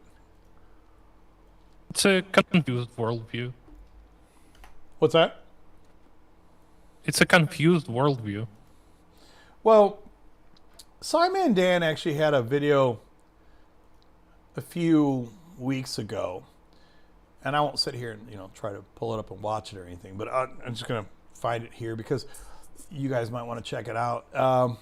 It's a really good video, and he talks about how he's been doing this shit now for years, I guess. And I think he started off like maybe doing other shit, but I think now he only does like this, flat earth debunking shit. Or maybe he does other videos too, I'm not sure.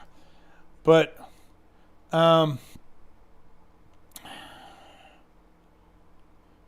questions about flat earth that I cannot answer. So you guys should check that out. If you guys know Simon Dan. Oh, I think he has multiple of them. Yeah, and you guys should. It's a good video, and I bring this up because you're talking about this, mindset of these people, and he's asking these questions in this video. He's like, here's things that after years of doing this, I still can't figure out. Not about the shape of the earth, but he's like, he can't figure out about these people. And in a nutshell, I can't sit here and synopsize the whole video off the top of my head, but in a nutshell, what he really exposes or talks about is that the people who are into this shit, like the flat earth shit, it's not about science at all. It's not about learning empirical facts. It's not about you have some secret knowledge that you can prove. It's so much of it is about social stuff, being accepted in this out group, this special group that you think is better than the main group. It's about, community, even though it's a really sad kind of community. But if it had anything to do with empirical evidence, there would not be a flat earther left on the earth, on the spherical earth. But it's not about empirical evidence. And like you said, like even with the final experiment thing, I know like a few of them finally said, okay, we get it. Like we've seen the midnight sun, we've been to Antarctica, like it's been proven to us. But to your point, I think some of them came back out of there and still refused to believe, even though they were convinced that you can't go to Antarctica, the government won't let you, and it's an ice wall or whatever. They were convinced that there's no such thing as a midnight sun at Antarctica. Like they can give you 10 different things that they think cannot be true if there's a flat earth. And when you show them definitively that all 10 of them are true, they will, at least some of them, will still find a way to say, nuh-uh. Because at the end of the day, for most of these people, it's not even about any kind of empirical truth at all. It's just feels, it's about a sense of power. It's about feeling like they've learned secret knowledge. It's a great, they have, there's a sense of power that you get. And I know this sounds insulting, but I'm saying it anyway.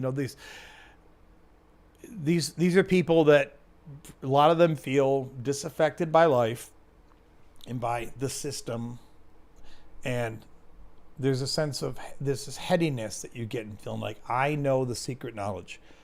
I am part of this this tiny in-group that understands the real knowledge, the real world, and everyone else is confused. And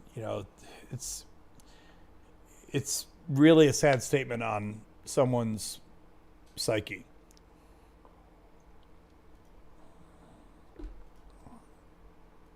All right, let's see. A few more comments here. This is fun. Wait, before you go to the next comment, it's kind of interesting how in America it's around, I think, 12% of people who believe in flat Earth, and it's a crazy number. Like that's too much. Even 1% would be too much. Is that what the number says in America? Yeah, I think it's like an official statistics. It's sometimes they go from 2 to 11, but it's most of the surveys who go into the religion as well, they go towards 12%. So yeah, it is what it is. Yeah. And in Russia, it's less. Probably because of the USSR education, because in USSR it was heavily on science, so just less people actually believe that the Earth can be flat in general. I think we have 7-8% of people. That's still a lot, but it's less. Well, I've mentioned this before on my channel that one of the reasons that I find value in doing a channel like this is because, not with the flat earther, although that's related, but in this country, in the United States, nearly a third of the people, when surveyed, claim some variation of young Earth creationism. And I'm saying it because I don't think that they're all hardcore young Earth creationists, but some of them, yes, the Earth is 6,000 years old, the universe is 6,000 years old. Some of them are, more, there's different flavors of creationist, right? Some people believe that the Earth is 1 billion years old, but they think that evolution didn't happen. There's varying different degrees of this. But a third of the people in this country profess to not believing in evolution. And when you talk about religion, I know, of course, that there are Christians who believe in evolution, and there are Christians who are pretty rationally minded in terms of understanding science and such. So I'm not going to say irrational scientific shit. That's not true at all. But amongst the people who are absolutely hardcore anti-intellectual science deniers, the Venn diagram of those who are religious and those who are hardcore anti-intellectuals, it's a huge overlap in the Venn diagram. Most of the people that are espousing this complete disbelief of evolution are at least, heavily religious or extremely religious. It doesn't mean it's 1-to-1. You can be an atheist and not believe in evolution, but there's a massively disproportionate overlap between people who are heavily religious and people who deny anything about evolution. And some people would argue and say, well, who fucking cares? The Joe the mechanic, who cares if he believes in evolution or not? Who cares if he's a Christian and doesn't want to believe in evolution? Is that worth railing against? And I think that it is worth railing against, not because I care about converting Joe the mechanic to understand evolution, but Joe the mechanic is pushing out kids with his wife, and they're he's going to have more kids than other people who have education. Right. The people that are the most educated and the most understanding of these things, they tend to have fewer kids. And I want to be careful how I say that, because the alt-right often thinks in terms of, what populates the earth for my people is good. And I don't want to be the scientific version of that. I don't want to be like, oh, we need to get more scientific people to have more kids. That's not the answer. But we do. Well, I mean, I would like it to. Yeah, we kind of do. Yeah, I'm not saying it, but we do need it. Like, yeah. Okay, yeah, okay, that's true. I don't want to push it, but go have kids. But if you want to go home and pray every night, and you think that Jeebus gave you a better parking spot today, I mean, I think it's stupid, but I don't really care. Like if you think that you're going to heaven when you die, or you think you're going to hell, then I don't really care. I mean, that alone doesn't bother me. But when you are actively espousing anti-intellectualism, I think that has a massively negative effect for our society as a whole. I think that it has measurable, painful impacts on our health as a society. So I don't care if you believe that there's a man up there who made creation 1 billion years ago or whatever. That's fine. You can have those beliefs. But when it comes to the point where you cannot or will not accept basic empirical knowledge, and you are then espousing that to your friends, your children, your community, etc., when you are trying to get your legislators to create regulations that support your anti-intellectual bullshit, then I am ardently against your religious crap. And if that makes me a hater, I don't care, because that's dangerous. I mean, we've already seen in this country where, and I'm not trying to devolve into a religious rant here, but we've seen in this country where, Trump has gutted the scientific community. He's killed all the grants and everything for research. And shocker, all of these people that were in our country doing scientific research have started leaving in mass. I mean, they haven't all left, but a lot of them, some of them have left because guess what? All the work for in their scientific fields has gone to other countries. So of course they're going to leave. Others have left because they don't feel comfortable being that they're a foreigner in this country anymore. And you are not going to see the result of this year. You're not going to see the result of this in a few years.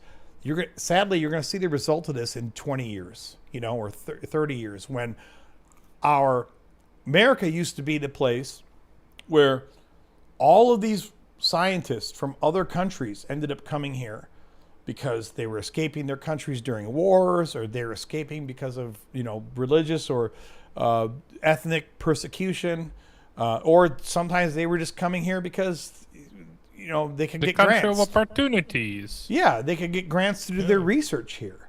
Even going back to, not that the not that the Manhattan Project, people have a lot of different feels about that, but most of the people working on the Manhattan Project were not Americans. They were, there were a few, shining lights that were Americans, but most of them were foreigners. Some of them were Germans. We got them from Germany. Like, we smuggled them out of Germany under the Third Reich. Like, the point is, you don't want to be in the country where the scientists are fleeing from. That's not going to be a long-term formula for success and prosperity. You want to be in the place where the scientists are fleeing to. And I'm not saying just because there's someone in a lab in New Orleans that's learning something about germs or whatever, it doesn't immediately improve my life. It doesn't immediately make me happy or whatever. But in the long run, you don't want to be the place that all the smart people are running away from. It's dangerous.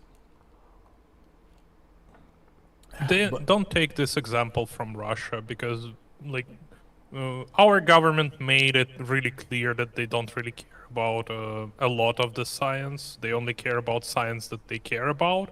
Firstly, engineering, and computer stuff, for basically everything for military use they care about, but everything else they don't care about. That's why we struggle. We made some big, how to say it, discoveries in like chemistry and stuff in the last like 10 to 15 years, right? Yeah. But it's not because how good we treat our science, but like it's just we have like really smart people here still sometimes Yeah. who just never left. But all our like great minds, they basically run to like Georgia, to America, to Israel, to France, to Germany, like because they don't have like they don't have money to work here. Right. They don't have grants from government to work on their projects, and they're great and they're really smart. Like my friend who is a biologist, she basically came to Finland to do her research, like because there is no money in Russia in biology research. So like yeah, you can do shit here. Yeah, I totally agree. I mean, it's we're making this place fucking toxic, and like I said, it's not going to be the kind of thing that's, you know, by the time I'm dead, you're not going to really notice a big change in this country as far as our innovations, right? Because, you know, I've got 20 years maybe. You might. Right. Well, I might die a lot sooner too. Is that what you're saying? Or No.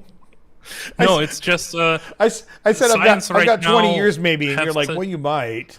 Like no, Damn, like dude. I mean, like you might see the big leaps because, like, for example, people talking a lot about like quantum computing, for example, and True. like it's basically there. So like they just need basically more funding to do this appropriately. So like you might see it, but yeah.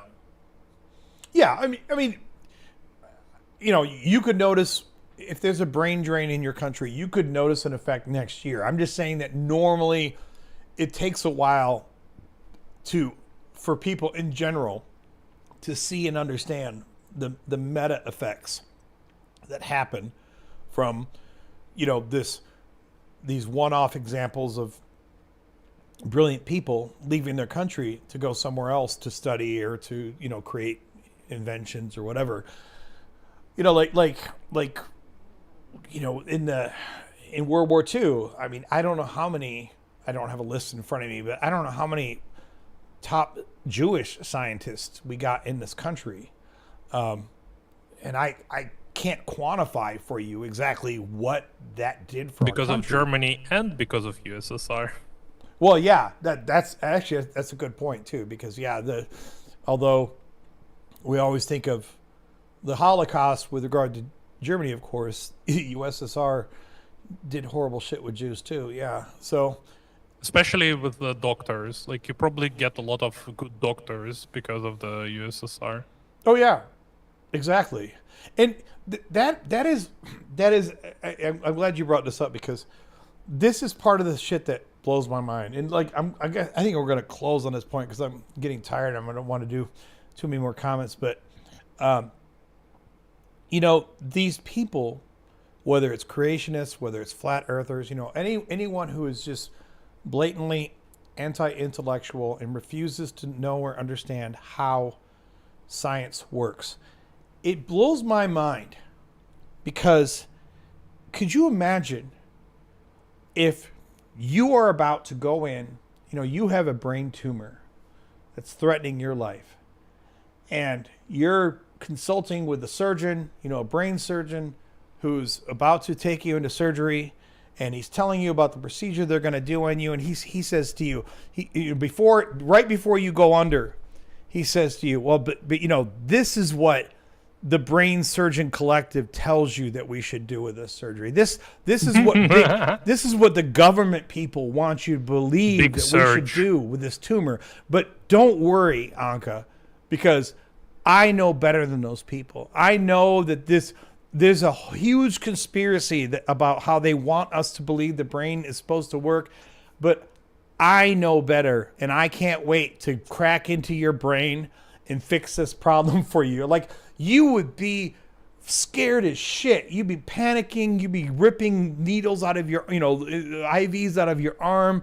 You'd be trying to grab your phone to call and get people out of, there's no way that you Big would. Scalpel wants you to think this way, but Yeah, I exactly. know the truth. Even if you were a massive conspiracy theorist, if you were in that situation, suddenly then, in those scenarios, suddenly everyone becomes a rational, empirical thinker, right? When it's their life on the line, nobody wants to be sitting there on the tarmac, ready to take off, and you're sitting there next to some guy in the plane, and he says, "Oh, actually, I'm the mechanic who worked on this plane," and you're like, "Wow, really?" And he goes, "Yeah, all those people who think that planes work this way, like." Those scientists don't know anything. I know how planes work, and trust me, I fixed this plane to work the right way. As you're taxiing to take off the runway, like, you would be fucking panicking. Even if you were a conspiracy theorist motherfucker, you would be panicking. You'd be like, "Holy shit, what have I just done?" You'd be, trying to call someone before your cell phone goes out, like here's my will and I testament. put 30% vegetable oil in there. It's good. Yeah, but when it comes to shit that doesn't affect them personally, when it comes to something that doesn't affect your health or your immediate life, as far as being on a plane or whatever, then suddenly everyone is thrilled to indulge in the most ridiculous anti-science conspiracy theories possible. And it just blows my and not only does it blow my mind, they will talk about scientists at large as though they are part of some global cabal. Like there's this huge, All the scientists in the world. yeah, they're all like, like, I'm going to teach those stupid Christians. I don't want anyone to know that dinosaurs didn't walk with humans. And I don't want them to know that the earth is not 6,000 years old. I'm going to teach everyone. Like, why the fuck would a single scientist, any single scientist, what incentive would they have? By the way, they would have incentive to prove that that's the real history and how it was, because they will get money and Bingo. status and all this other stuff. Bingo. They have other incentive to actually do this shit. If I could actually prove, not some Discovery Institute Stephen Meyer bullshit, but if I could actually prove that the Earth is 6,000 years old, in a way, like, I could show a whole bunch of experimental results that people couldn't argue with. I could put out real research papers that even all the accredited scientists would have to go, "Oh damn, I would win the Nobel fucking prize." And you don't need to be a scientist to publish it, by the way. You can publish like research in a peer-reviewed journal without actually having like a science. That's you true. you're Although gonna be it's pretty looked hard, upon- like within Yeah, established it is research hard, journals. but you can do this. Yeah. You're not gonna get into like, really big journals. But if you do it, like if you write the paper right, you can do it. Like it's not that hard. That's always the hurdle. It's not that they won't, in theory, publish a paper from anyone, but in the scientific community, there's a way that you expect these papers to be, and it takes some learning even to understand that. But yeah, I know of what course, you're saying. like technically you can do it. It's not even that really hard. Like especially now with AI, you probably can learn it fast, or you can like just collaborate with some scientists who are actually gonna put it in a I was just about to say language. that you don't even have to do it by yourself. So, like a great example I can give you of this. I can't think of names on the top of my head, but I know that throughout history, throughout the last 100 or 250 years, there have been a number of fairly significant mathematical discoveries or advancements in the field of math that have been found by amateurs. And a lot of times what happens is there will be some amateur mathematician, and he's just, because there are people out there who are just like total geeks, like they love math, right? And they'll find these problems and they'll try to solve them and everything. And then they'll end up a lot of times like sending this in once they're done with it, and they're like, I think this makes sense. They'll send it in to like some professor. And of course, a lot of times when this happens, the professor will look at it and be like, yeah, that doesn't work, or or you found something that we've already known. But there have been multiple times in history when people who don't have formal training as mathematics professors or researchers or whatever have found things, and then they've sent them into these professors, and the professors have been like, holy shit, like this works. Like you've actually found something that works. And then with the help of someone who's in the community, they end up publishing it, and it gets acknowledged. And I only bring that up because like if I, of course it's a massive stretch, but if I somehow found some radiometric, let's say that I found something that shows us that radiometric dating that we've been relying on for years, because creationists love that, right? They think that all radiometric dating is bullshit. But let's say I could actually show, like I found something that shows how all of the radiometric dating has actually been flawed, and it really is just a few thousand years. As embarrassing as that would be, if I could actually back it up with real data, not my conspiracy bullshit, but I could actually back it up with data. I mean, even if I sent it into 10 professors who didn't want to listen to it because it went against what they thought, you would find a professor who would be like, wait a minute, like this is revolutionary. Like you've disproven, like imagine, or even take creationism out of it. Imagine that I could somehow disprove the theory of relativity. I like all these you don't even need to go like that far. Like anything that we use as, like, for example, as axiom, if you can disprove it somehow, like any axiom at all, it would be a big deal. Well, so exactly. So these flat earthers and creationists, all this, when they cook up these conspiracy theories about how all of NASA is against them and all of everyone is against them and everyone's hiding the truth, it is such a basic violation of understanding of simple human nature, or it's, to put it on a broader level, it's a complete misunderstanding of how science works. Because science, the broad discipline of science, I know that's a big broad term, but the broad discipline of science thrives on human competition. Scientists in general, they may try to sound in their conferences like they get funding when they publish papers, like they get funding when they are proving something or disproving something. Well, like there's that's also how they times get when paid. some of these scientists get in big arguments with each other. Like sometimes it does get personal, even though it shouldn't. Sometimes they do get annoyed with each other. And my point in bringing that up is to say that, if you have been shunned by the scientific community, but then you could actually pull up proof, real empirical proof to back up your claims, that would be like, that's every human's dream, to show everyone who question you, like, I'm going to show you guys, I'm going to prove that I'm right.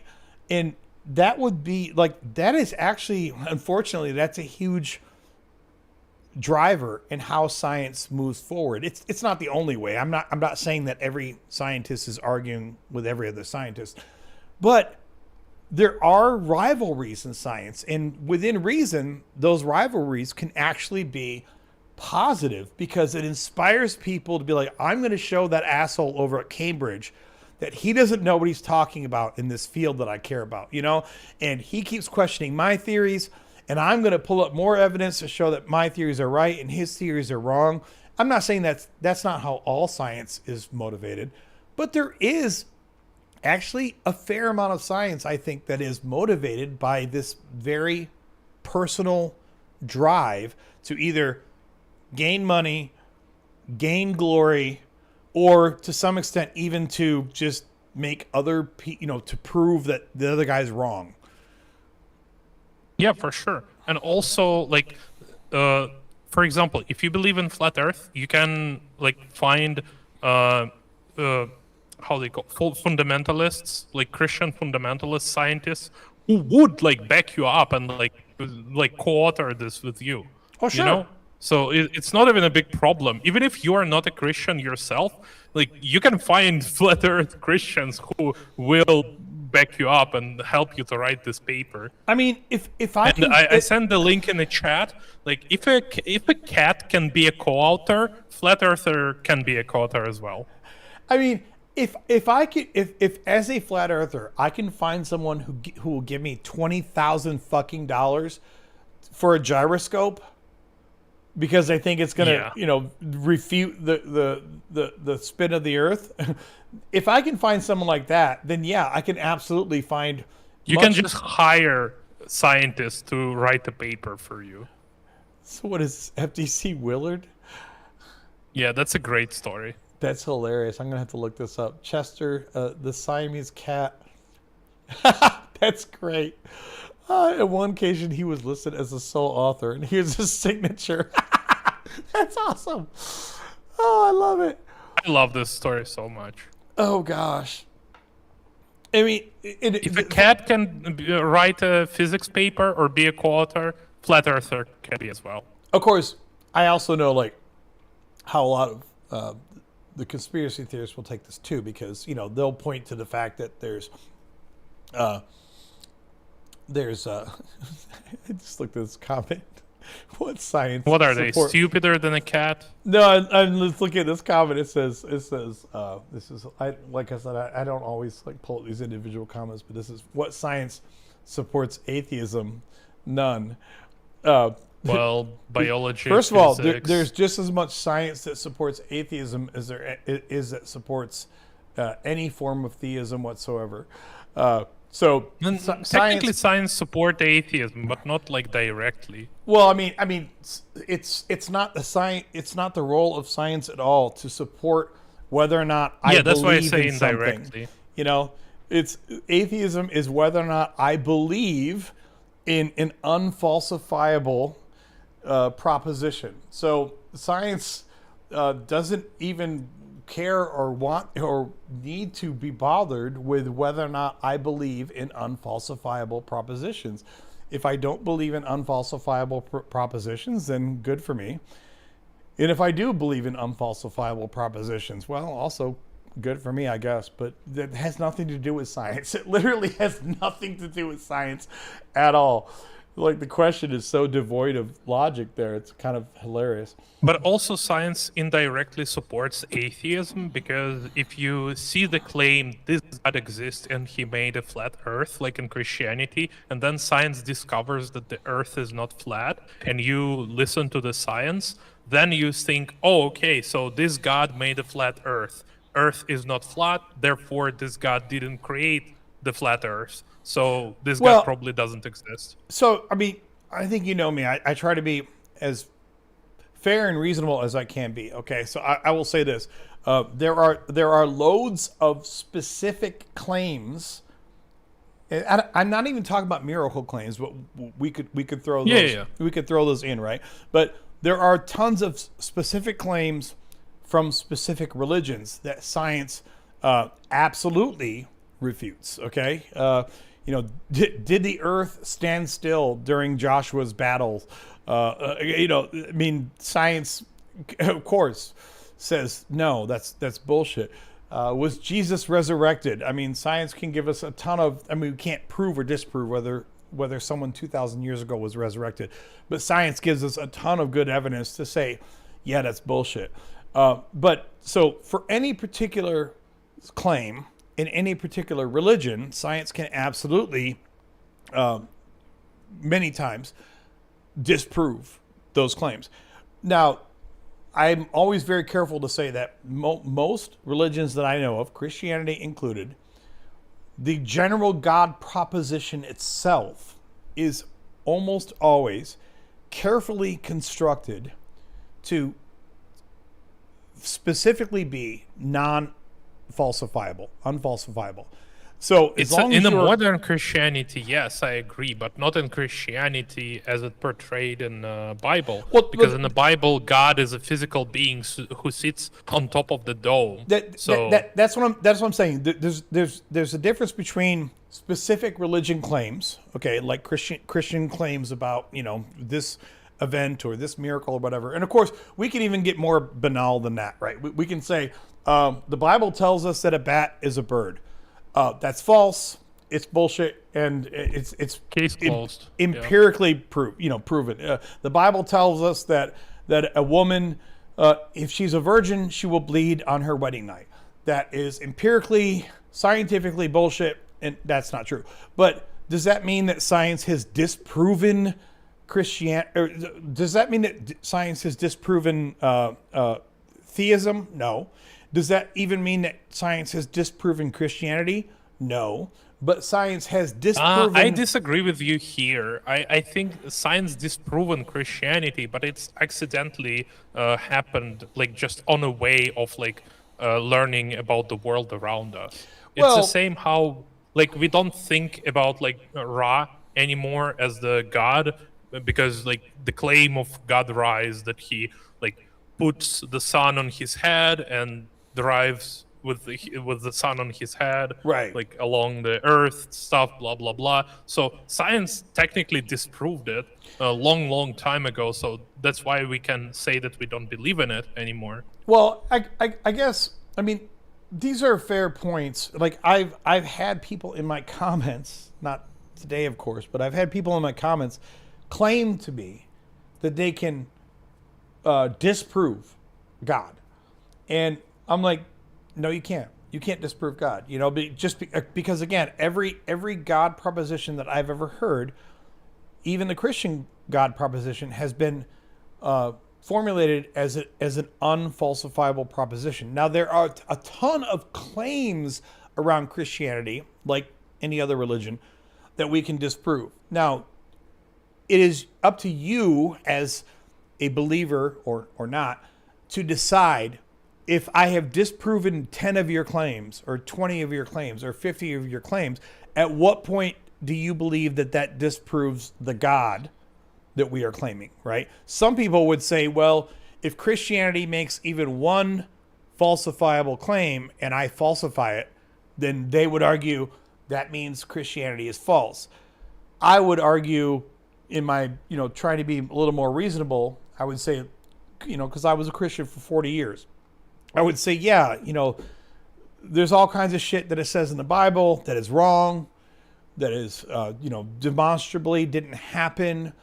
But did that, even now as an atheist, I would say, did those claims alone disprove my faith? No, they didn't. Because ultimately, for most Christians, I can't speak for all of them, of course, but for most modern Christians, their core beliefs are really just a small subset of the overall canon of Christian claims.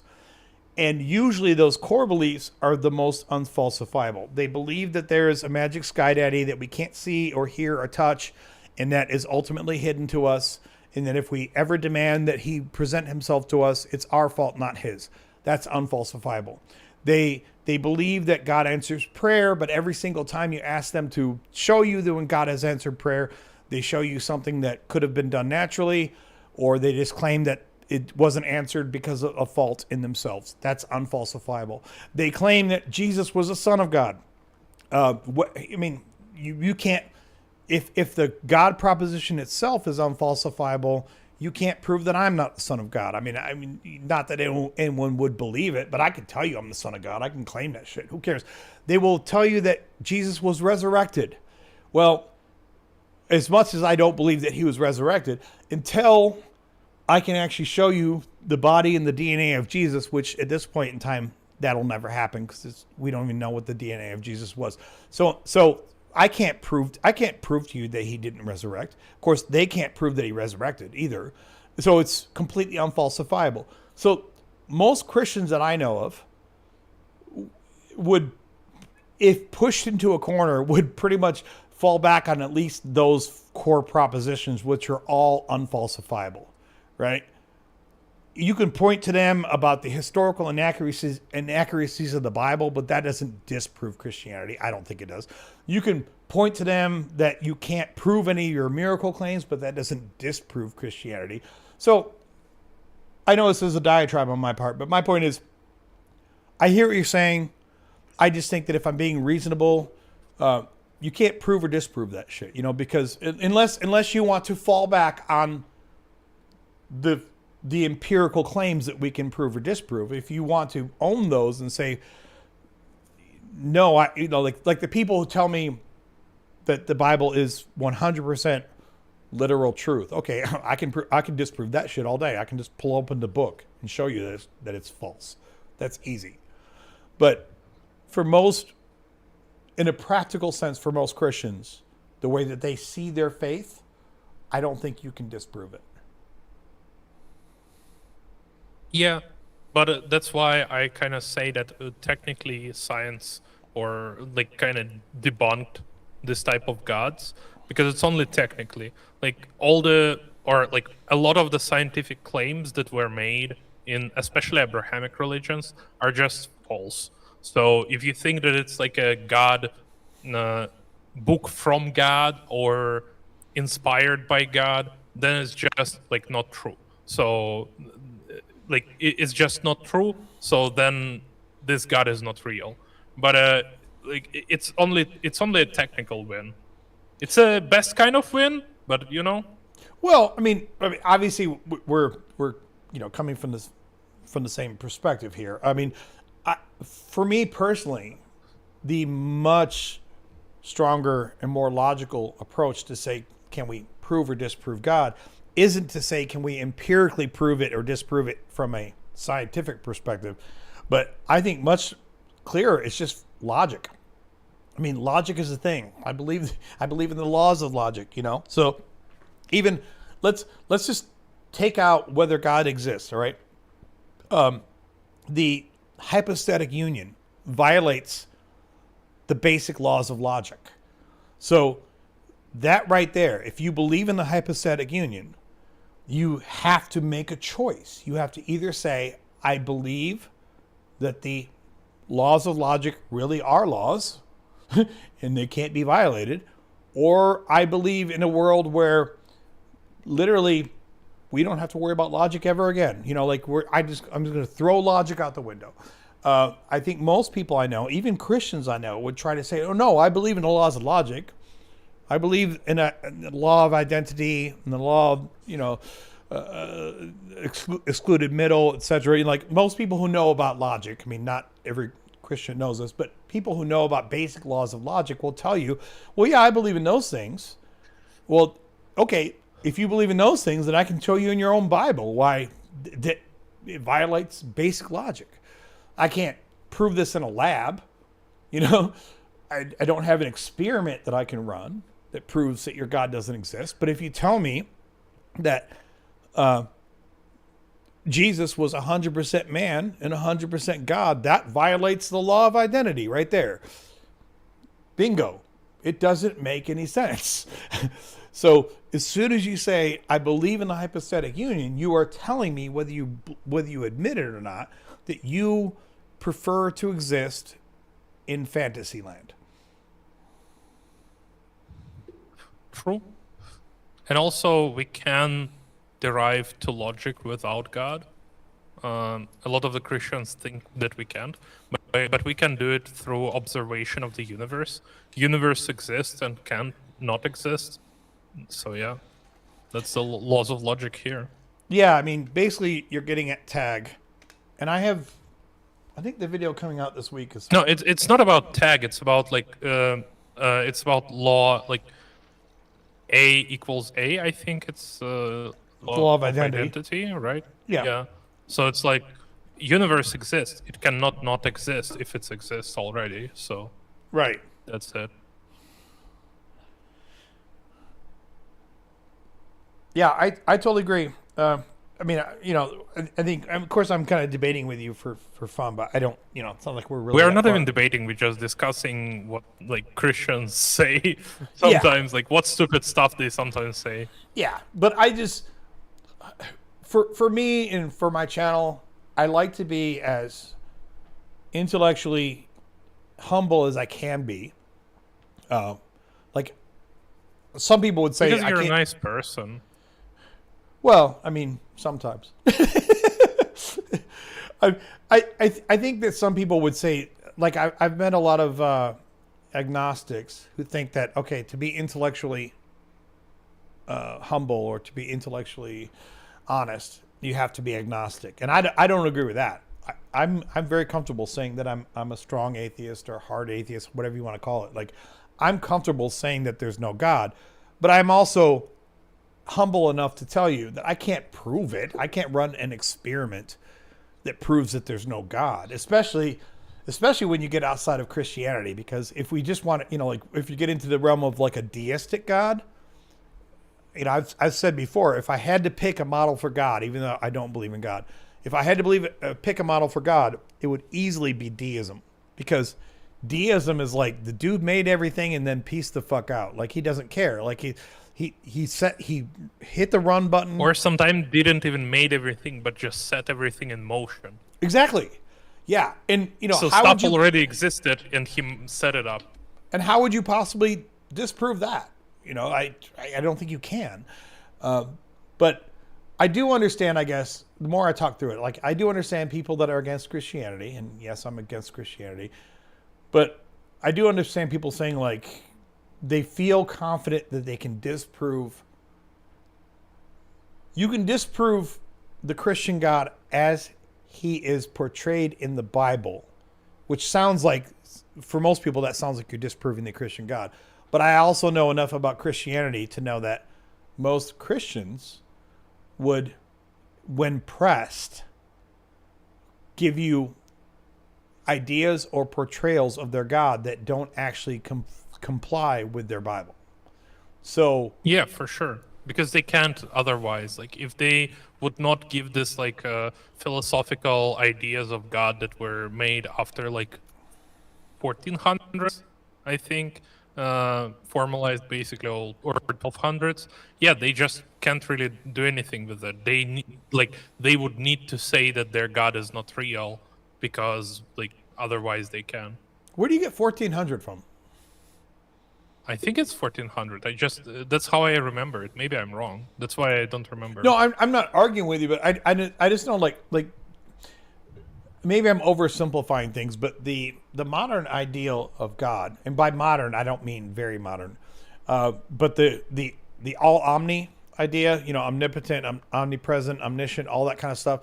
That's a Neoplatonic ideal, which came about long before the 1400s, and it's even to some extent a Platonic ideal. It just depends on how specific you want to get with Greek philosophy. So, I'm just being kind of... Yeah, I understand. That's why I'm Googling it right now. Yeah. So some of the modern ideas was made in Council of Nicaea, of course. Nicaea didn't really create a conception of God, though. Yeah, but like some of this idea started. I mean, here's the biggest thing that the Council of Nicaea did is that it formalized heresies, and that's not all they did. But they formalized a bunch of things that they thought were not God, right? And specifically Jesus. That was the biggest thing that they were attacking in Nicaea, was all these different ideas of what Jesus was or how he related to God and the Holy Spirit. Yeah, and the biggest formalization happened in 13th century, and it's basically talking about like Thomas Aquinas. That's like the biggest one. Do you know his fallacies? Yes, which are horrible. I think they're logically silly, but...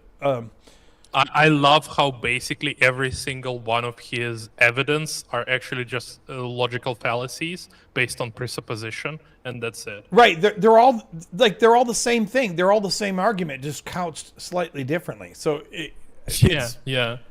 It's like, if God exists, then God exists. Mm-hmm. And sometimes, like, that's it. Yeah. I mean, they're all just a matter of they're all just a matter of consequence. If there was something moving now, there had to be a first mover. If there's something created now, there had to be a first creator. Like, they're all kind of I'm oversimplifying, but they're all kind of the same argument. Like, they're not even that different to me. You're not even simplifying it. It's basically it. Like that's it. Like, yeah. You got it. Yeah, I've heard some people who have far more education than me claim that no, you should really read Aquinas. Like, he really was a deep thinker. And even people that aren't Christians have said this. But every time I've even tried to touch Aquinas, I'm like, really? This is what we're holding up as, this is deep thought? Like, it doesn't impress me at He all. was just the Jordan Peterson of his time. Well, yeah, goddamn. That's, wow, that's a low blow. Oh, man. Oh, Jordan Peterson. It is what it is. What a fucking idiot. I'm sorry. I know that's rude. I've had multiple people around me in the last 10 years who thought he was great. And I didn't always hate him, but I always thought he was kind of vapid. Before his sickness, he was better. I think something happened to his brain. Well, when he was from what I've heard, I guess unfortunately. there's something going on where he's deteriorating, and that's not cool. But like that last, the big thing from what was a year and a half ago, where he did that. It was supposed to be 20 atheists versus one Christian, and he got exposed as not being a Christian, which ruined his. He had basically spent 4 or 5 or 6 years trying to cultivate this false fan base amongst Christians, and he got exposed in a big way, and I thought it was hilarious. It's just he has a rough couple years, I guess. You can say. I mean, nothing I'm saying is like about his condition or whatever. I guess I don't know what his condition is, but I guess he's kind of disappeared from public life, and apparently he's sick. Who knows? His daughter has said some shit.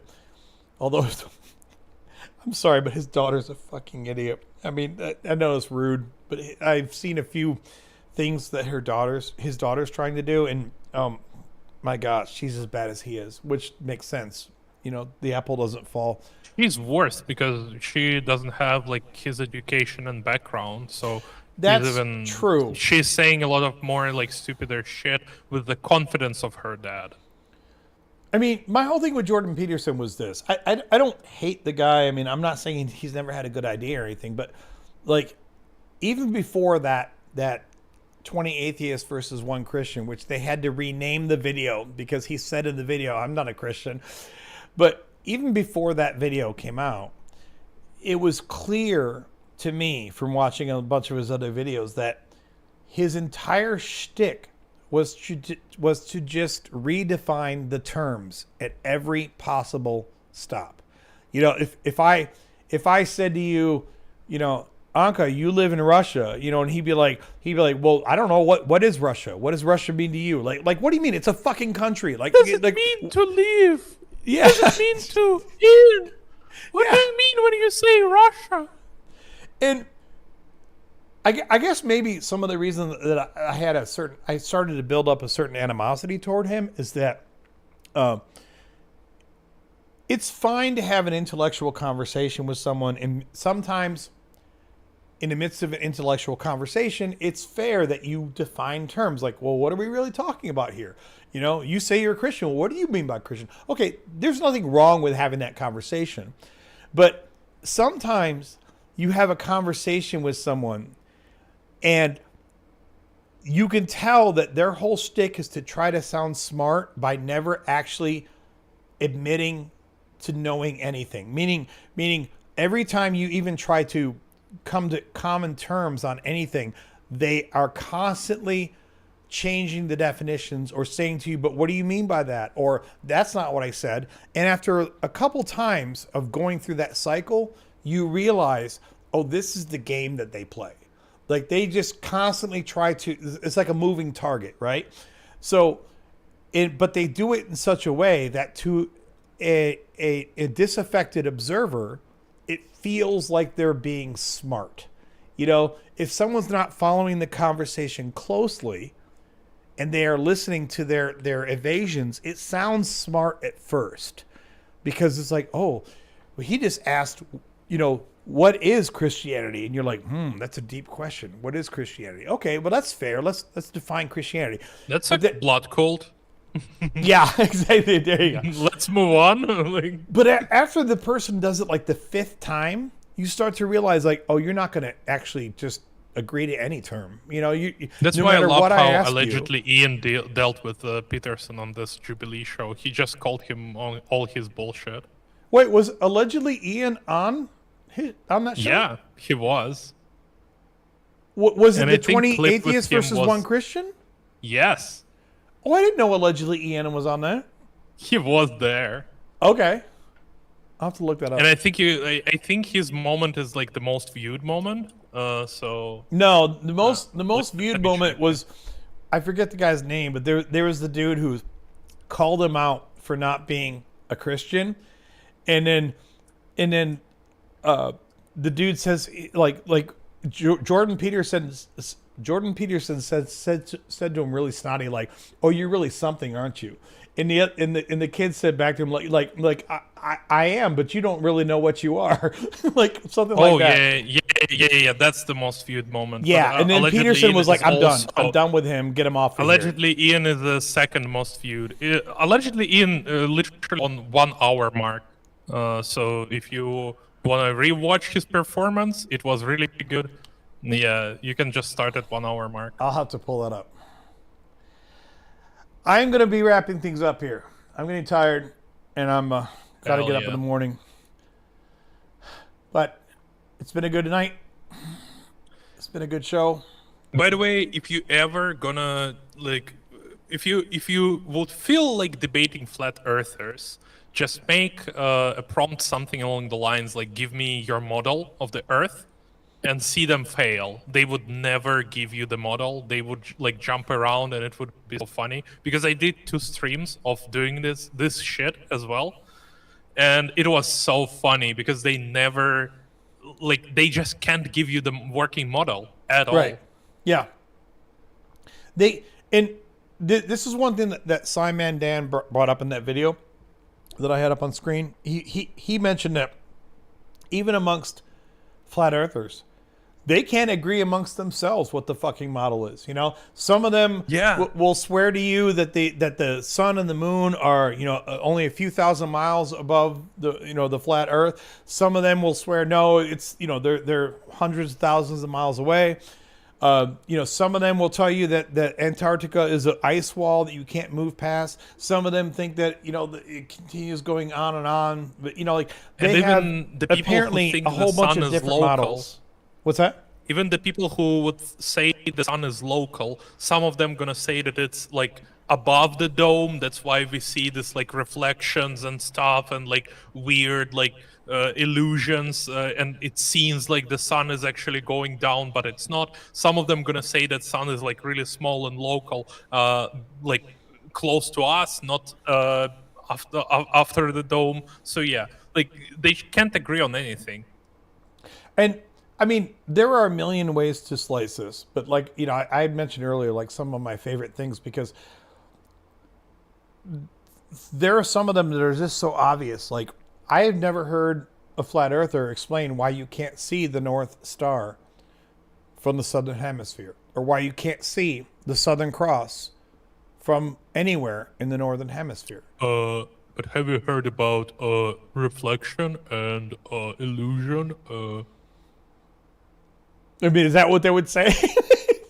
Probably, yeah.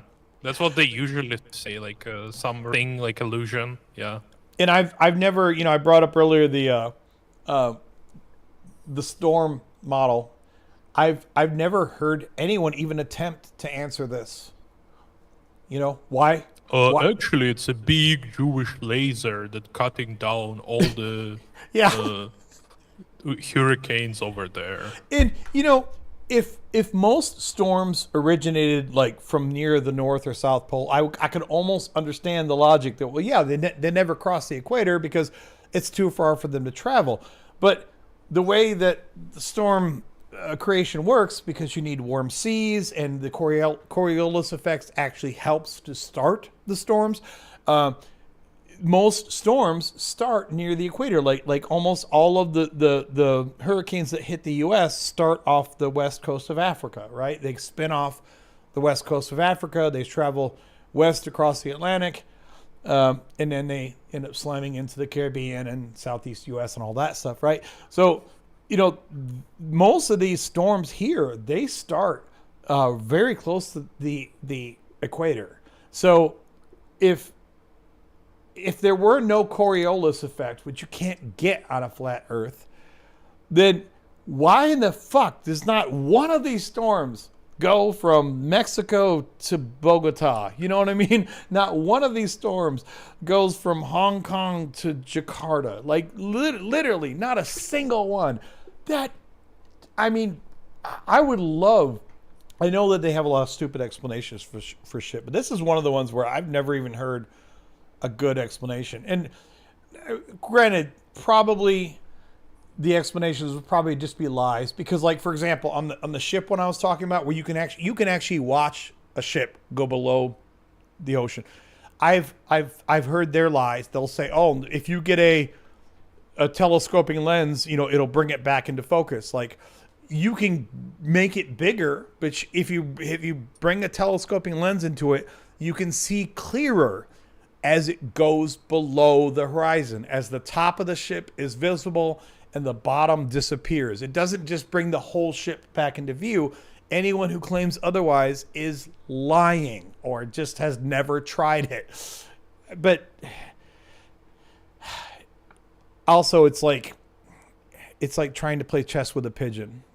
It's you can checkmate them 10 times. The classic. And they're just gonna, march over the board, knock over all the pieces, shit on the board, and then tell everyone that they won. It's like, okay. It's like that Matthew dude, like, it's bad enough that he was calling in with the stupid shit, but then, I'd see because he has a channel. He doesn't post many videos, but he had some channel, and he's like, I totally cooked this dude. I was right on everything. And I'm just like, okay, dude, you're literally not even connected to reality at this point. I had one dude, like a small TikTok Christian dude, coming to my show and trying to make, like, cooked me. And then he made a video on TikTok and he didn't added me. So I didn't see this video of him, but my followers seen this video. He sent it to me. It was funny. He was talking how he cooked me and how I was wrong on everything, and bring some, like, unrelated to the discussion verses from the Bible. And then people in the comments were saying, wait, but, like, he actually cooked you. Like, his followers were saying it because even they understand, like, how bad he looked. It was really funny. Yeah, Matthew didn't even have enough followers to comment or really correct him, so it doesn't really. No. But I know what you mean. Sometimes it is funny to see that. All right, I'm gonna get me some sleep. I appreciate your time, Anka. I will hit you up with some notes on the Discord. I haven't forgotten that. And please, everyone, check out the Discord that Anka has so awesomely set up for us. It's not really anything in there now, but I'm gonna continue to push that more, because it's a good place for us to have ongoing conversation for the channel, which isn't really facilitated through YouTube. So we'll make that more of a presence for us. And join Discord, be the first people. We're gonna make them roll for, like, beta testers or whatever, like the most skeptical skeptics. That's right. And you're gonna be the only one people have this role forever. Exactly. All right. Talk to you soon, man. Love all you people, and thanks for watching tonight. And tomorrow morning I will get out the new God-Free Bible Study. I got to get a thumbnail on it and everything, but we'll get it out there. So I'll talk to you guys soon.